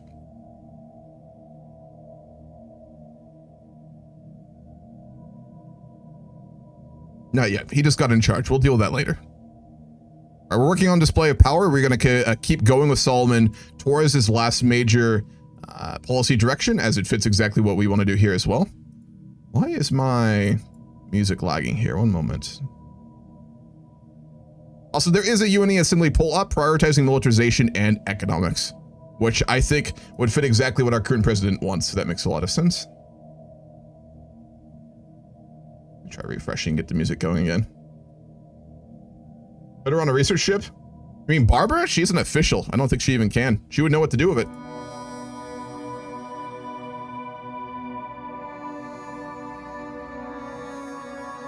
All right.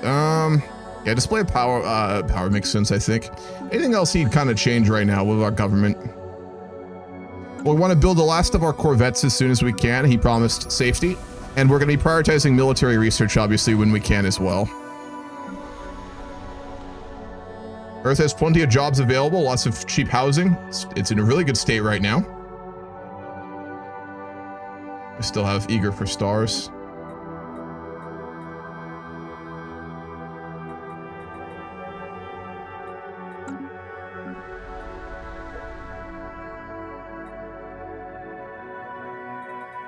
Let's hold the last of our armies being developed there. We already have a huge army on Terra Nova right now. How are we doing with those crystalline things that we encountered? We're still trying to clear them.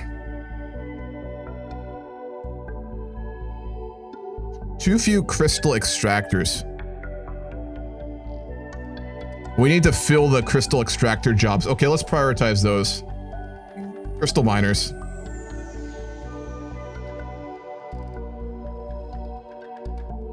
Prioritize militarization and economics. Sounds good. All right, that fits exactly who he is, I think. Every able-bodied man is going to be redelegated to getting rid of these crystals on Terra Nova. Let's see if we start to deal with this now. No, we need one more. We don't have enough people on Terra Nova right now. How long until we get the next one?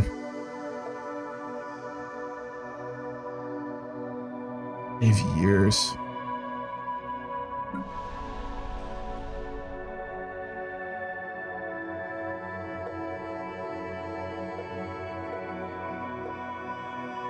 Ow.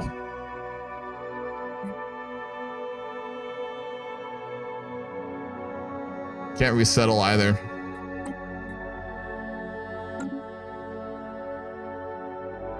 Starbase on Alpha Centauri for protection? No, we're gonna build it on as soon as we get to Uldra. That's where we're gonna build our next station. And we need to build one on TA 106 as well, which we need allies for, so we need a lot more alloys.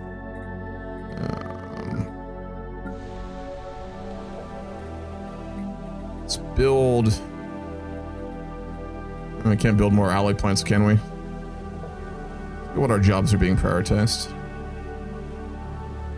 Clerks, technicians, miners, farmers, soldiers. Need more amenities there too. We'll build holotheaters. Yeah, we're just gonna have to wait to deal with those crystalline creatures. Simple as that. What did he promise? He ran on something. They usually do, don't they?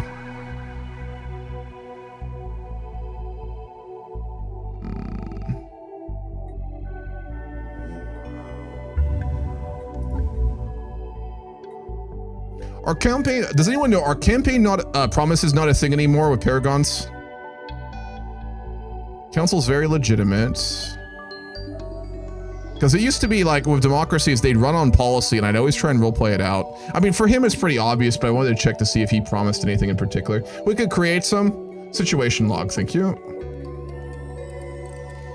No, it doesn't look like it.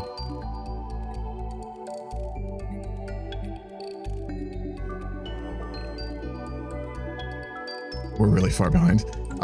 We'll just go with these. He's promised to build space stations to protect our borders. So he's promised to build a space station in TA 106 and a space station in Uldra to basically build a defensive wall around like the core systems. We'll go with that being his main promise. So if we don't achieve that, he will have filled his promises by the next election. We'll go with that. Make it real simple.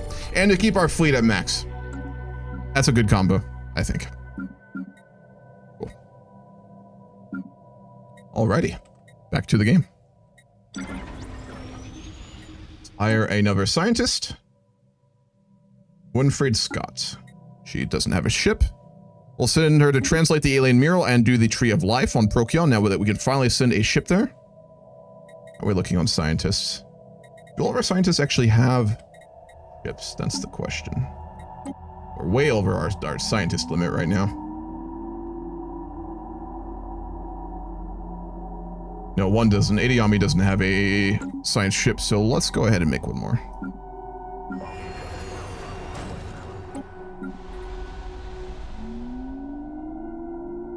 Doesn't Colin's job at boost pop growth? It does, yeah. But we'd have them on crystalline miners for roleplay. But if we need 3 to even change it, then like we kind of have to do it because otherwise it's busted. Yeah, okay, wow. I will fail RP just so we can meet the needs of the system.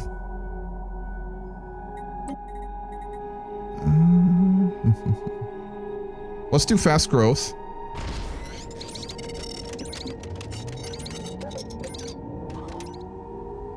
Strength and diversity to pull more people there.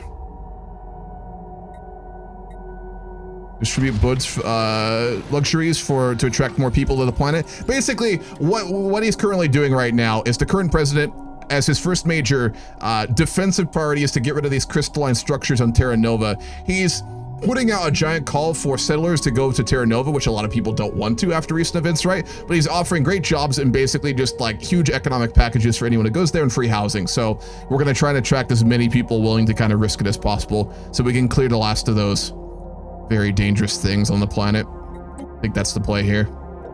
How many end up actually going, we will see. Yeah, that's cut it down to 2 months. Sorry, 2 years until we get enough to deal with those. It's crystals.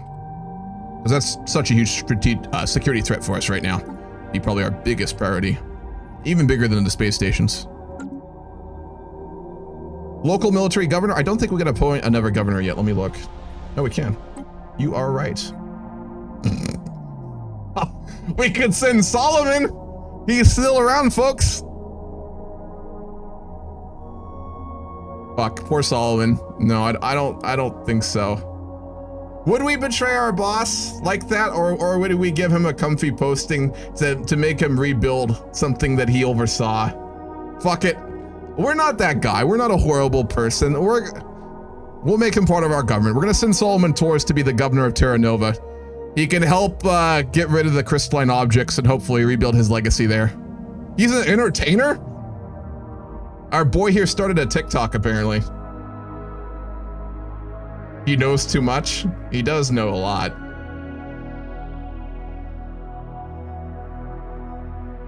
He's a good official, though, so he will be a pretty good governor. Yeah, wow, we still have devastation. Look at that. From the bombing. Solomon talk show? We'll say that he started a podcast after he stopped being president. He's got a HoloTube channel, and he's got a podcast going where he talks about policy options in the UNE Council. It's really boring, but... System probe complete. The Torres talk show? Oh, man.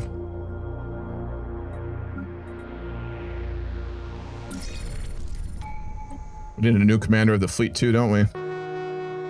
We're going to promote Kiel not to be... Actually, no, he's an enforcer, so he's not who we want. We need to hire a new commander is what we need here. Not fantastic. None of them are.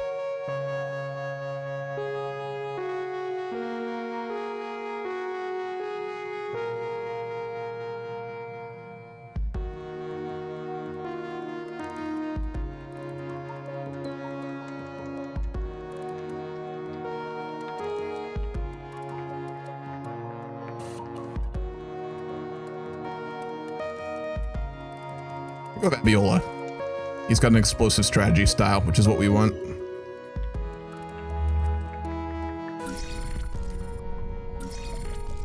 Is it me or did our ships get worse somehow? Construction complete.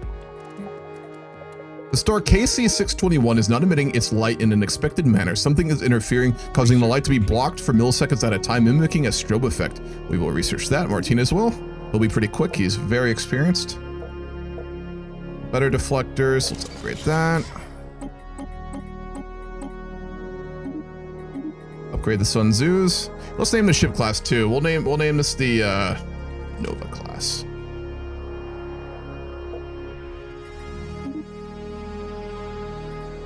Fuck. It's a new ship class type. I didn't want to do that.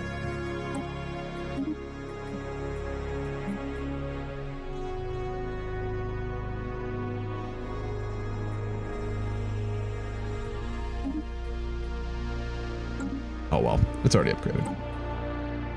All right, Yusuf can get a upgrade. Mission specialist imposing order through force. No. General improved coordination planetary invasions. No. Strategist or admiral? Strategist, definitely. I'd say, I think. Yep, strategist. Folks, he's one of us. Mayor Link. All right, I will rename him in just a moment. Research complete. Cool. He's a veteran leader now. He's 59, so it makes sense. All right, improved deflectors. Let's go for full fusion reactors. And we'll go for destroyers. It's a big upgrade there. Next ship classification. And then you wanted a renamed commander, wasn't it? New Admiral Mayor Link. Okay. Let's see.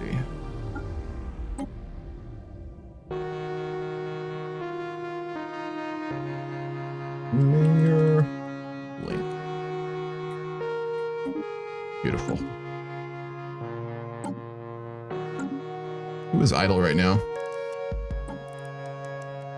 Yami, but we have a ship for her, so we can actually send her out now. We'll send her. She's gonna start excavating the Procyon site, actually. Let's do that. That's the ruins of Astrea, which we still haven't researched because we haven't been able to get into the system for quite a while now. We have fully, oh man, we got hostile mining core there as well. We really need to upgrade the fleet. On Janelu, we have a habitable planet, it seems. Janelu 3A. That's the frozen Gaia world. Black soil, submerged ore veins, rich mountains, frozen gas lakes, searing desert, grand canyons, crystal leaves, volcanoes, and forests. Overall, a very nice planet, though. We won't be able to colonize it for quite a while, but we do have another potential planet for harboring humans, which is fantastic. I think that's the only other one we've found so far. Yeah. Besides the one up there next to all those droids, which we can't get to. So, yeah, in the middle of in a ring. Hell yeah. What's up, Mage? Turkish space president? Would he be Turkish? He'd be Byzantine in this timeline. He'd probably be either from Egypt or from the Byzantine Empire. I'm gonna say he's probably from Egypt. An Egyptian farmer from somewhere in the Egyptian nation and the UNE. What is Robert doing? I have no idea. What is Robert doing?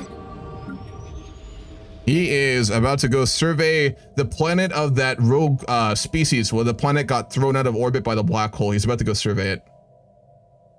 Examination of KC-621's strange photon emissions show the pattern is not entirely random.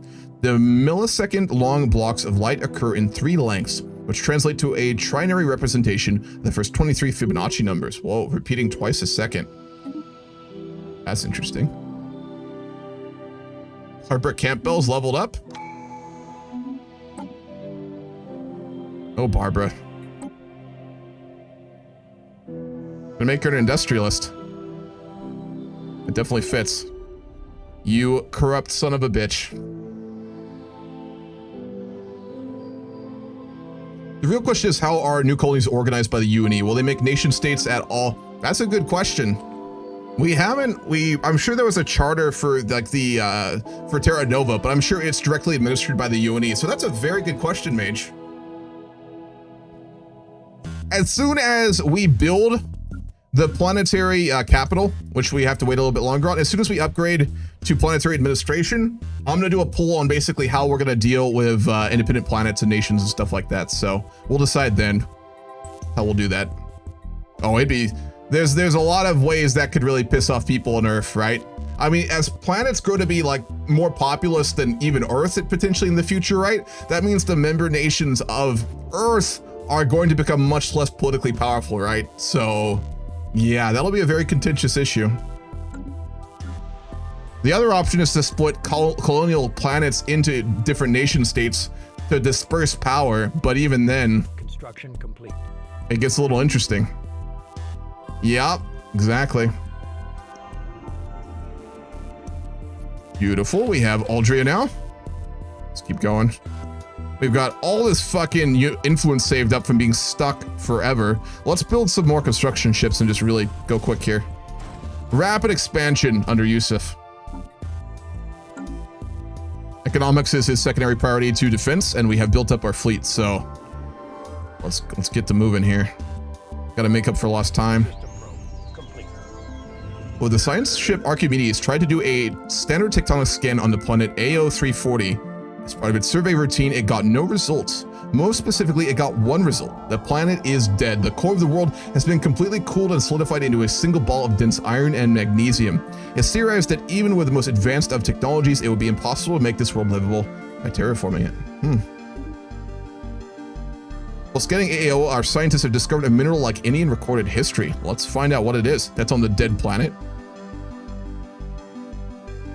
Yeah, the Crystaline things fucked us so hard.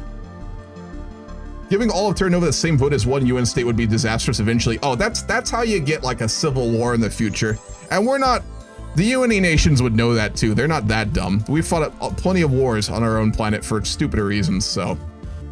Yeah, no, it's politically complicated. If you guys have proposals for how you want that to go to, I'll throw them into the voting if it's interesting. Infinium ore. This mineral our scientists found is truly magnificent. Under intense heat, it can be molded into anything, and when cooled back down, it's nearly indestructible. Our scientists are starting to call infinium for its nearly infinite uses. Athena Montelupo suggests keeping this infinium for further research and use. This says we can also sell it if we really need the money. We are gonna research the fuck out of it. Got a ton of minerals too. God damn. What's up, Anka? We are very much in Stellaris. And we've had a very stellar start. We got Pearl Harbored by crystalline aliens who genocided our first colony and caused our first UNE president to have a mental breakdown and go into retirement. It's been interesting. And we found a artificial planet right next to Sol which is built by semi-deity aliens who are fighting space demons, which got leaked to the public 3 months before the elections. Been interesting. Each nation on Earth will have a colony on Nova they can build. Oh, now that gets a little complicated because the UNE has centralized control on Earth, and it would not want to see that happen. So Yusuf himself would be against that. That'd be very hard to get past. The UNE itself, which is a very powerful political entity in its own right, would be fiercely opposed to that. Doesn't mean it couldn't happen, but it'd be a tough sell. All right, new construction ships.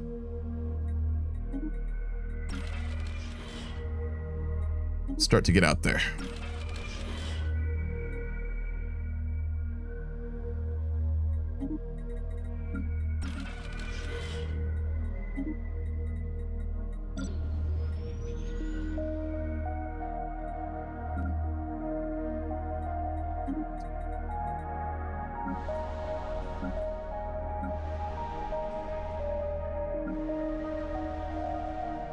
Looking good. How are our blood trees progressing? We're still researching them right now, I believe. Yes, we are. We're all working on it. When does the UN abandon the notion of sovereign states? Have they already done so? Yeah, nations on Earth are more like states. They're not nations, they're states, right? In the UNE Charter, they are administratively seen as states. Obviously, a lot of politicians and people on Earth would still see nations as autonomous individual nation states, right? But they're not really. Like, from a governing perspective, they're not. They're administered by the UNE itself. So maybe there would be political calls on Earth to return to more like decentralized rule like that with colonies and stuff, but it wouldn't be very popular at this point. We've had over 100 years now of UNE rule, so not gone, but not very popular anymore, I would think. So, Anomaly detected. Crystaline Cataclysm, that's a good name for it. It also causes issues if individual colonies want to succeed from their initial nation states. True. Yeah, 2,000 stars is huge. Sensors report a number of possible points of interest within the dense debris field surrounding GR78. We will research it immediately.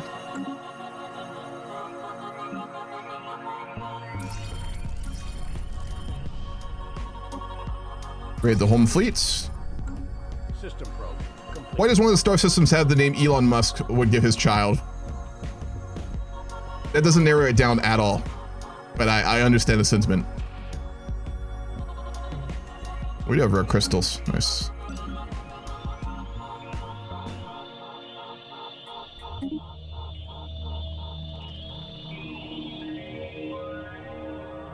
Spaceborne life forms encountered. We still can't fight any of these alien fleets we've encountered yet. Special project complete.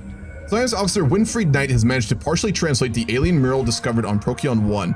It is a memorial for an ancient, extinct alien race that once maintained a small interstellar empire in this region of the galaxy. They were apparently exterminated by the creators of the mural, a fact that they seem to regret. Given that the mural has been dated to be in excess of 300 million years old, it's likely that its creators are also extinct by now. Perhaps more interestingly of all is the material the mural was made of. Despite its age, it's in remarkably good condition. Interesting. So we have a lot of minor artifacts, and we can do things with those. We have discovered the fossilized remains of a gargantuan gastropod, matched no previously encountered life form, trapped within a huge block of ice circling GR78. Its eyes glare fiercely ahead, tentacles reared, and muzzle twisted into a gruesome grimace. As if locked in a silent shout, the creature displays no apparent signs of sapience. We cannot bring it back to life.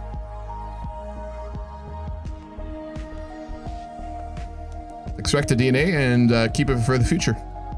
Could come in handy. That's a surprise tool we'll need for later.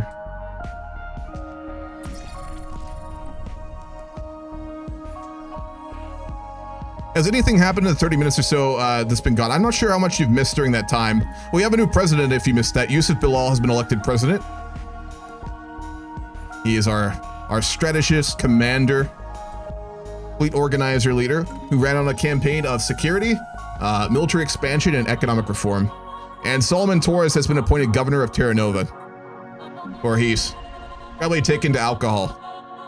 He's a Torres, so I'm sure he's just like constantly shit-faced drunk. Upgraded. Construction complete.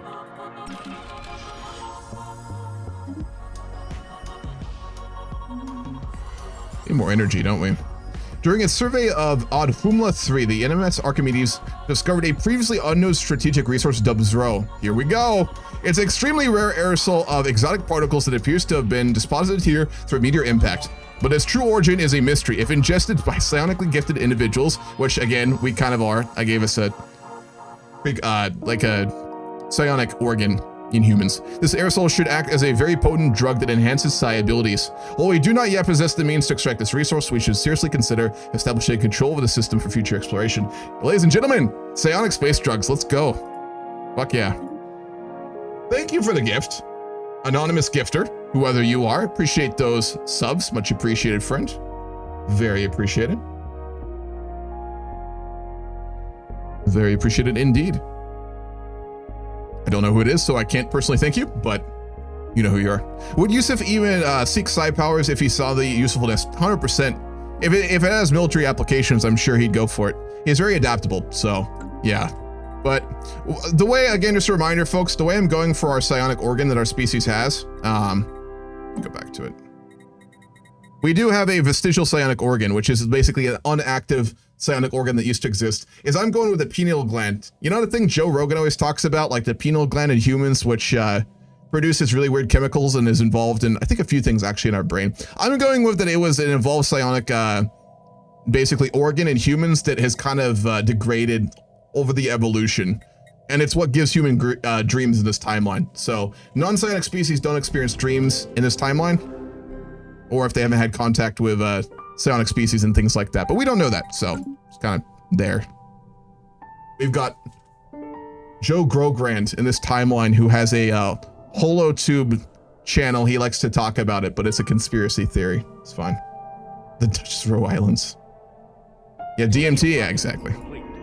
After rigorous research, we now understand why the tree sap summoned these creatures. The tree is able to produce a highly nutritious substance, which has machine-like abilities to repair organic tissue. The tree is a tree of life.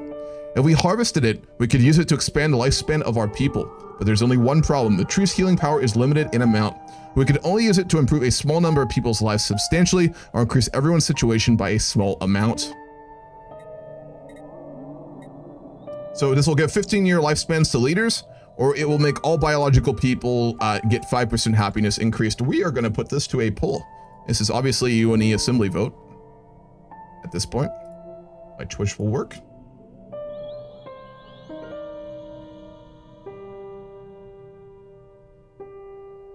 UNE assembly vote.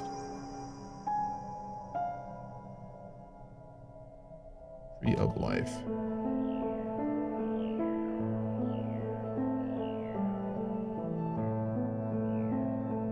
I'll do a really quick poll on this. This is 1 minute long. Let it drift? Not a chance. There's no way we're not going to utilize it. Let's be real. Not a chance in hell. They say that what causes us to experience lucid dreaming. Really? That's interesting. Didn't know that. But yeah, I thought it'd be an interesting route to take things, especially given how many mods I have on the mix psionics interesting. I'm not going to make us go psionics or go like telepathic, but just have it as an option. Given we're fanatic egalitarians, I think most delegates would probably be voting for the people, but it would obviously be a vote. How's it looking? Where the people is winning by a lot. That's about right.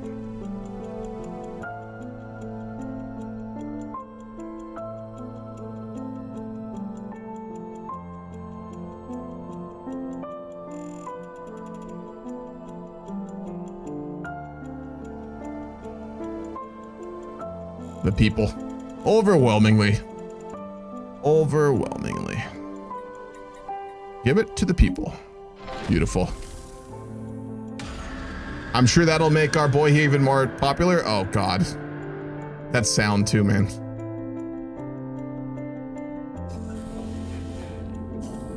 Oh, hold the fuck up. We got a bigger issue, actually. Well, not really, but a more immediate problem. News reached us from our observation outpost on TA 1062 that a recent local conflict between two political factions escalated and now engulfs the whole planet, something we know very well about. Fascists, syndicalists, and Democrats, where does that sound familiar, are now fighting each other in a bloody war. It remains to be seen which party gains the upper hand in the conflict and if weapons of mass destruction will be used.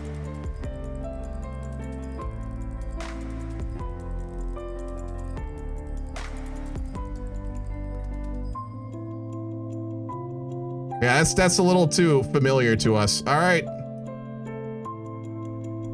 I'm gonna make this decision myself. We're not gonna get involved. We're just gonna watch it. No, not on this one. After the confusion, the interpretation work continued. Entropius' most terrifying weapon is not the horrible energy that can instantly extinguish the galaxy. Obviously, how is that not their strongest weapon? What the fuck? Obviously, both sides of the war are releasing powerful forces that we cannot understand. The level of firepower is nothing to them, and the most important weapon of Entropius is a mysterious energy called the Mist of Entropy.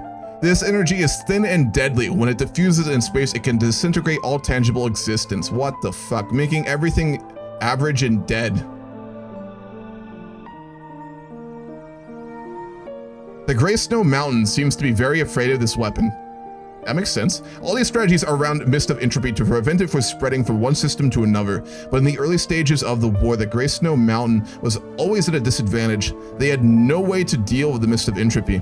For this reason, they lost one galaxy after another. Fuck. And were driven to the core of the galaxy.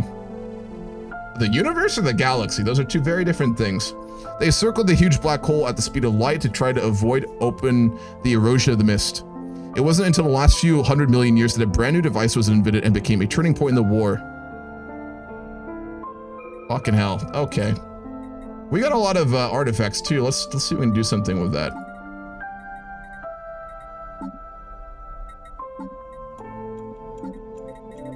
I forget which one is it. Here we go.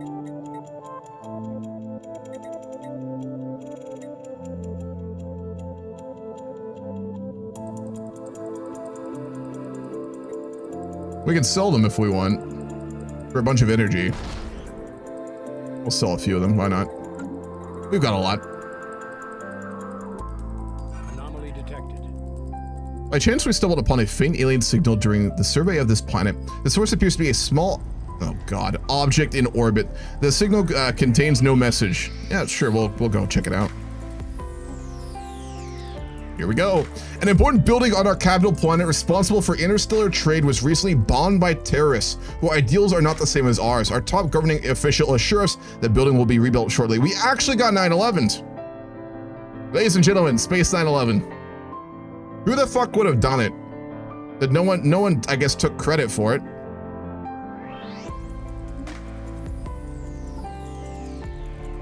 Oh boy. 10:08, yeah. This is not the best time for humanity, is it? We've had a rough period here. All right, we're already surveying it, aren't we? Yes, let's go survey. We'll go survey and excavate the precursor site on Rilkus. Build an outpost down on Wek.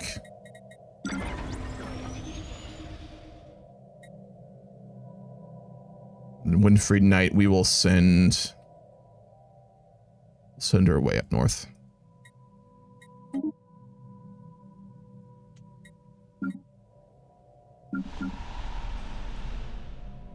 I can see the headlines already. President Bilal declares war on terrorism.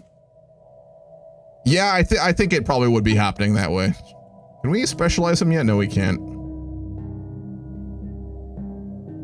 We save some, then they die anyways because of the hive mind thing, yeah? No, it's not the hive mind species. One second, let me get a save here. No, this is the other one. The fanatic militarist lithoids to the south. That's these guys, I think. They're having the World War. Yeah. That's these guys, the Yeznon.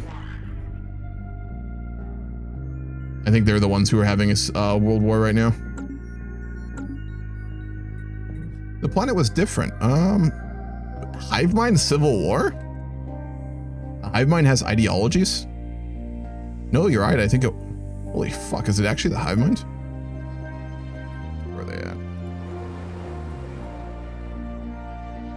I don't see the modifier for it. Did we make any other pre-FTL species? I didn't think that we did. Wow, it's actually the hive mind having a civil war. The fuck does that even work? There are apparently fascist trees and syndicalist trees in the hive mind of Dansflun, and they're in a world war. How the fuck does that even work? I guess it's a semi-autonomous hive mind, so it's not like one mind. It's just a bunch of little ones that all work together, but they have different ideologies. So it's a tree world war. Space is a fucking weird place, man. We're friendly with them though. Fuck. We can't do anything to help them either, it doesn't look like.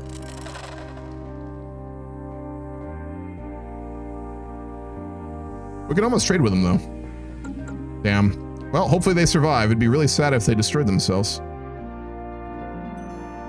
All right, here we go. Let's specialize him. What would he be specializing into?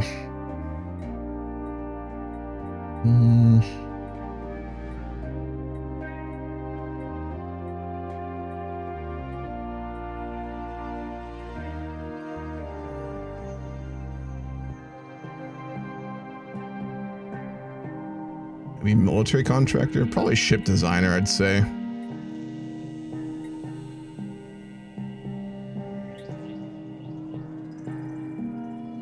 Yeah, he's a strategist and a commander.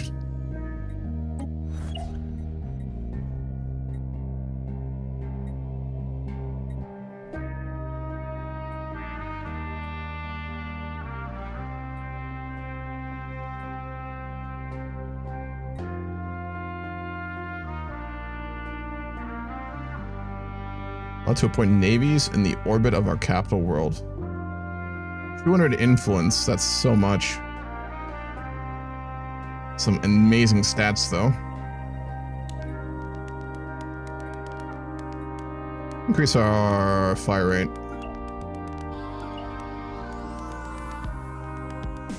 Then charisma, affair, inspire ideas. We're gonna work on affair. He seems much more the practical type. Just get things done. Fairly charismatic, but it's not his main focus. We need food too, Jesus. Sell some of our minerals.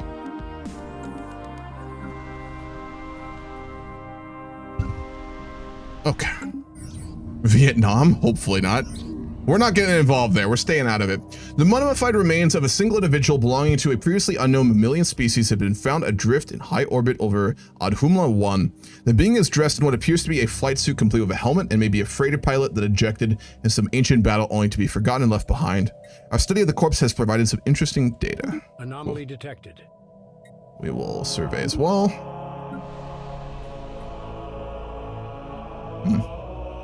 Vietnam. Research complete. Cool. We have terraforming. Huge. Obviously, we know what we're going to go for here. We're going to do interstellar fleet traditions so we can build a fleet academy. Huge, and a huge priority for the current president as well. We almost have destroyers as well. Terraforming. Can we terraform Mars now? Be fucking huge. Should be able to if we have terraforming. Where are you, you beauty? There you are.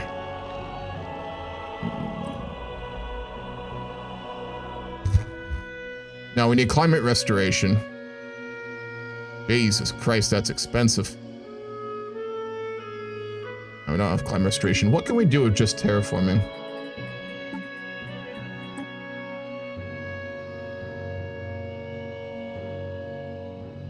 Engineering complex. Can terraform. Only certain ones. They gotta follow sunset. Oh, Venus? There's no way we can restore the climate, so...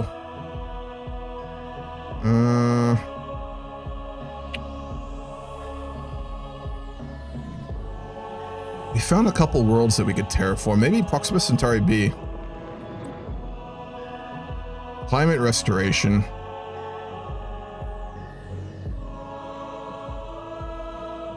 Oh, let's see. Change the planets that you can colonize but are not suitable for your pops.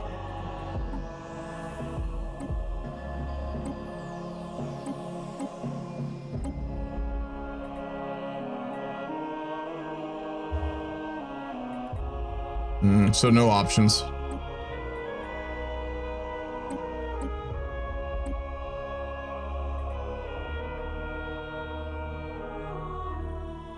Well, let's hope we get climate restoration soon. That'd be really sick.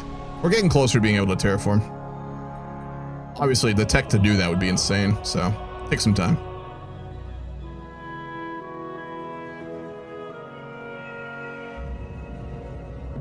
Immense ragged planes of shadow drift across JE 497 1B's face. They are cast not by clouds, but by sheets of organic material drifting through the upper layers of the atmosphere, hinged or rather jointed to allow for a small degree of articulation. Science officer Joaquin Martinez is as yet unwilling to say whether these things are flora or fauna or what possible purpose, if any, they elaborate, shadow casting might serve. System That's probe interesting. complete. Going north. It only shows bare and icy. Thank you, Gray. Look again.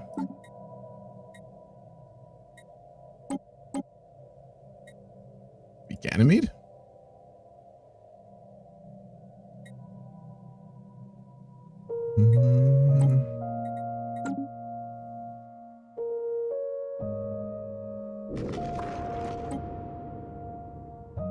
We need the Edenization technology. We need geological reconstruction. Take a look at the planets to see if we can do it, Tinny. Might as well. Centauri B is not an option. Toxic World? Nope. Terra Nova. Centauri C. Yeah, that's the gas giant. That's not happening. Be Procyon. Gas giants. Molten World. Nope. Procyon 4. Barren World. Edenization's needed.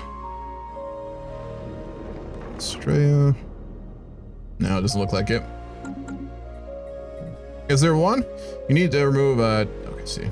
Look at a tundra world. You can terraform it.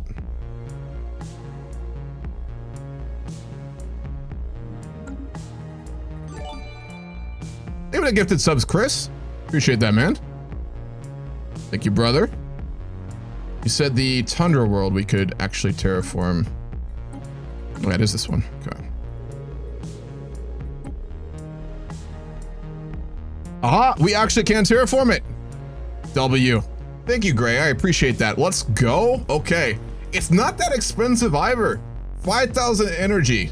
Oh god, this is the this is the fucking demon hell world.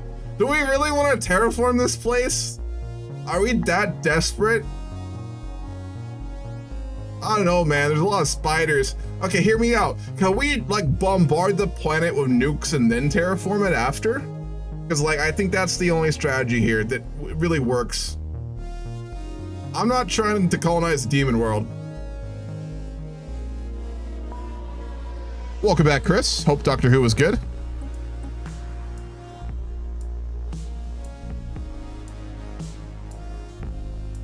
Immigration push. People literally will want to leave this planet. Yeah, that's about right.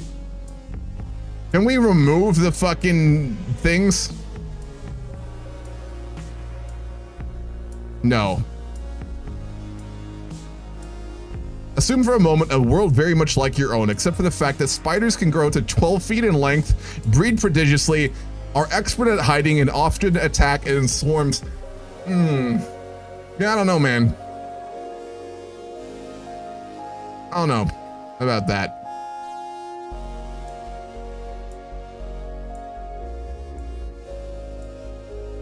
Hey, UN Assembly vote time. I think I know how this will go, actually, but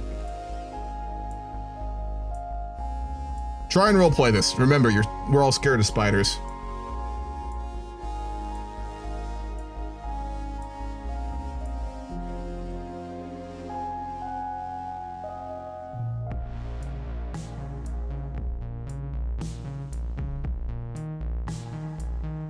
Beautiful. All right, pull up. Remember, you're all congressmen of the UNE Assembly discussing whether or not we should even try and terraform this literally, it's called a hell planet. this good size. I mean, if we could get rid of the fucking things, it'd be probably a pretty good world. We could literally like use this as a training grounds and send in the entire UNE military, but there's the chance they all just get killed, right? I mean, there's a lot of spiders. 12-foot long spiders, man. Yeah, I think the name would have to have something to do with Australia. I agree with you on that. Yeah, Chris, absolutely. It's literally called a hell planet. Let me show you. There's an ominous, probably semi-intelligent purple fog that comes out at night. And then there's a world overrun by a pack of giant arachnids. It seems like man doesn't even think of setting foot on this world. Early explorers tell stories of nighttime hissing coming from the treetops and caverns, of endless thumping sounds as they hear these arachnids walk over their ship. It is not known if any of the early explorers actually set foot outside the ship or if they're sending a drone out and lied about the reports. So yeah, there's giant 12-foot spiders everywhere on the whole planet. They're everywhere. Yep. That's what I'm saying. I'd personally live on Earth myself, but there would be people willing to colonize this planet. There would be people out there because it looks like it's got a lot of wealth in it, you know? Anyway, we'll let the vote decide and move on for now. Were there any other planets we could terraform? It's a huge resource seek just to even make it habitable. That's the thing, right? Construction complete. Tundra, maybe Boreal? We colonize a Boreal world, maybe. Boreal. Oh, we have to get it in our borders. Might be able to do it to WEC 3 actually.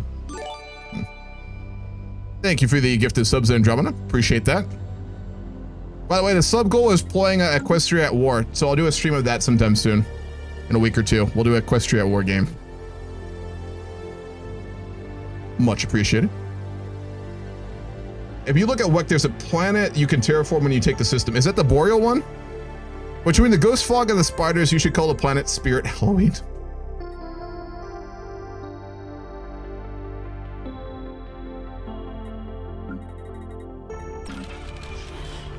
All right, let's industrialize the Kiel system. Let's industrialize the Rilke system. And we will send Montresor Saldana. We'll send them north to Viet. Keep in mind, we do have a planet we can actually colonize here. A frozen Gaia planet. So it's not like we're not about to get another planet in just a moment too, which is really good. System probe complete. True, a lot of subs today. Much appreciated, folks. Yeah. Yeah, but you know, we could have 2 new worlds instead of just 1. That's what I'm saying. Oh, is that a gateway? It is an L gate. Uh-oh. Gonna follow, duck. Oh, hello. I wonder what could be through here. Certainly nothing that could destroy the galaxy. Never. Never.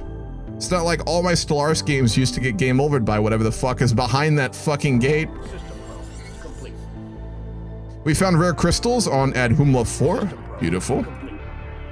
We'd already gotten a bunch off of the crystalline structures we've been actually mining on Terra Nova, but we now know what they are properly. All right, let's see if we can terraform it. We can! Okay, beautiful. How did the poll even end? We need more worlds. All right, we are gonna terraform it, but before we do that, I think we should probably terraform WEC 3 first. We can turn it into a continental world in 10 years, 25 size, no giant spiders, hear me out, no semi-intelligent purple fucking fog that comes out at night. I'm liking this already. It's already selling itself. Frozen gas lake, lots of inclement weather in the mountains, ore vein cliffs everywhere, beautiful. Fungal caves, humid forests, and again, no giant spiders. I want to reiterate that again. No giant spiders. Yeah, I'm sold. New London? You shut your mouth. I've played Starfield. Don't you even try. Okay, if we do colonize the hell planet, I'm down to call it New London. Just because it'll be funny. We need 5,000 energy. Let's see if we can go about getting the sum together for that. Same here, person. Same here.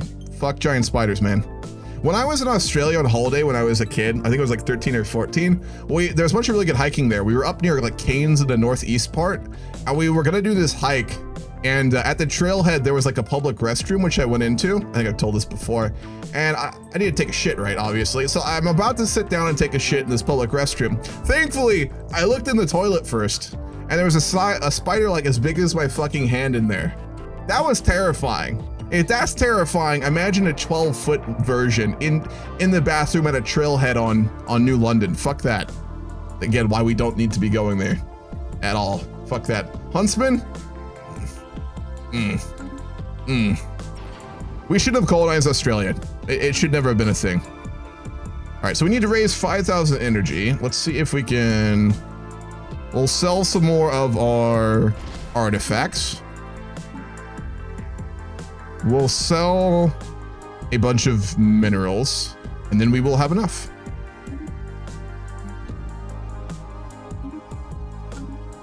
Beautiful. We're gonna do our first terraforming project on WEC 3.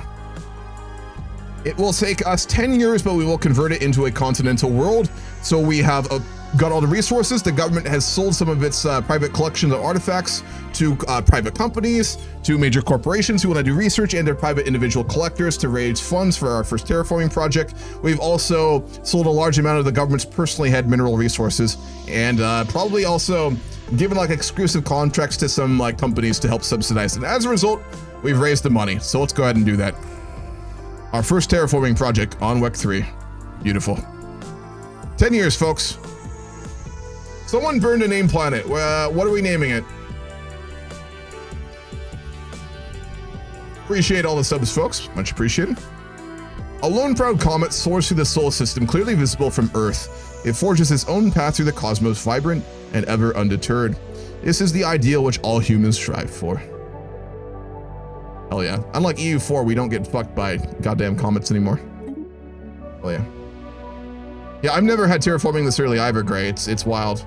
You can roll random things like this, and with the technology mod I have on, it changes a lot of things as well. There's a lot more technology, and it kind of changes when you get things. I mean, terraforming could be doable at this point of like human history, right? It'd just be grossly expensive and long and hard to do, and a good chance of us fucking up. All right, we have completely researched the Cantus system, and we do have a survey site there for that rogue world from the, I can't even see it. Oh, there it is. We could see it if you put it like up against something. There it is. That's cool as fuck how they do that.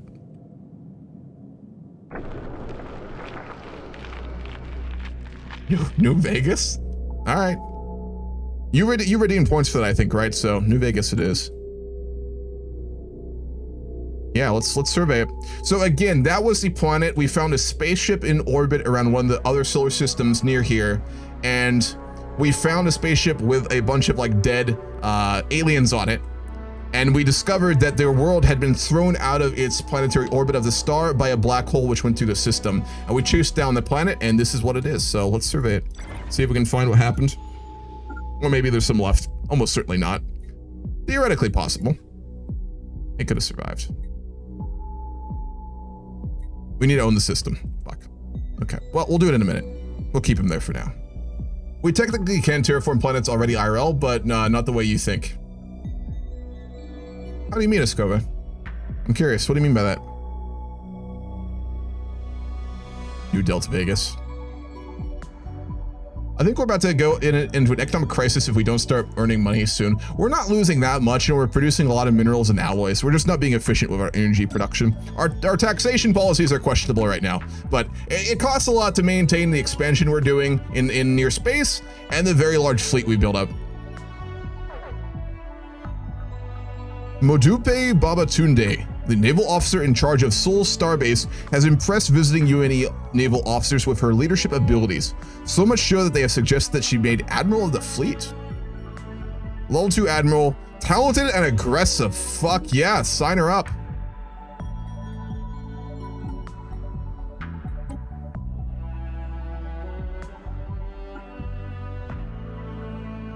Oh wow, she is a very good Admiral. Ship fire rate, ship weapon damage, daily hull regeneration, daily armor regeneration, leadership experience gain. She's a clerk. And she's got an energy focus for weaponry. Not bad. We will need to fire someone, though. We'll fire away. Sorry, buddy.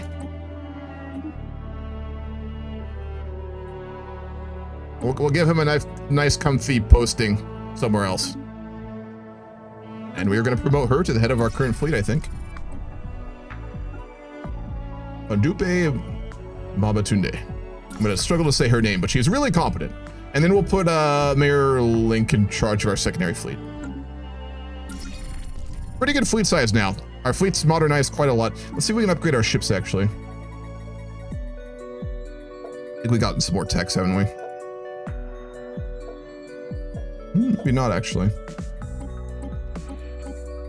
Yeah, we got we got iron thrusters.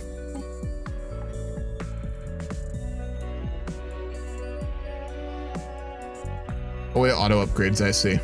Okay, never mind, we're good. Yeah, iron thrusters on all our ships. Cool, cool. Food ain't great? No, it could be worse, though. We have a few deficits, but we can rely on private corporations to be able to compensate for some of these things. That's kind of how I'm viewing it when we run a deficit. The private market. There's been proposals to terraform Venus using extremophile bacteria to produce acceptable atmospheric conditions. Since Venus already has a magnetosphere and an atmosphere, it is doable. The current conditions on Venus are not unlike those on a much younger Earth, yet true, it just developed very differently, and it had the runaway greenhouse gas effect, right? And early bacterial life helped transition from livable conditions. Huh. That'd be wild if we could actually do it. That'd take a long time, though. Let's go. Do you know how long they'd estimate like that would actually take, though? Wouldn't that take like thousands of years to even get anywhere? The sensors of our science ship have picked up a weak signal around QW7113A. We will research it immediately. Research complete. Houston, we should nuke it. Are we still talking about the spider world? Because I agree with you on that. We're growing so fucking slowly. I'm gonna speed up a little bit for a while. Just pause more often. I don't like to rush early Stellaris because I don't find myself being as immersed in doing what I need to, but on this account, it's fine. Let's build our first destroyer. Out of the fleet for now.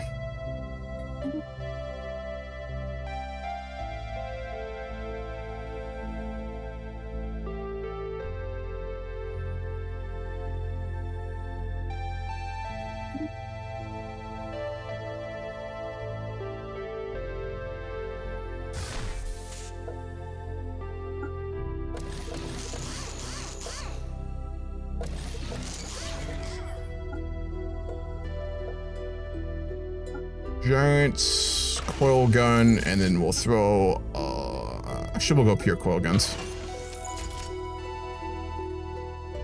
We'll name this what class ship for our destroyer, the new pride of the fleet. What are we naming it? What are we naming this bad boy? Anyone got a good name? Archon, that's a good one. Beautiful. Let's build an Archon class destroyer.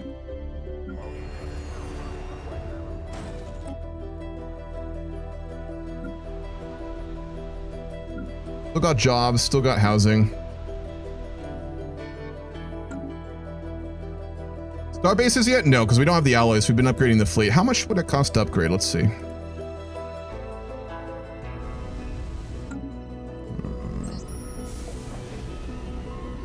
$200. All right, we'll do one now. We'll do the others very soon.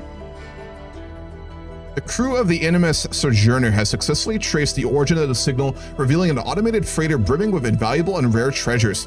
Cecilia Brito postulates that the freighter fell prey to the planet's gravitational pull while on its designated course. It appears to have been governed by a rudimentary AI system that malfunctioned, which explains why they got caught up so easily. A lot of energy and some minor artifacts. Nice. The Arbiter. Sounds good. We'll name that. No, why not name the Destroyer? We'll do that one when it comes out.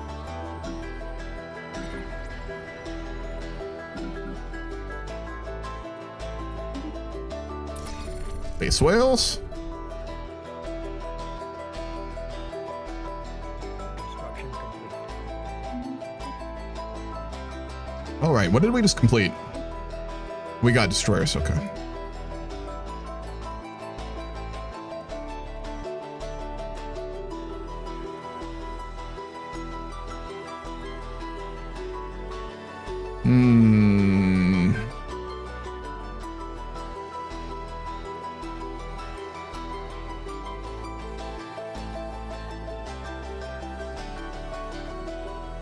We gotta do it. We're gonna go to geothermal fracking.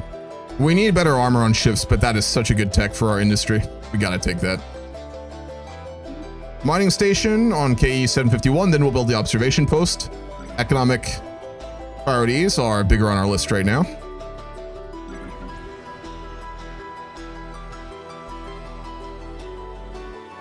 Keep him there.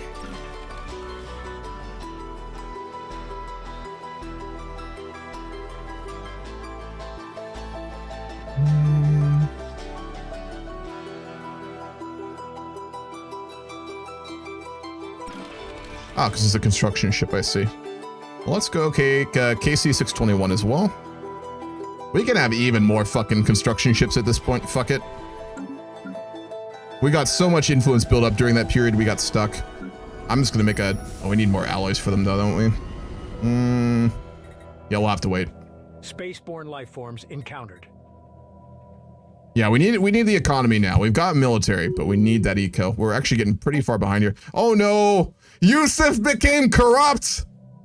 Yusuf, no! Oh, come on. Didn't think he had it in him. I didn't think he was that guy. Oh, that's heartbreaking. Fuck.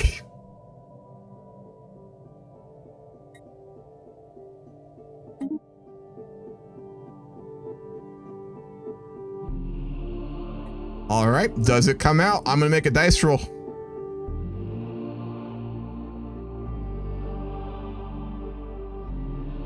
Share my screen for it too. All right, if it is above 15, it comes out. If it's below 15, it's kept secret.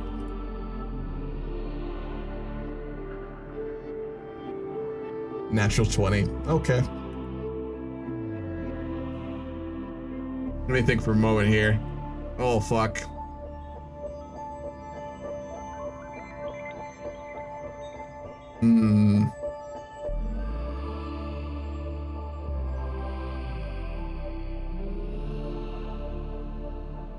He's gonna be removed from power, and we're gonna publicly put him on trial before the UNE Supreme Court. We're gonna put him on trial. Basically, the amount of evidence that has come out about his corrupt dealings, probably also linked to the governor of Earth, Barbara Campbell, who's also, her corruption's probably come out. It's basically been concluded that there is an illegal insider trading corrupt system within the current UNE presidential administration. The president's been connected, his low-level advisors has been connected, the governor of Earth, the minister of state, Barbara Campbell, have all been connected to this. And it's probably the largest scandal in human history. Billions bordering on trillions of UNE credits have been linked to this affair, and the private holdings of the current president, Barbara Campbell, are astronomically high. There's been a private corruption investigation ongoing led by, let's see, who would it probably be? No, his own defense minister is gonna investigate him. That's what we're gonna go with.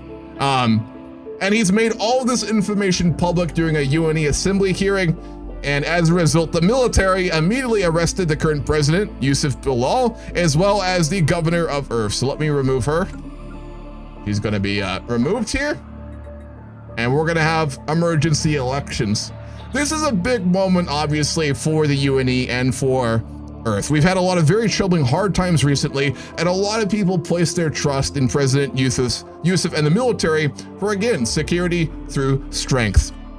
Prosperity through strength. A lot of people thought that he was a very trustful man, one they could be safe with, but it's been revealed he's really nothing but a corrupt bureaucrat and commander who's lining his own pockets of the high status. This is also going to probably desecrate the role of president of the UNE. We had Solomon Torres, who made a bunch of bad decisions, had a mental break and left, followed up by a corrupt admiral who accumulated a fortune, has been publicly arrested for his actions. So, emergency elections, which I know there's a command for. Let me find it. I think there is, at least. Thought I saw it. Yep, we're gonna start emergency elections here.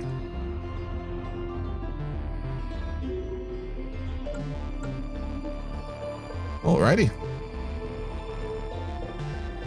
So we're not going to basically decide the fate of him until after the election. So right now, let's look at the leaders. Would he run again? I don't think so. I don't think so. He's not going to run. There's no way. There's no way. That boy is just an alcoholic governing Terra Nova. He's the front runner in the election, apparently, though. I'm not going to put him on the poll.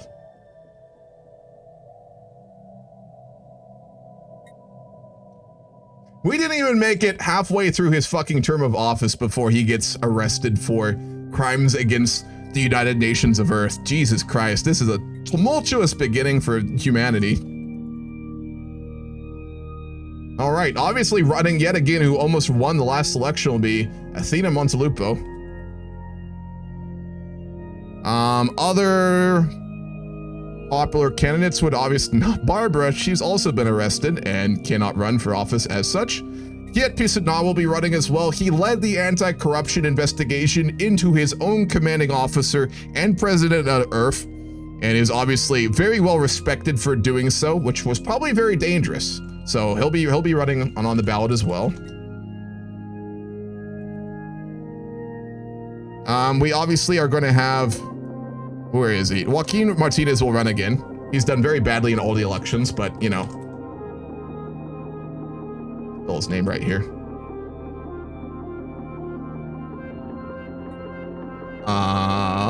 Anyone else would be running? Let's see. Oh, not really. Does anyone else have the politician trait? If they do, I'll add them. If not, we're gonna keep it as is. Principled inside trader, very nice. No other politicians here.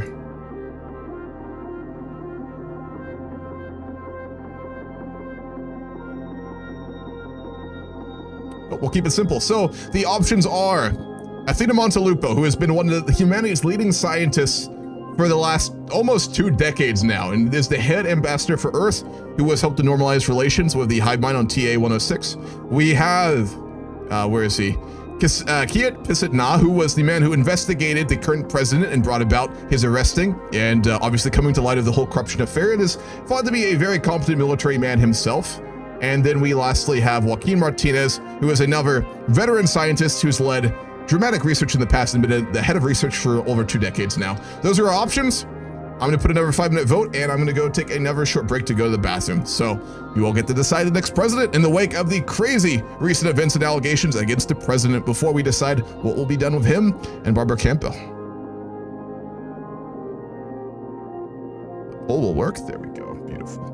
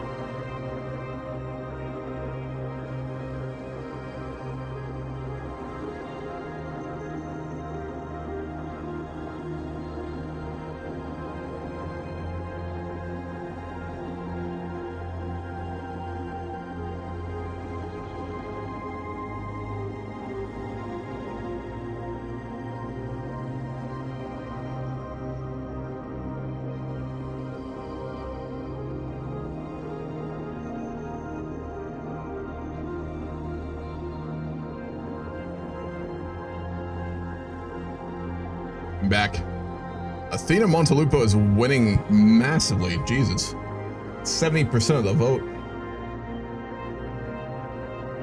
God damn. Both Kiel and Joaquin Martinez are not good elected options here. Both are polling, probably around 20% each tops. Alrighty. To be fair, there's not a lot of well-trusted, well-liked politicians at this point in the UNE, period. There just aren't. I'm not even gonna wait for this. I mean, obviously we know who's gonna win, so. Jesus Christ. How much unity did we have? Probably around 2,000. It's gonna do enough so she for sure wins here. So they make it a sure thing. Just be safe so I don't give too much. 1,500 unity. Okay, well, we will find out in 180 days who is winning. But in the polls, Athena Montelupo is dominating. Xenophile, scientist, politician, very well respected, perfectionist, politician, yeah, very capable. Military has probably lost a lot of respect for humanity as a whole right now as their connection. So that brings us to the next poll. Yes, you can. I've got channel point redemptions for that lollipop. If I'm missing them and people are doing them, let me know. So that brings us to our next poll. You are now no longer members of the UNE Parliament, and you are all members of the UNE Supreme Court. And you are deciding the outcome on the trial against him. Against our dear Yusuf Bilal here.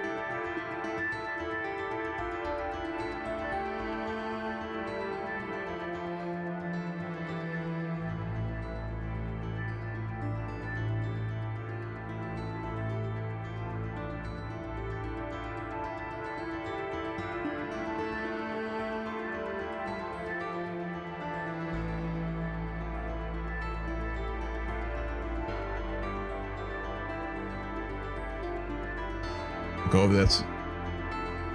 3 options, up to y'all. Aliens, I tell you. I could have added that.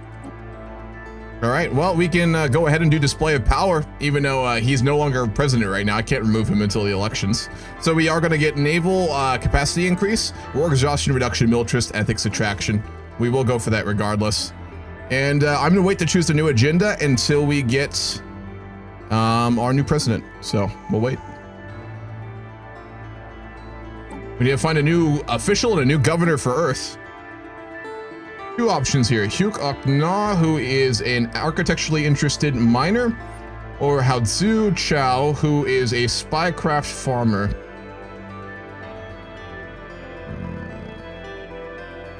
We'll go with Hugh Okna, who is also a militarist, but that's fine. Given that Barbara Campbell is about to be fired and or imprisoned. Exile? No, I don't think we do that quite yet.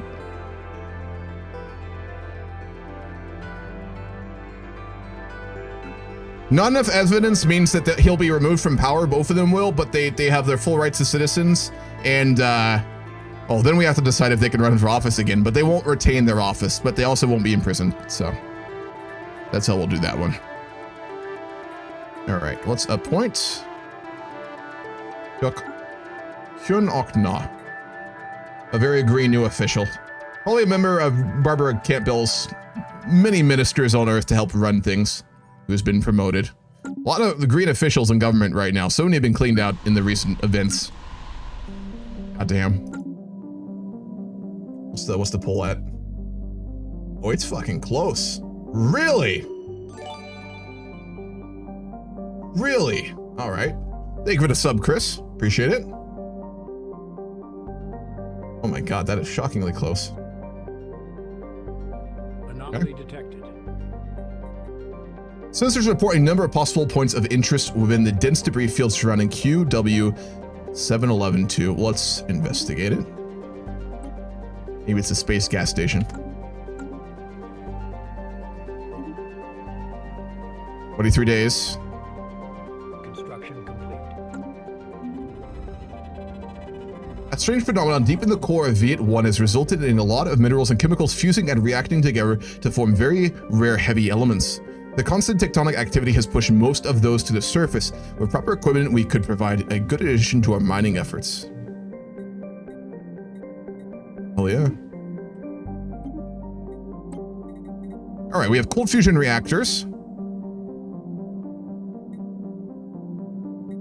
Let's go for applied quantum physics. That's a really good one. It'll take a while, but that research boost is huge. Housing, unemployment's fine. We finally, I think, have enough people to get rid of the crystals. Yes, we do. Let's do that immediately. Hopefully it's not bugged. All right, we are getting there now. Big.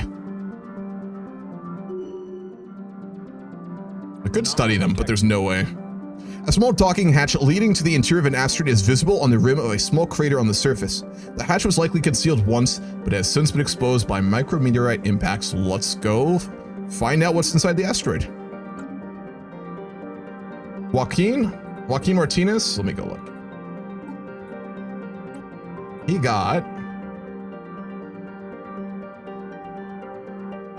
controversial reputation. Many would be happy to see the leader go. Their mere presence hurts the cohesion. We're gonna say this is due to the fact that many people still believe that the official report was wrong and that he oversaw the research on Sokios on that planet and was responsible in not allowing it to go to the public. So he's very controversial due to that. But his capacity as head of research is such that basically no government has gotten rid of him. So we'll see what Athena ends up doing. Given she's actually just been elected. Beautiful. All right, we have our new president, Athena Montelupo. She is a very capable politician. The leader has an affinity for politics and is well versed when it comes to fiery debates. She is a perfectionist, which does not help her in office. Well, probably, but not directly. Politician and quite capable. 64 years old, egalitarian, quite capable. Alrighty, let's decide our next governmental agenda.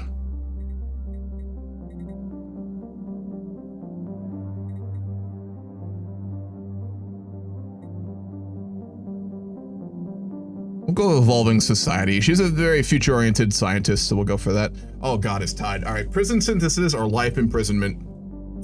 Coin flipping time.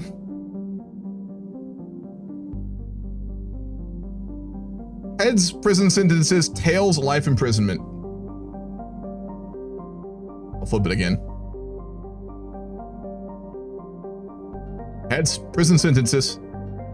So we'll go 30-year term. They're going to prison for 30 years with the evidence gathered. It was enough to indict them on crimes against the nations of Earth and clear radical amounts of corruption in government. So they're going to a prison facility somewhere on Earth. It'll remain there for 30 years. So it's not for life though. They will get out at some point, which obviously would basically piss off everyone. Half the people would have wanted it to be more, and then the people who thought they were, I'm sure there would be, who thought that they didn't do anything bad, would be angry too. So it's a very controversial decision. Oh, fuck. A closer scan of the debris field of QW711 has led to the discovery of an airtight capsule containing an atomic clock that measures time with unparalleled precision. It has a frequency uncertain to low that it would be another 897 million years before it gains a single second and is counting down to the date 42 years and 3 days away. The capsule holds no clues as to what this date signifies or who the owners are. So the first thing our new president is getting to deal with is a capsule with a ticking possible bomb on it. But she's a scientist, so we'll keep an eye on it. Fuck. That's mildly terrifying. All right, so we're gonna go more scientific focuses. We're already doing that to a large degree. I think her first act in office is obviously to provide more funds for the terraforming effort on WEC 3, which we can't do in game, but roleplay wise we'll say, and also to basically deem it a future research world, in the sense that basically we're gonna be sending the best and brightest to WEC 3. We're not gonna destroy the naturally very beautiful terrain, and we'll instead be utilizing it to build like research stations there on the outer rim of human space. So we'll designate that as a major policy. We're doing so much scientific stuff, there's not a lot we can really do here to further things in any scientific manner, because we've already maxed out our scientists and stuff. Yeah, not really. We'll need a new scientist here, though. We're way over.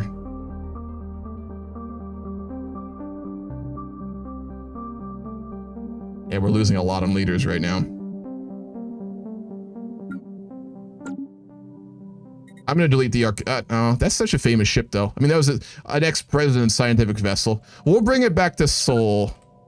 Or actually, we'll bring it back to Aldra, where we're going to build that space station already did, and then we'll keep it there for the next scientist. I'll pull to colonize the Gaia world or hold off. We're right about to. The only reason I haven't is I was waiting for the industrialization to finish there, so we're about to do that. And then let's also take Kentis. We'll expand into AO. When we get more allies, we will at least.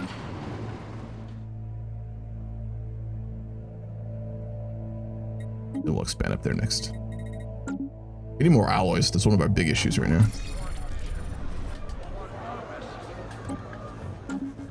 Did I just delete that event? God damn it. Construction complete. Well, we have xenophobes on Terra Nova. That checks out. I didn't read the event, but there's a lot of xenophobes currently on Terra Nova. Given that that's where, like, the crystalline entity, like, bombarded and genocided a bunch of people, makes a lot of sense. A large portion of asteroid A1233H has been hauled out to allow for a construction of some kind of shipyard. It has been abandoned and exposed to the vacuum of space for centuries, but anything useful remains. It has already been looted by previous explorers.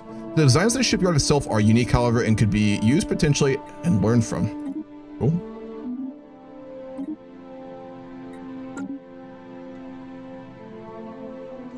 Yeah, true. We do need to get a new administrator. It is very true. Head ambassador. Who will we go for?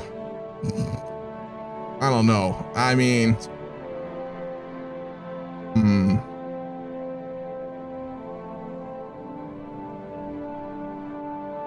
Anyone diplomatic?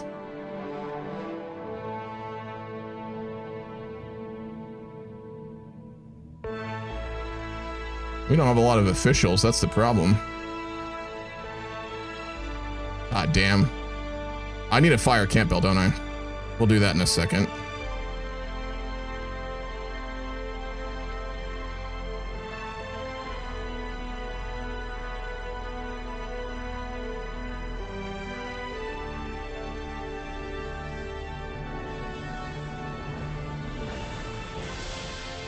Hyun Okna is already getting a promotion. We need new faces in government. We need young talent. We're gonna promote Hyun Okna, the recent governor of Earth, and she can remain also governor. So yeah, we'll go for that. She's semi-safe. She's relatively not been in power for long, so she's probably not in that corruption circle with the old president, and seems very capable and is a xenophile, which our current president would love. So that works perfectly.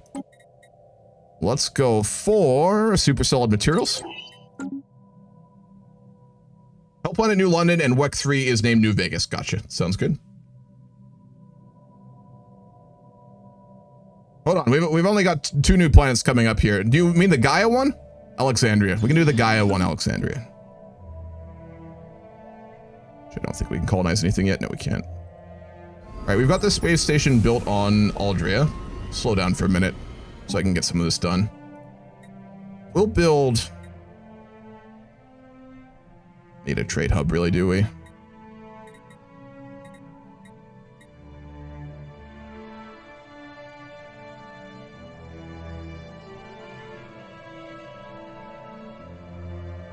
And battery. They're choke points, so we need our alloys, though.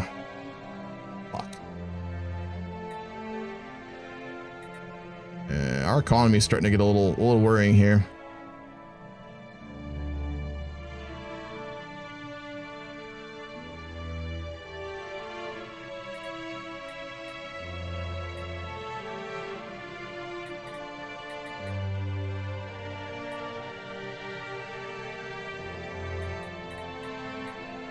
And we can't upgrade it yet, can we?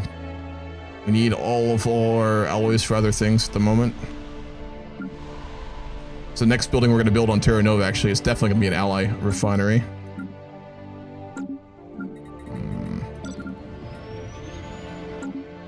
Waiting. Construction complete. Heropolis in the slums of New Eden section of Earth, where all the homeless and vagabonds gather. Am I missing one? You were the first to redeem, weren't you, Grove? Grover, do you want us to name the WEC planet that we're terraforming, or do you want us to name the Gaia planet what you wanted originally, Grovopolis? Upon landing, the science team uncovered an advanced mining and engineering facility, remarkably sophisticated in design. This facility, it seems, was the creation of a stranded alien long ago. Isolated on this world, the alien ingeniously harnessed the planet's resources to construct a spacecraft, a testament to survival and technological prowess. The facility, with its intricate machinery and unfamiliar technology, offers unique research opportunities. We're going to take the engineering with our current president. Terraforming? Sounds good. One of our worlds has recently had its diversity strengthened, both increasing immigration rates and decreasing anti-alien and xenophobic ideas. The campaign has now reached its end after 5 years. That was on Terra Nova. Construction complete. Joaquin Martinez had another giant breakthrough. All right. The expedition team found a safe spot to set down camp. Additional equipment and personnel are being dropped off in the makeshift camp with small dropships. The expedition is now getting ready to search the nearby precursor ruins. Beautiful. Under Ediami?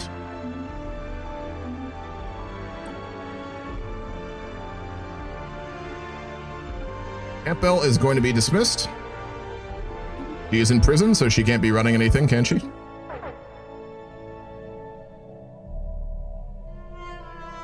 System probe complete. Lollipop, what are you wanting? Which planet are you wanting to govern? It'd have to be one of the new ones. We'll build the economy on KC. I also need to fix the cooldown on some of these new channel point things I added as well. That's quite clear right now. What's a pigeon? Hell yeah. A lot of mods. I think I've got like 150 on. Hopefully remain stable. There is always the chance we get a game-breaking mod with the mod set, folks. I did run a couple tests hundreds of years in and we were fine, but you never know. I am personally willing to risk that, though. That's a sacrifice I'm willing to make. Survey the singularity. That hyperlane map is really weird. We also still haven't met aliens. It's been quite a while. No, I'm a little worried about that. Well, to be fair, we've only surveyed such a small portion of this mega galaxy, so they're out there. They're out there waiting. Need those alloys.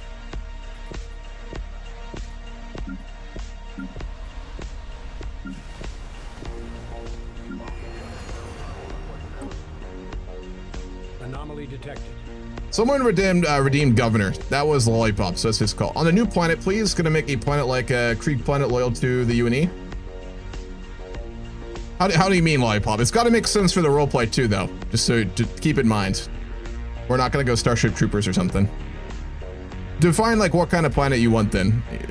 Want to clarify that. Initial analysis of the asteroid's composition points towards potentially interesting finds. We will research it. Human clothing is not currently allowed. It is banned in the UNE Charter in this timeline. Unusual crystals appear to be protruding from the asteroid named AZ-11 in the solar system HE-385. We're really good at naming, aren't we? The science ship Grissom has identified crystals unusual but not naturally forming. It's theorized this asteroid is part of the large moon at some point in its life. The crystals are the result of intense heat and pressure from when this asteroid was still deep part of the moon. Very cool. Rare crystals, yes please. A signal beacon orbits AZ-11, beckoning travels nearby. On the asteroid, a giant metal monolith looms. We gotta go see what that is. We're finding so many things built by dead aliens and no live ones. It's kind of crazy. Yeah, cloning is banned. Yep. We can change that later if you guys want to do votes or we have roleplay reasons for it, but right now it's very much banned. Also, we have officially colonized the Janilu system, Gem Butchering, and we are going to send our second colony ship very far away from the core worlds in Sol and Alpha Centauri, all the way out into the corner of our expanding UNE borders to what we are going to be naming... Fuck, we need 2 more allies. Oh wait, a tick. This one was, who was the second person to redeem after... Let me go look at the rewards.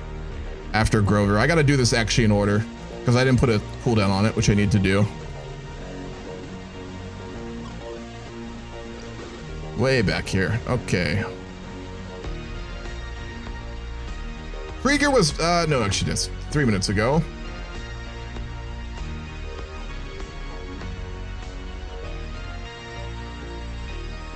Dolphin was next.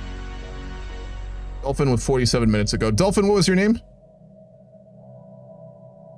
You, I think we're after Grover here. Did he say he wanted Alexandria? No, that was Andromeda. I don't remember now.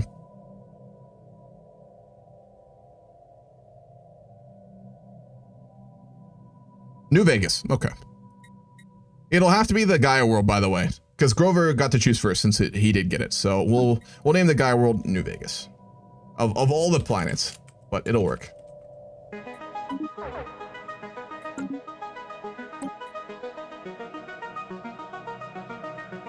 Oh boy. Folks, we have a bit of an industrial crisis at the moment here, I'm afraid. And a food crisis. And a consumer good crisis. But we don't have... We need more worlds. We really need more worlds right now. That's the big thing. We can't build planetary habitats yet, so... The monolith we found on AZ-11 dwarfs the science ship we sent to investigate it. A majestic smooth slab of metal, the once garnished pigment patterns on the front have been reduced to mere flecks. A small power outlet on the machine side promises its secrets will be unveiled in exchange for a modest sum of energy credits.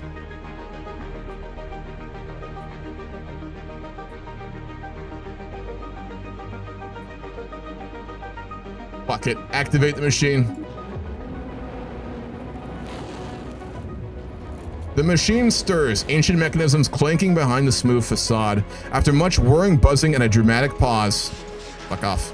A metallic panel slides back and a ship-sized cylinder rolls out of the machine. Thought I paused. Contains an ancient beverage. Still miraculously preserved against it. Is this a vending machine?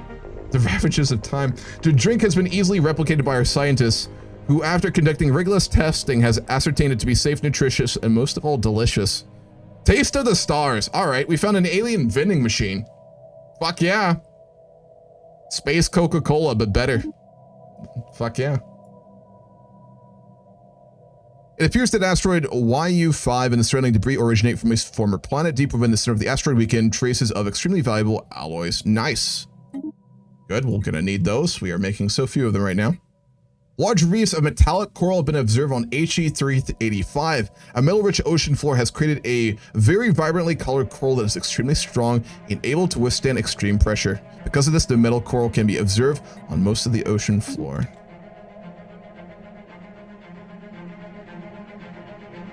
I don't think I have it on shuffle. There we go. That's better.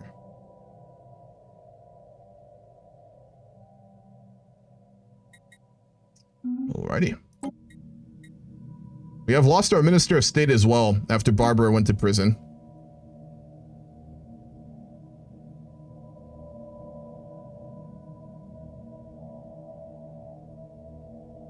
I mean, we kind of got to, don't we?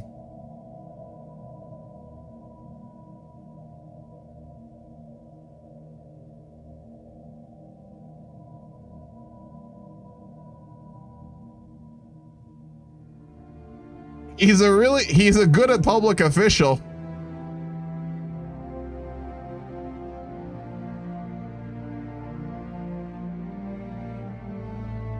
He'd help deal with our farming problem immediately. He'd provide stability for the entire empire. Is that or a fucking spy, which we don't need or would not want, right? Now Solomon's the governor of Terra Nova. Fuck it, we're gonna make him Minister of State. Solomon's redemption arc. He's come back.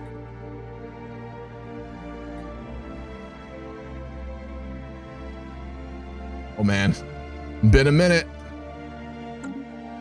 He never technically did anything wrong. It's not like he was Yusuf and like was just massively corrupt. He just governed during some pretty shitty circumstances. right? I mean, it's just an unfortunate series of affairs. Our scientists are in the process of gathering insights from our pre-FTL study subjects. We may discover a new insight technology during a breakthrough event. Oh yeah, okay. That's been ongoing for a while, actually. We're slowly getting rid of the infestation.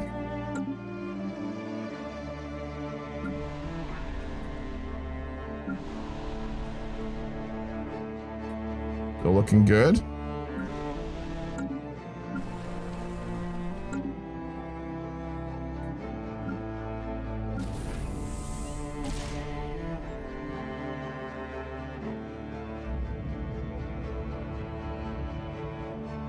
We have now found beings far surpassing anything encountered in our Empire's spacefaring history.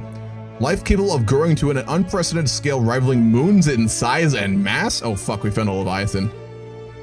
Nothing could have prepared us for this. The day will forever mark a turning point in the story of the United Nations of Earth. Let us hope we survive long enough to tell it. What the fuck did we find? Where is it?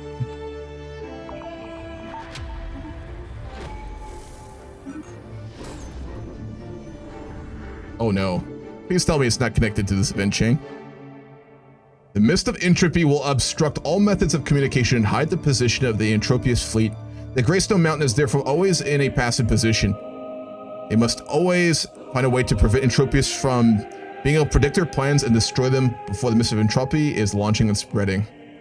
So one day the research department of Greystone Mountain discovered that the dark energy signals can pass through the thick mist. They developed a brand new detecting matrix and the balance of war began to turn. The Greystone Mountain began counterattacking and regained every piece of lost ground. Entropius became even more crazy, desperately spreading mist and detonating the huge black hole group at the core of the galaxy. The record came to an abrupt end here. We don't know if there are still any Greystone Mountain or Entropius in the galaxy, and we don't know the extent of their war.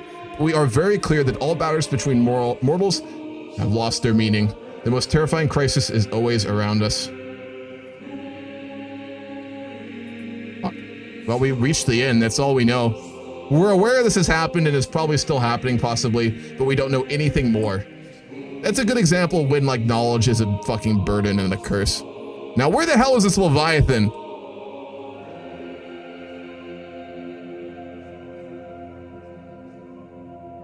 Thought we encountered a Leviathan. Doesn't look like it.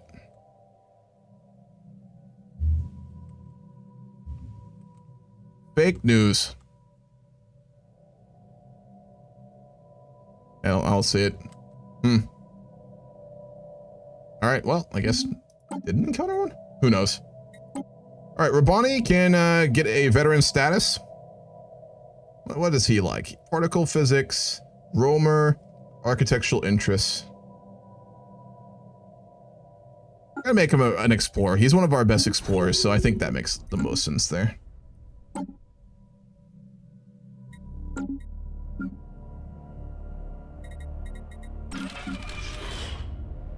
Alright, let's start. We will mine this sector, and then I thought we had a scientist. No, I didn't leave him there. Let's send him back to excavate that rogue planet that we found. Forgot that's why I was making him stay there. Minor artifacts and science from that planet that we discovered. Wow, that's pretty good, actually. We need to bring a construction ship back for that. In the meantime, let's send Rabbani out. Actually, we never did the ruins of Estrella. We'll send him there.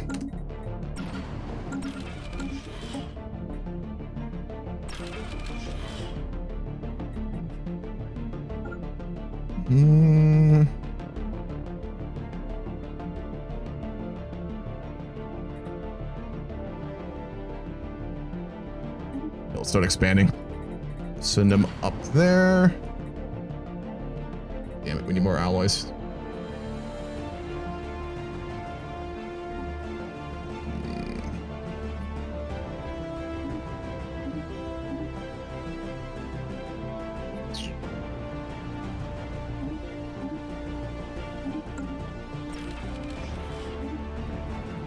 Looking good.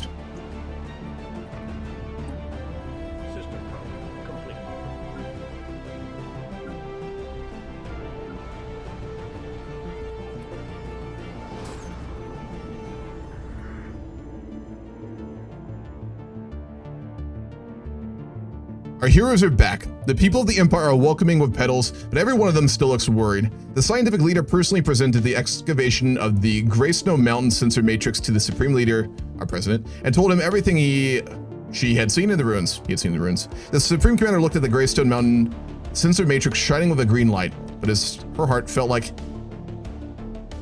God damn it, get the pronouns right. For the first time, he felt fear and anxiety even in the most critical moment when the Empire was nearly demised. Someone needs to write this better, Jesus. It may be the result of a series of coincidences that we can survive safely until now, but even so, we should not give up the pride of survival. All right, so we're aware that these things are out there and we're just gonna ignore them. I think that's the plan here. Fuck. Does it actually look like one? Let me see. That looks like a regular planet.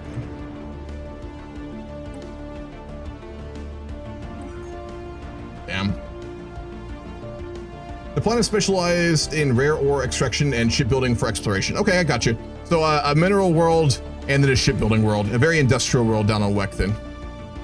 Gotcha. We'll turn New Vegas into our science planet then, because we were gonna do one underneath our current president.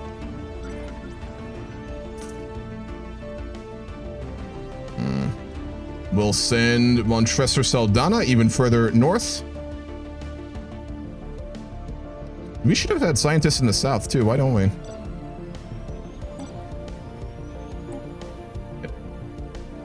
Oh, because that's where the Archimedes was, and Athena became president. I see. We need more unity, though.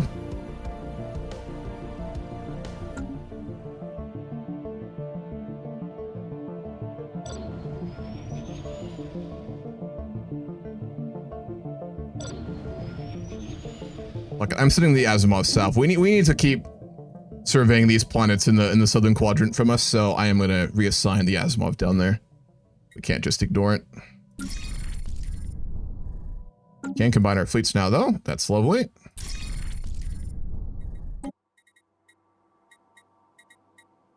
We'll upgrade that when we can. Who is our fleet admiral? The Minister of Defense is Kiet Pisitna, who is the one who indicted the old president.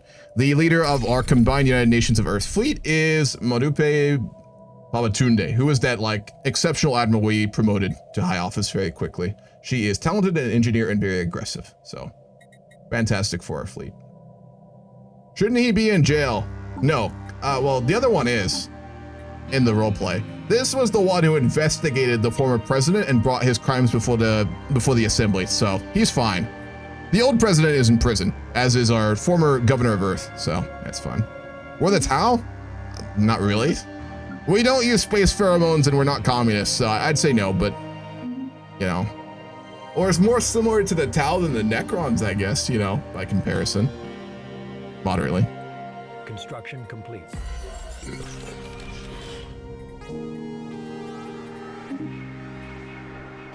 During its survey of finite shadow, the NMS Hawking discovered a previously unknown strategic resource dubbed dark matter.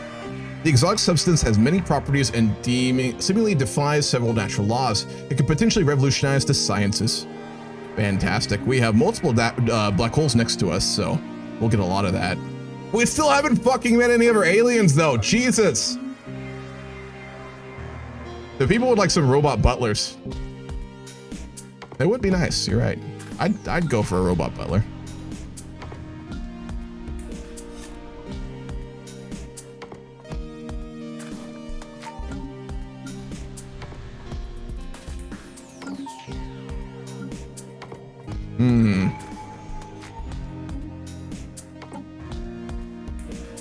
She's got an upgrade. This is your choice. Gray, are you still here? This is your character, so I'll let you choose your veteran level. Which one do you want her to go for? Given that she is a very successful scientist and now president of the United Nations of Earth. If you're still here. Check and check, can I? I don't wait for 5 minutes for no reason.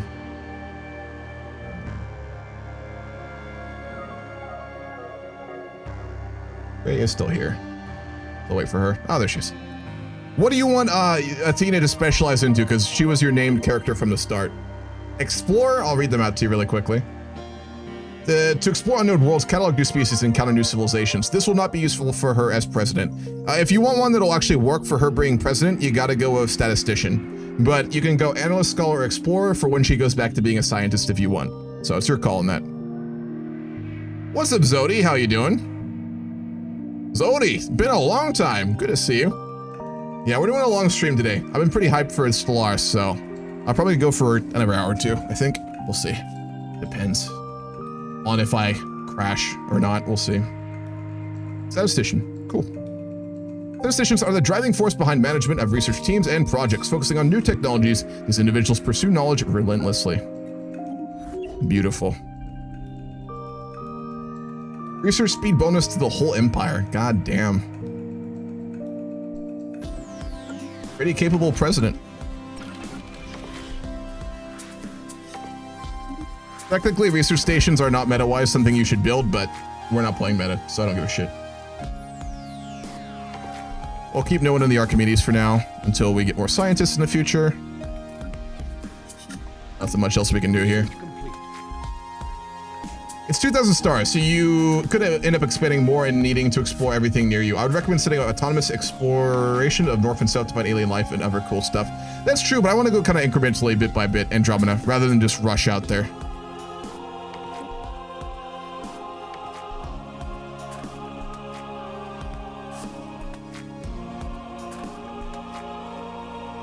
Complete support for sure. No, not with our current president. We'll go for xenobiology. If this was still Yusuf, we'd go for that.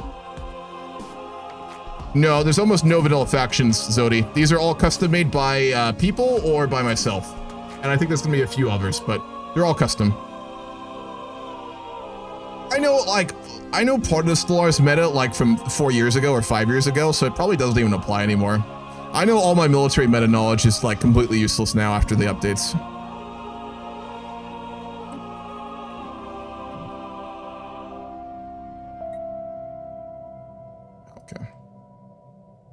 I see. We'll send them further then.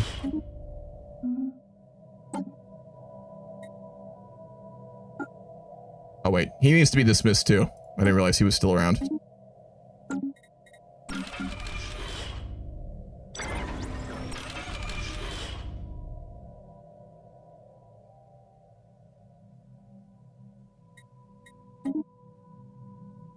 Call them further out.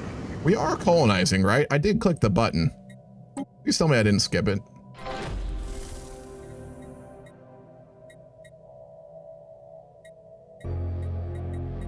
Yeah, the Caledonia. It's on its way. The NMS Caledonia. How long do we have on Wax? Still a long time. Anomaly detected. Initial scans of the asteroid UL1M951 suggest a dense mass of wrought metal within it, perhaps part of some machinery or other technology. We will research that as well. That's Martinez, a veteran we've ever had. Whoa. A couple of Xeno nomads who call themselves the Fist have requested housing on our capital planet. As we do not often just let anybody live there, this is unprecedented, you mean? The Fist claim that they have plans to build a great town full of everything a person could hope for, including free food and drinks. The fuck? Free medical care? Are these communists? And even free housing, with one exception. Everyone who lives there must worship their god. Get the fuck out. Not a chance. I'm not even gonna put that to a vote. Get the fuck out. Now, we'd normally let aliens come live on Earth, but not if they're fucking zealots and trying to convert everyone to like communist space Jesus. Not happening. The expeditionary team has been sent out along a narrow path alongside the first outer ruins. This too hopefully avoids any surprises that may lie on the main path. Alrighty, that's for the precursor excavation we're doing. Nova's ecosystem shows clear signs of recovering from the damages of the crystalline infestation, like 10 years later had caused. Beautiful, we're getting there. Oh man. As suspected, the asteroid UL1M holds within it a great mass of metal and does indeed hide some manner of machinery. The gathered data clearly shows that the constituent parts contain great quantities of stored energy, but its purpose remains unknown. We are going to proceed carefully, obviously. Hidden inside the asteroid was a host of old mining drones programmed to attack on sight. Science officer Joaquin Martinez fortunately detected this early and was able to jam the drones censored long enough to disable them. The drones' cores are old indeed, but retain vast amounts of energy to siphon. Wonderful. Where the fuck was that? Where's Martinez?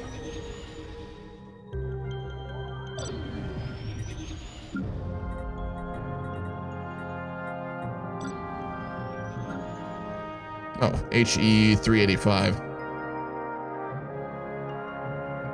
In the asteroid belt, I see.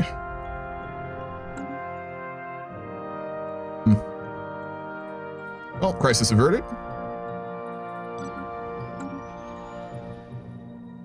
You heard about the galaxy's Lord and Savior? Space, call me Jesus.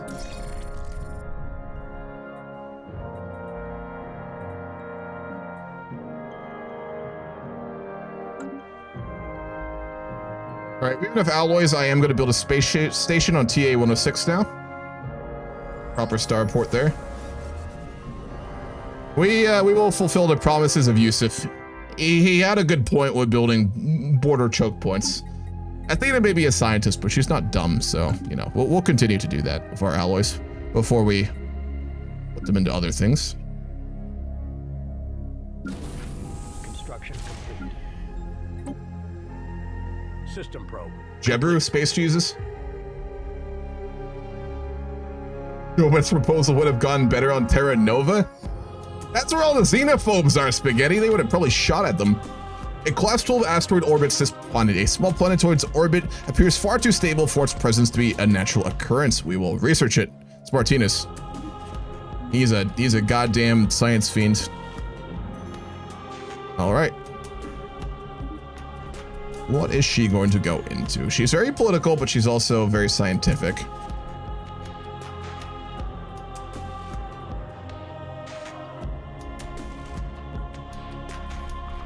Researcher, I think. Yeah.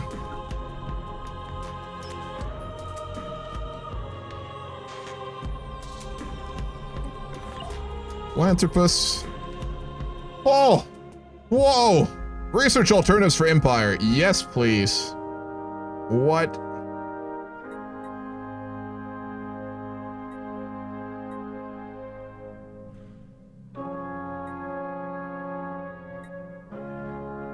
Reduction to research station's upkeep. Absolutely.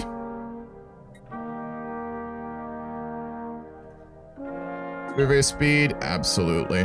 All right, those are some very fucking good upgrades. God damn.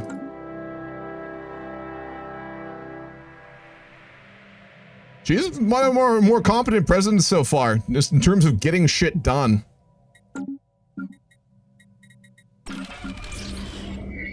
Convenient mining. The asteroid around HE has such a perfect stable orbit that it's easy to understand why our scientists thought it was placed there artificially. Yet there are no conclusive indications of any propulsion systems or any other artificial marring. Okay. That's fine. Keep expanding.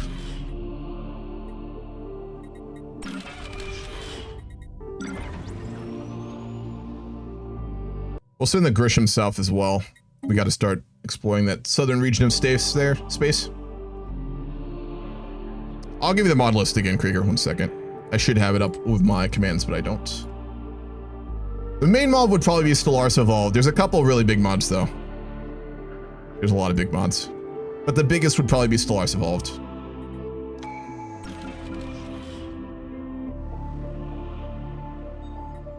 Construction complete. Okay. I'm gonna take another quick break. I want to grab some more water real quick. I'm gonna grab something to eat. I'm gonna keep going. I may go for another hour or two. Actually feeling pretty energetic today. So I'll be back in a few and then we will keep going.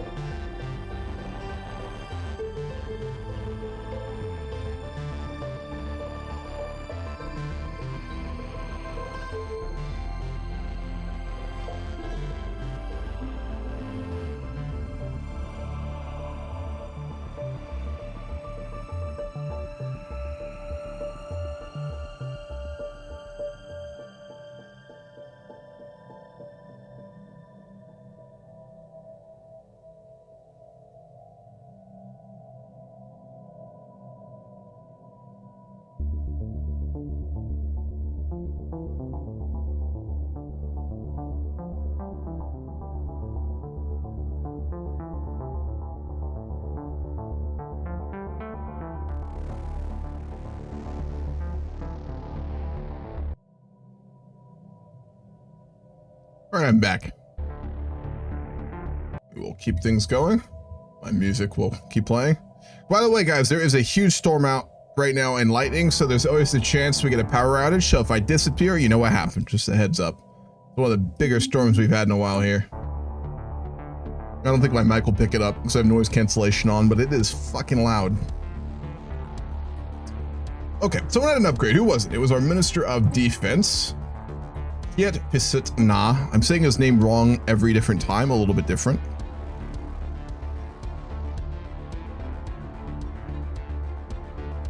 Oh, charisma. That makes the most sense for him. And then our head ambassador, Hugh Okna, the governor of Earth, also has an upgrade.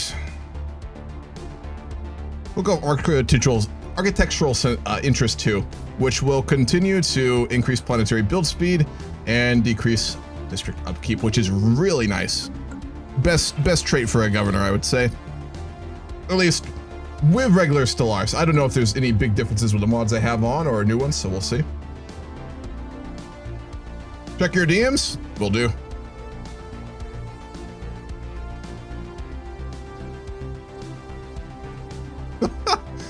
Damn it, tall.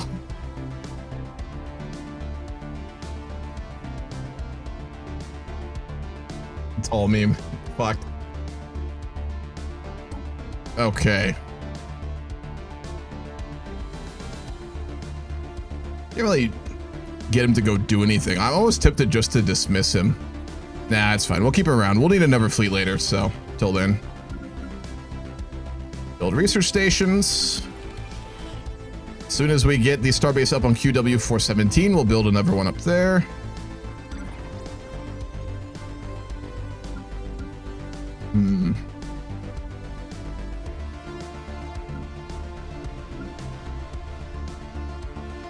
We're actually starting to run out of housing on Terra Nova. We'll build another city district there just to preempt that. To 5 people now. Yeah, we have expanded very slowly with new planets. That's been a really kind of rough force. We're only just finally getting our colony ship to head towards New Vegas. We're going with the Caledonia. How long until it gets there? Doesn't say. Quite a while though. The Real Space Mods series makes it so like all ships travel much slower, especially until late game when like they get better engines and stuff. So it's really affecting things.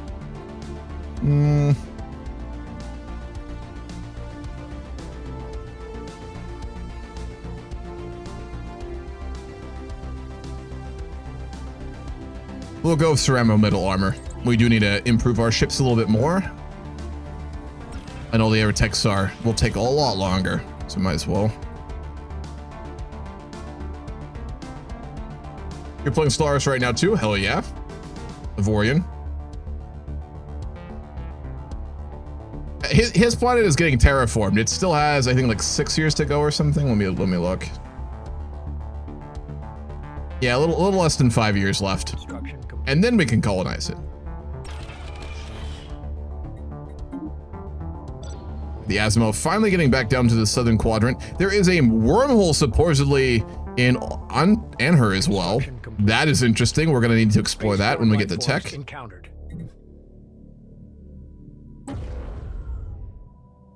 Here's a mega structure asteroid drilling facility in the south too. God damn. A lot going on down here.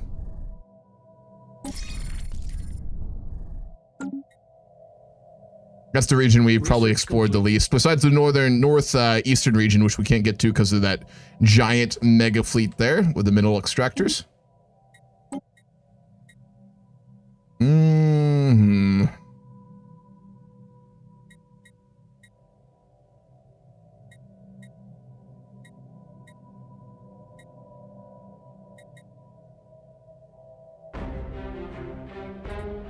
Self-evolving logic, honestly. I think that's the play here. Even more research alternatives. That combined with the bonus we get with our current president would just be ridiculous in being able to pick the researchers we want here.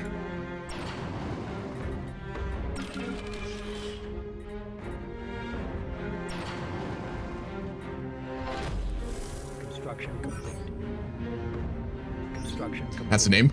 Cocytus?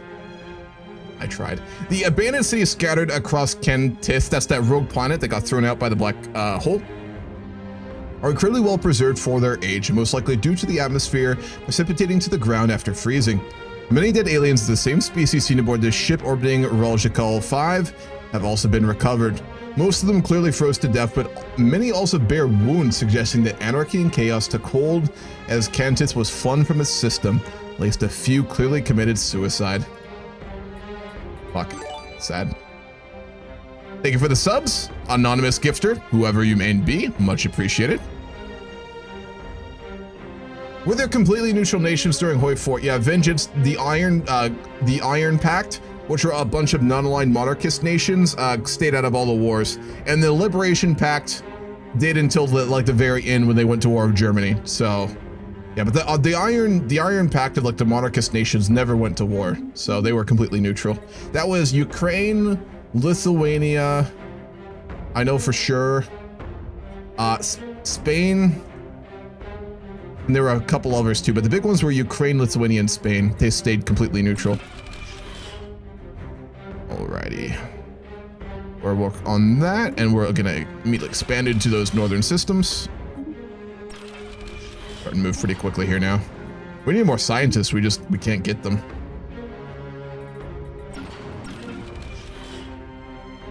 Yeah, so they would have gone into the modern era very, very wealthy and very stable for the most part. But their economies were nothing compared to the German ones or the Liberation Pact nations or our own. Or the Japanese, they had so many.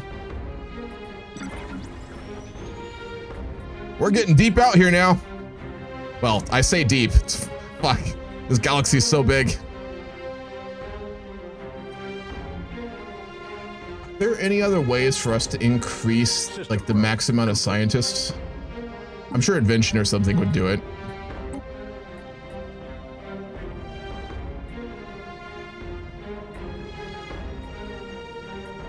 Nope. Construction complete.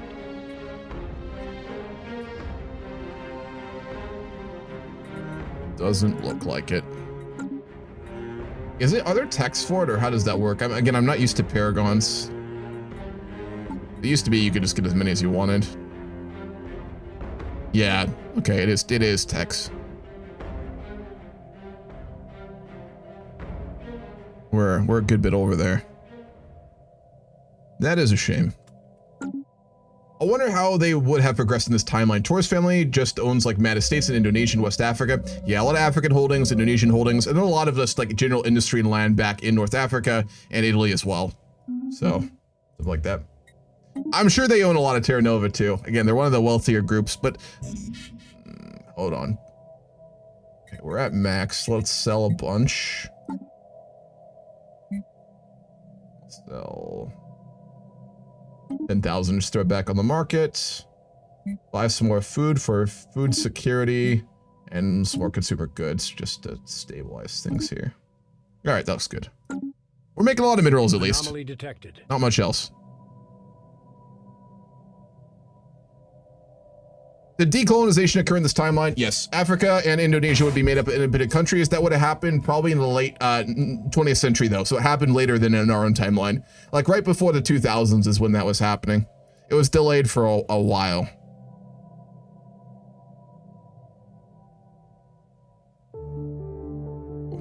System probe complete.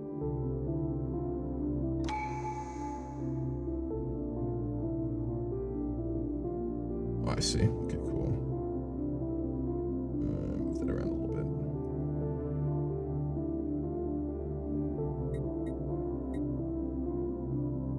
World War III was wild. Yeah. At night on AO 580, a massive glowing light can be seen beneath the planet's transparent surface, kilometers across in size. Whatever the source of this light is, it must be capable of producing its own energy, as it is separated from the surface by over a kilometer of ice. We can also give her an upgrade, and I think we're gonna make her a scholar. We have a lot of explorers. We'll research that.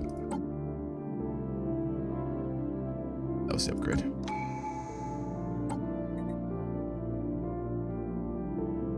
We'll go creative collectives. By creating a system of autonomous self-organizing collectives to run our factories and schools, we can greatly improve our productivity of our industries. It sounds dangerously like that ideology of space Jesus alien worshippers, I gotta say. We kicked them out. I'm sure we're fine.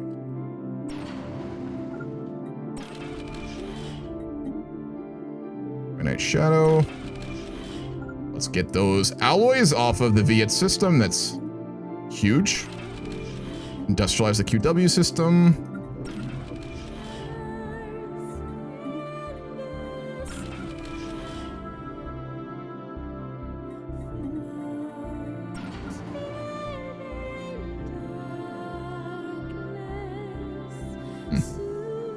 Prepare to keep going south, I think, honestly.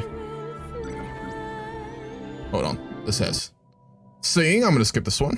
It's a very good song, though. Fully automated luxury gay space nomadism. Yeah, I'm not about that. We didn't fuck up the 532nd International just to have space commies win. That's not what we're about. Not in my UNE.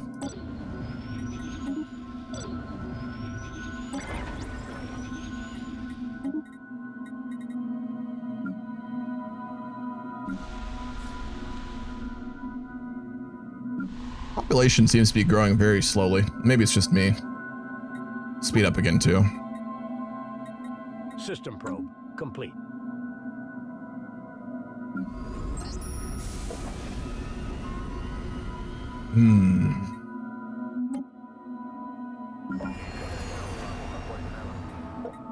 Research complete.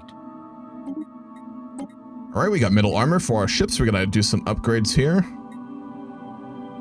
Oh man, we got a lot of good techs here. This is a tough choice. Gotta go for mineral purification. That's so useful. We get way more mineral income, which is our main, what our economy is really built around right now, for the most part. So we need to keep prioritizing that. I'm gonna build an alloy refinery. Can we do that yet? Yeah, alloy foundry. We're gonna build that on Terra Nova. We need those really badly. Then after that, I think we'll probably build consumer good factory too. It used to be you could spam those, but I think you can only do one per planet now. So it's another reason we just need more planets, period. That's aliens, if I've ever seen them. Oh wait, mining drone, okay.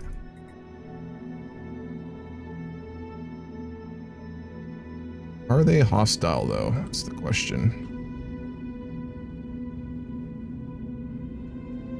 Expansion barge. We're about to find out. Nope, no aliens at all besides pre-FTL species Orion. We have met no aliens yet. I thought we might have just found some, but they're just more goddamn mining droids. Crystal Pyramid, like in Antarctica. Cecilia Brito's team has discovered a vast and perfectly smooth pyramid that is emanating a dazzling, color-changing light on AO 580. Despite finding the source, the team is unable to determine how the pyramid got there, how it is creating the light, and how long it has remained there. They are requesting funding for a special project to drill through the ice and directly access the pyramid. Fuck yeah, absolutely. Where was that? 100% drill away. Needs to be science skill 5 or higher. What? We don't have any skill 5 scientists yet. Okay, we'll have to wait on that. That's crazy. What people think about cloning real humans to be wasted in wars and clones are expendable. They're completely banned in this timeline, so it's just not even a concept that would be discussed. If we ever get like just super, you know, desperate or something, that's when I think that could be a conversation, but right now, definitely not. All right, we found that natural wormhole, but we don't have the tech to go through it, I don't think. We need technology. Let me see. Wormhole stabilization. We're not there yet.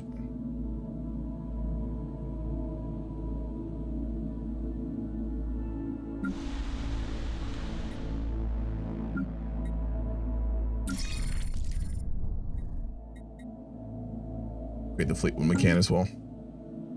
Cuba survived all the way to the end of Hoi Fork, Chris. They were just very small and they weren't really relevant, but they were still around. Part of like the Cuban mainland was controlled by like a Crystaline ex-colony that was separate from you, but Cuba itself did remain. Yeah, Hesse remnants are sketchy.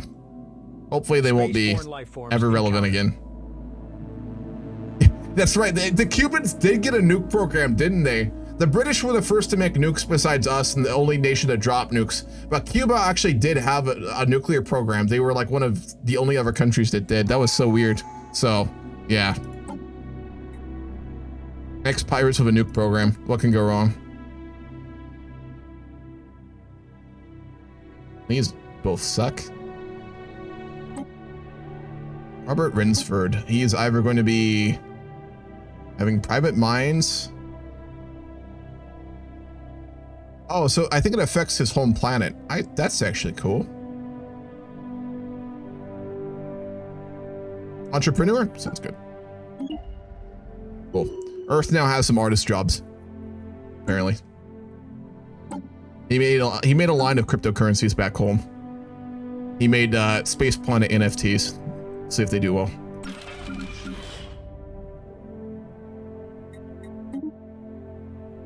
Ongoing. Oh, we're starting to get some solid size here. Nothing huge quite yet. Fuck, I really want to know where the aliens are, though. Now I'm starting to get worried. Construction complete. Oh, fuck. Look what we found. No way. No way.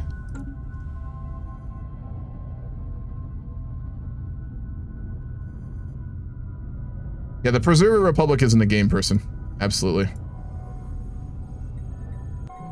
We've had some pretty wild scans coming to the north of claimed UNE space from a system called Polisa, where supposedly there are some just gigantic space stations built around the star. That being said, it is hostile, and we have not attempted to approach it yet. Fucking enigmatic fortress, goddamn. You should build up our industrial sector so we can get more allies and consumer goods. That's true, instead of being wasted on other jobs. That wouldn't be a bad idea. I'll build up another one, our max industrial districts. On Earth? Construction complete. That's a wild one. I forget, what if an enigmatic fortress does? If you invade it and attack it and you destroy the station, you get something really good, right? If I remember right. It's been a while. I don't remember what it is, though. I know you get something. Old is an understatement.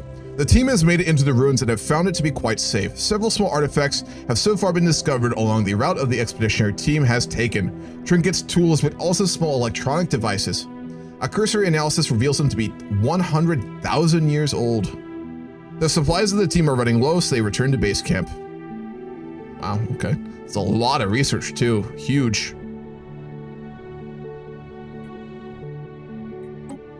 10 years have passed since we first enacted the decision to strengthen diversity on one of our worlds. All right, cool. Super important thing. God damn, the Caledonia's taken his time getting to that Gaia world. Only halfway there.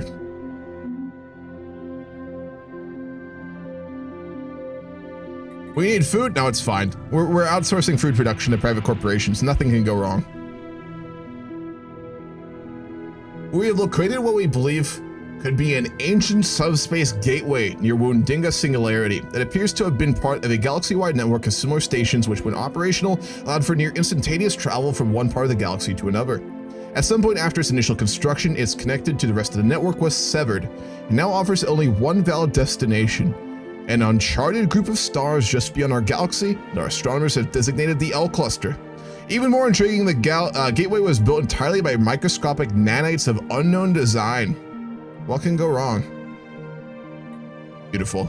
Well, we'll want to go through it though. We're a curious species and we don't know what's behind it. I know what's behind it. Most of you know what's behind it. It's not good, but you know, we don't, so we'll go through it when we can. Strange machines. Uh-oh. Construction complete. Oh, the fuck up. Oh god. Can we do an emergency jump? No, we can't. No, Joaquin, get the fuck out! Oh no. Hold on. I could cheat to get him away, but I'm not going to. If he dies, he dies. Fuck. Let's get the image here.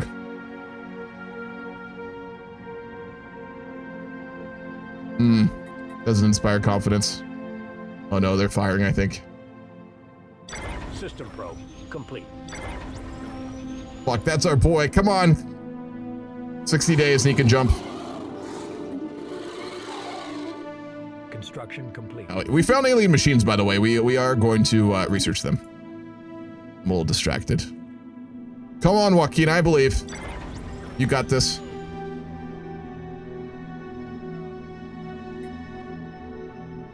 Yeah, 6 days. Come on. He hasn't gotten hit yet.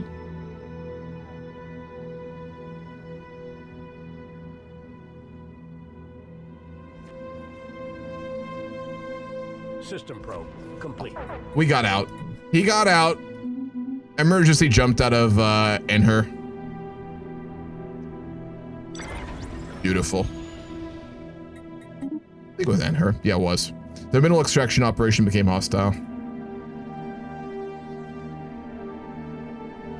It's like green. We don't need to go over that route. Ladies and gentlemen, introducing new food course starch. Don't ask about ingredients. You know, if it's edible, it's edible. If it's cheap, it's cheap.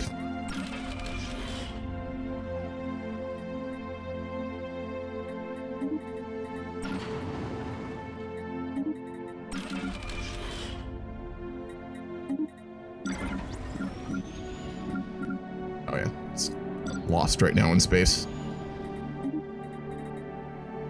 Beautiful.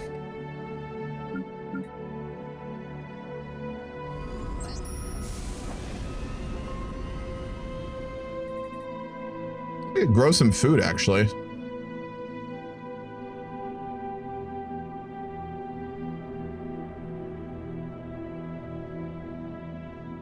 Oh, it's different than it used to be. Food from gravitational hydroponics. Does that mean we only get 2 food for 5 energy?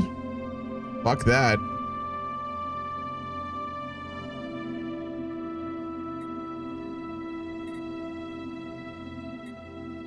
Am I reading that right?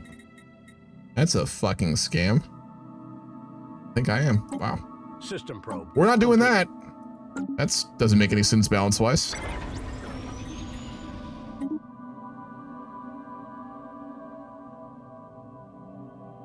Research complete.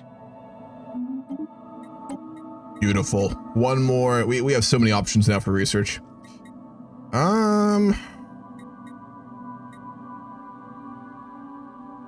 That's really useful. So our combat rule computers, chemical, plants, energy across the board. We got to go for that. We'll go for field modulation. That's a really good one. Grow food or feed the poor to the poor. We could recycle. We could do what the Belcher Lotas do. How the fuck you say it? UNE is looking very good, Andromeda. Looking very good. Besides a little bit of an economic issue, but it's fine. We've got it under control. Our mining station at YU5 reports that they have found something very interesting. Fossils.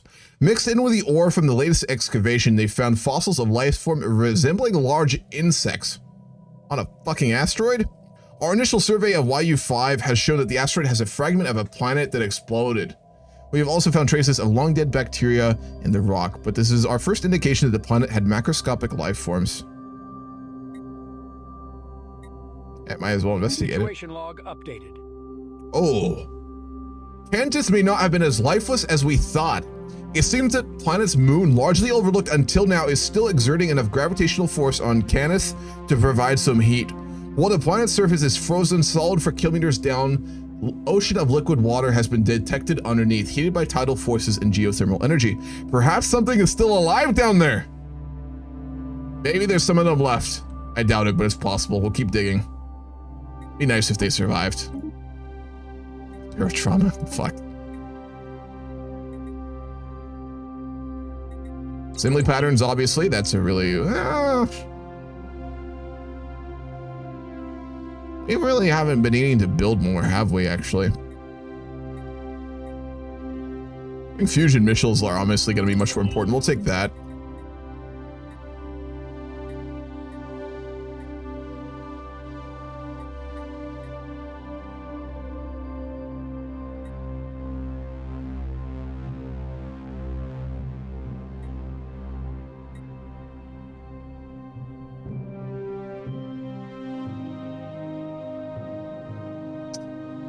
Oh, that's a tough call. These are all equally pretty good. Xeno diplomacy, we wouldn't, because we haven't met any like actually significant aliens yet, so that we can scratch that one out. We're not running militaristic doctrine right now, so we can scratch that one out.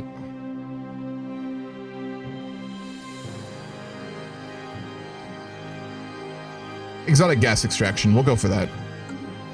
You don't want to be stuck needing gas and not getting the tech. Yeah, exactly, Krieger. That's my thoughts too. So we'll do that. I've been there before. Oh boy, does it suck. Adiyami can get an upgrade. Oh, resilience. He's already 52. She was, I think, 37 when we tired her initially. It's been a while. We are 32 years into the game. Feels like longer.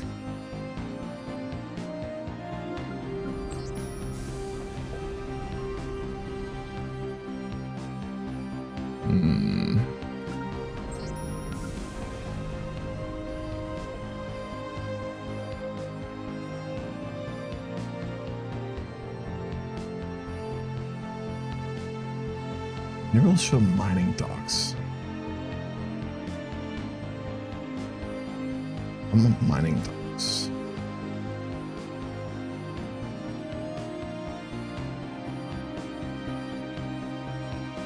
Is that like from each of like the mining stations in like the solar system? That must be what it is. That should theoretically give us 4 more minerals. For 5 energy, that's not really good though, is it? Oh no, it's 3 of them, so it'd be 6, so that would be worth it. We'll give it a shot just to see what this does. We'll do Astral Refinery. Also, exotic mining techs are nice if you have a bunch, because then you can sell them for money if you're overstocked. Hell yeah, absolutely. No, it just gives you a straight +4 for a building slot for the station. Yeah, okay, sounds good. Vespine gas? Is that the gas from Star Wars? No, that was Bantha gas, I think. Can't remember now.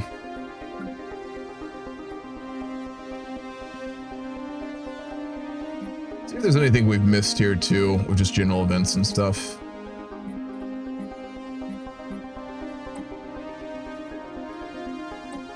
What was that one from? Valentu signal. Oh, that was the Moss that contacted us a while back.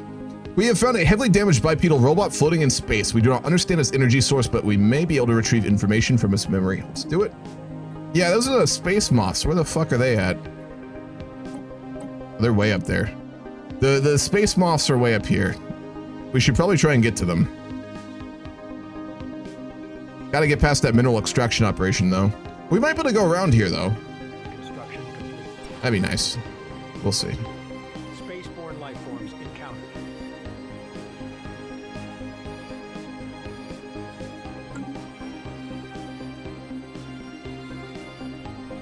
Or those fuckers. We'll be able to deal with them eventually, but not yet.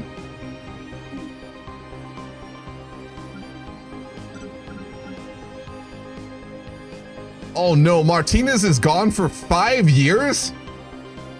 When Joaquin Martinez made that emergency jump, he apparently disappeared into deep space for 5 years. Holy fuck. Poor guy. Hopefully they have enough provisions to survive.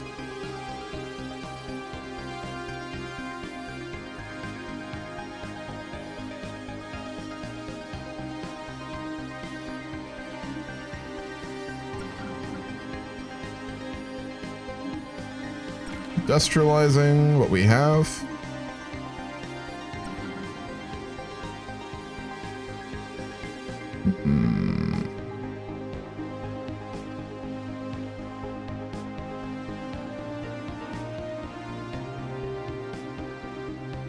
Moving forward, I guess. Actually.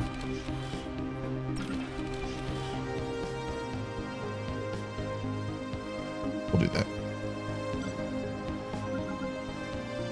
That is unfortunate. Trick Voyager? Yeah, literally, for real though. They're gone. Trying to get back. We have found a bipedal robot floating in space. Its faceplate is featureless, but its metal exterior is damaged. Preliminary scans indicate it has residual power, but its power source is radically different from our own. Its internal circuitry may hold memories of its previous existence, but recharging it and translating its information will take time. Worth it. We'll do it. Hell yeah. Examinations of the landscape reveal multiple ruined machines that were connected together. From what we can gather, their purpose was to siphon energy from some unknown place and stockpile it to produce a stable wormhole. Unfortunately, it is such a state of disrepair, it's unlikely we can get it going again. That's wild. Through diligent effort, we have found a way to recharge the robot's power supply and scan its memory banks. Sadly, the machine has deteriorated so badly that we cannot retrieve coherent information. We will consider a follow-up study, and we may search for others of its kind, but the fate of this mechanical castaway remains a mystery. Wow, that's a lot of physics research, though. Let's nip that food crisis in the bud here. Research complete.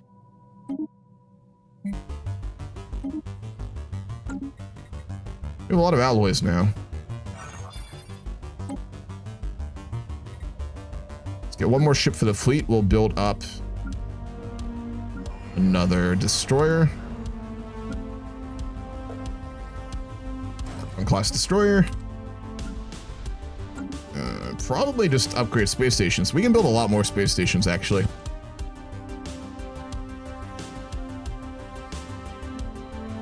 On Humla, that's a very important choke point for us.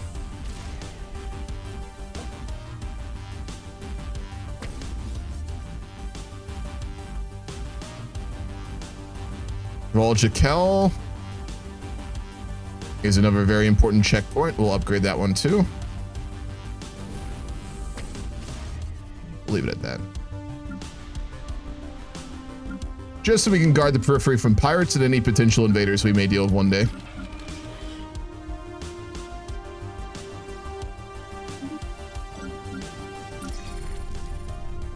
And then we'll upgrade the rest of the fleet when we can too. Did the colony make it to Gaia? It's about to. The Caledonia is one system away right now. We're gonna wait until we colonize New Vegas, our new planet, and then I'm gonna probably end stream there, I think. I've been trying to wait for it, but Jesus, it's been moving so slow.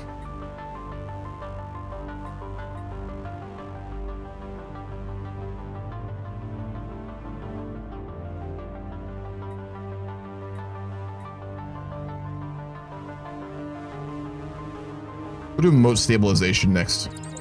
That's what we'll do. Yeah, definitely. Anomaly detected. The asteroid 91F is emitting some form of radiation in controlled bursts. Is someone something trying to communicate with us? It's way up in the northern periphery there.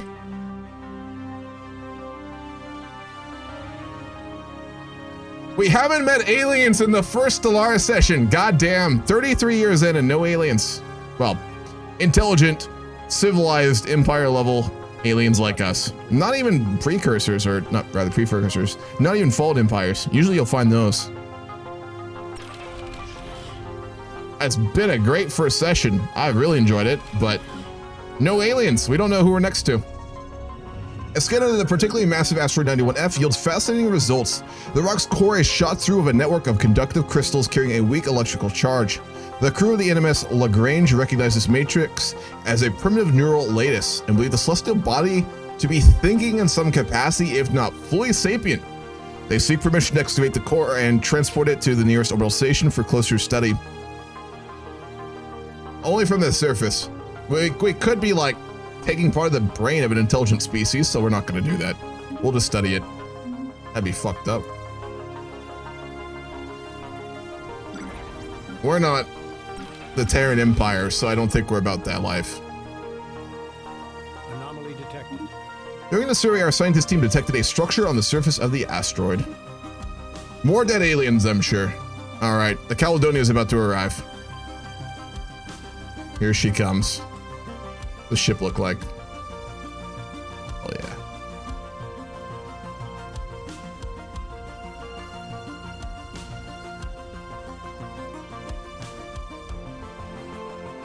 Almost there, baby. Our third colony.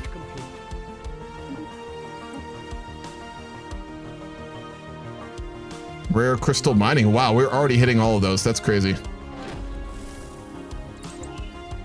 A cluster of asteroid orbits this planet. The small planetoid orbit appears far too stable for its presence to be a natural coincidence. Let's research it. Whoever designed the space did so with a purpose of researching an unknown propulsion technology for faster than light travel. Given the size of the crater, oh no, near the remains of the base, it appears that they were wholly unsuccessful in their attempts. There are several prototypes within the facility, which could be tested. I don't know about that. Maybe. We'll discuss it. What ships did you go with? I don't forget, I remember the exact name of them, but I'll show you what our fleet looks like. That's the general style for our fleet there. We have a destroyer somewhere too.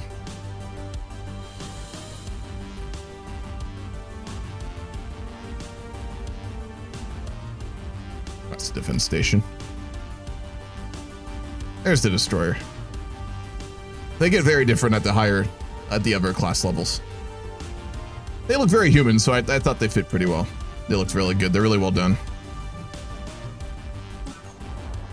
Our secondary expedition team has found a few tunnel systems and has discovered they lead into a well-preserved six-sided chamber, possibly leading into a bigger complex. The chamber has 5 other doors, but they appear to be locked. Tools and equipment are being brought in to assist in breaching the locked doors. So hopefully... Oh, this is the precursor base. Whoa. Seems very dangerous to be messing with, but that's not going to stop us. We're going to keep going anyway. Construction complete. Our science ship has found an asteroid during its survey of the system Naramuns. The asteroid, now named 4984, we're so good at naming, aren't we? Not only just looks like that, it also, like, it has a small hole in it. Something got in and hauled it out, or something got out that used to be inside. Well, do we want to really look into this? Sure. Why not? What can go wrong? We've already found out that there's a giant war going on between entropic demons and narcissistic galactic gods. What can be worse? For some reason, someone has towed an asteroid into a stable orbit around Equity 3. The massive engine section and braking thrusters can still be found on the surface, although they have long since been rendered inoperable. Whoever did this also mined the asteroid for minerals, but their operations were seemingly abandoned shortly after they begun. Joaquin Martinez made another breakthrough, even though he's nowhere to be found. I guess we just got a random communication from deep space from Joaquin Martinez with an amazing series of breakthroughs he made with the massive amount of time off he had trying to get home. So good for him. He's alive. Here we go. Colony 3. Fuck yeah. On that note, we're going to end stream because I'm starting to get tired and we have made it 7 hours today. I haven't done a long stream like this in a while. He said leave with a space devil. Hopefully not, but you never know what he found out there. Let's see if there's anyone to raid right now. There is not, so we're just going to call it here. All right, folks, I'll be back streaming next Saturday with some more of the Grand Campaign in Stellaris. I hope you have a good rest of your weekend and a good week, and I will catch you all very soon.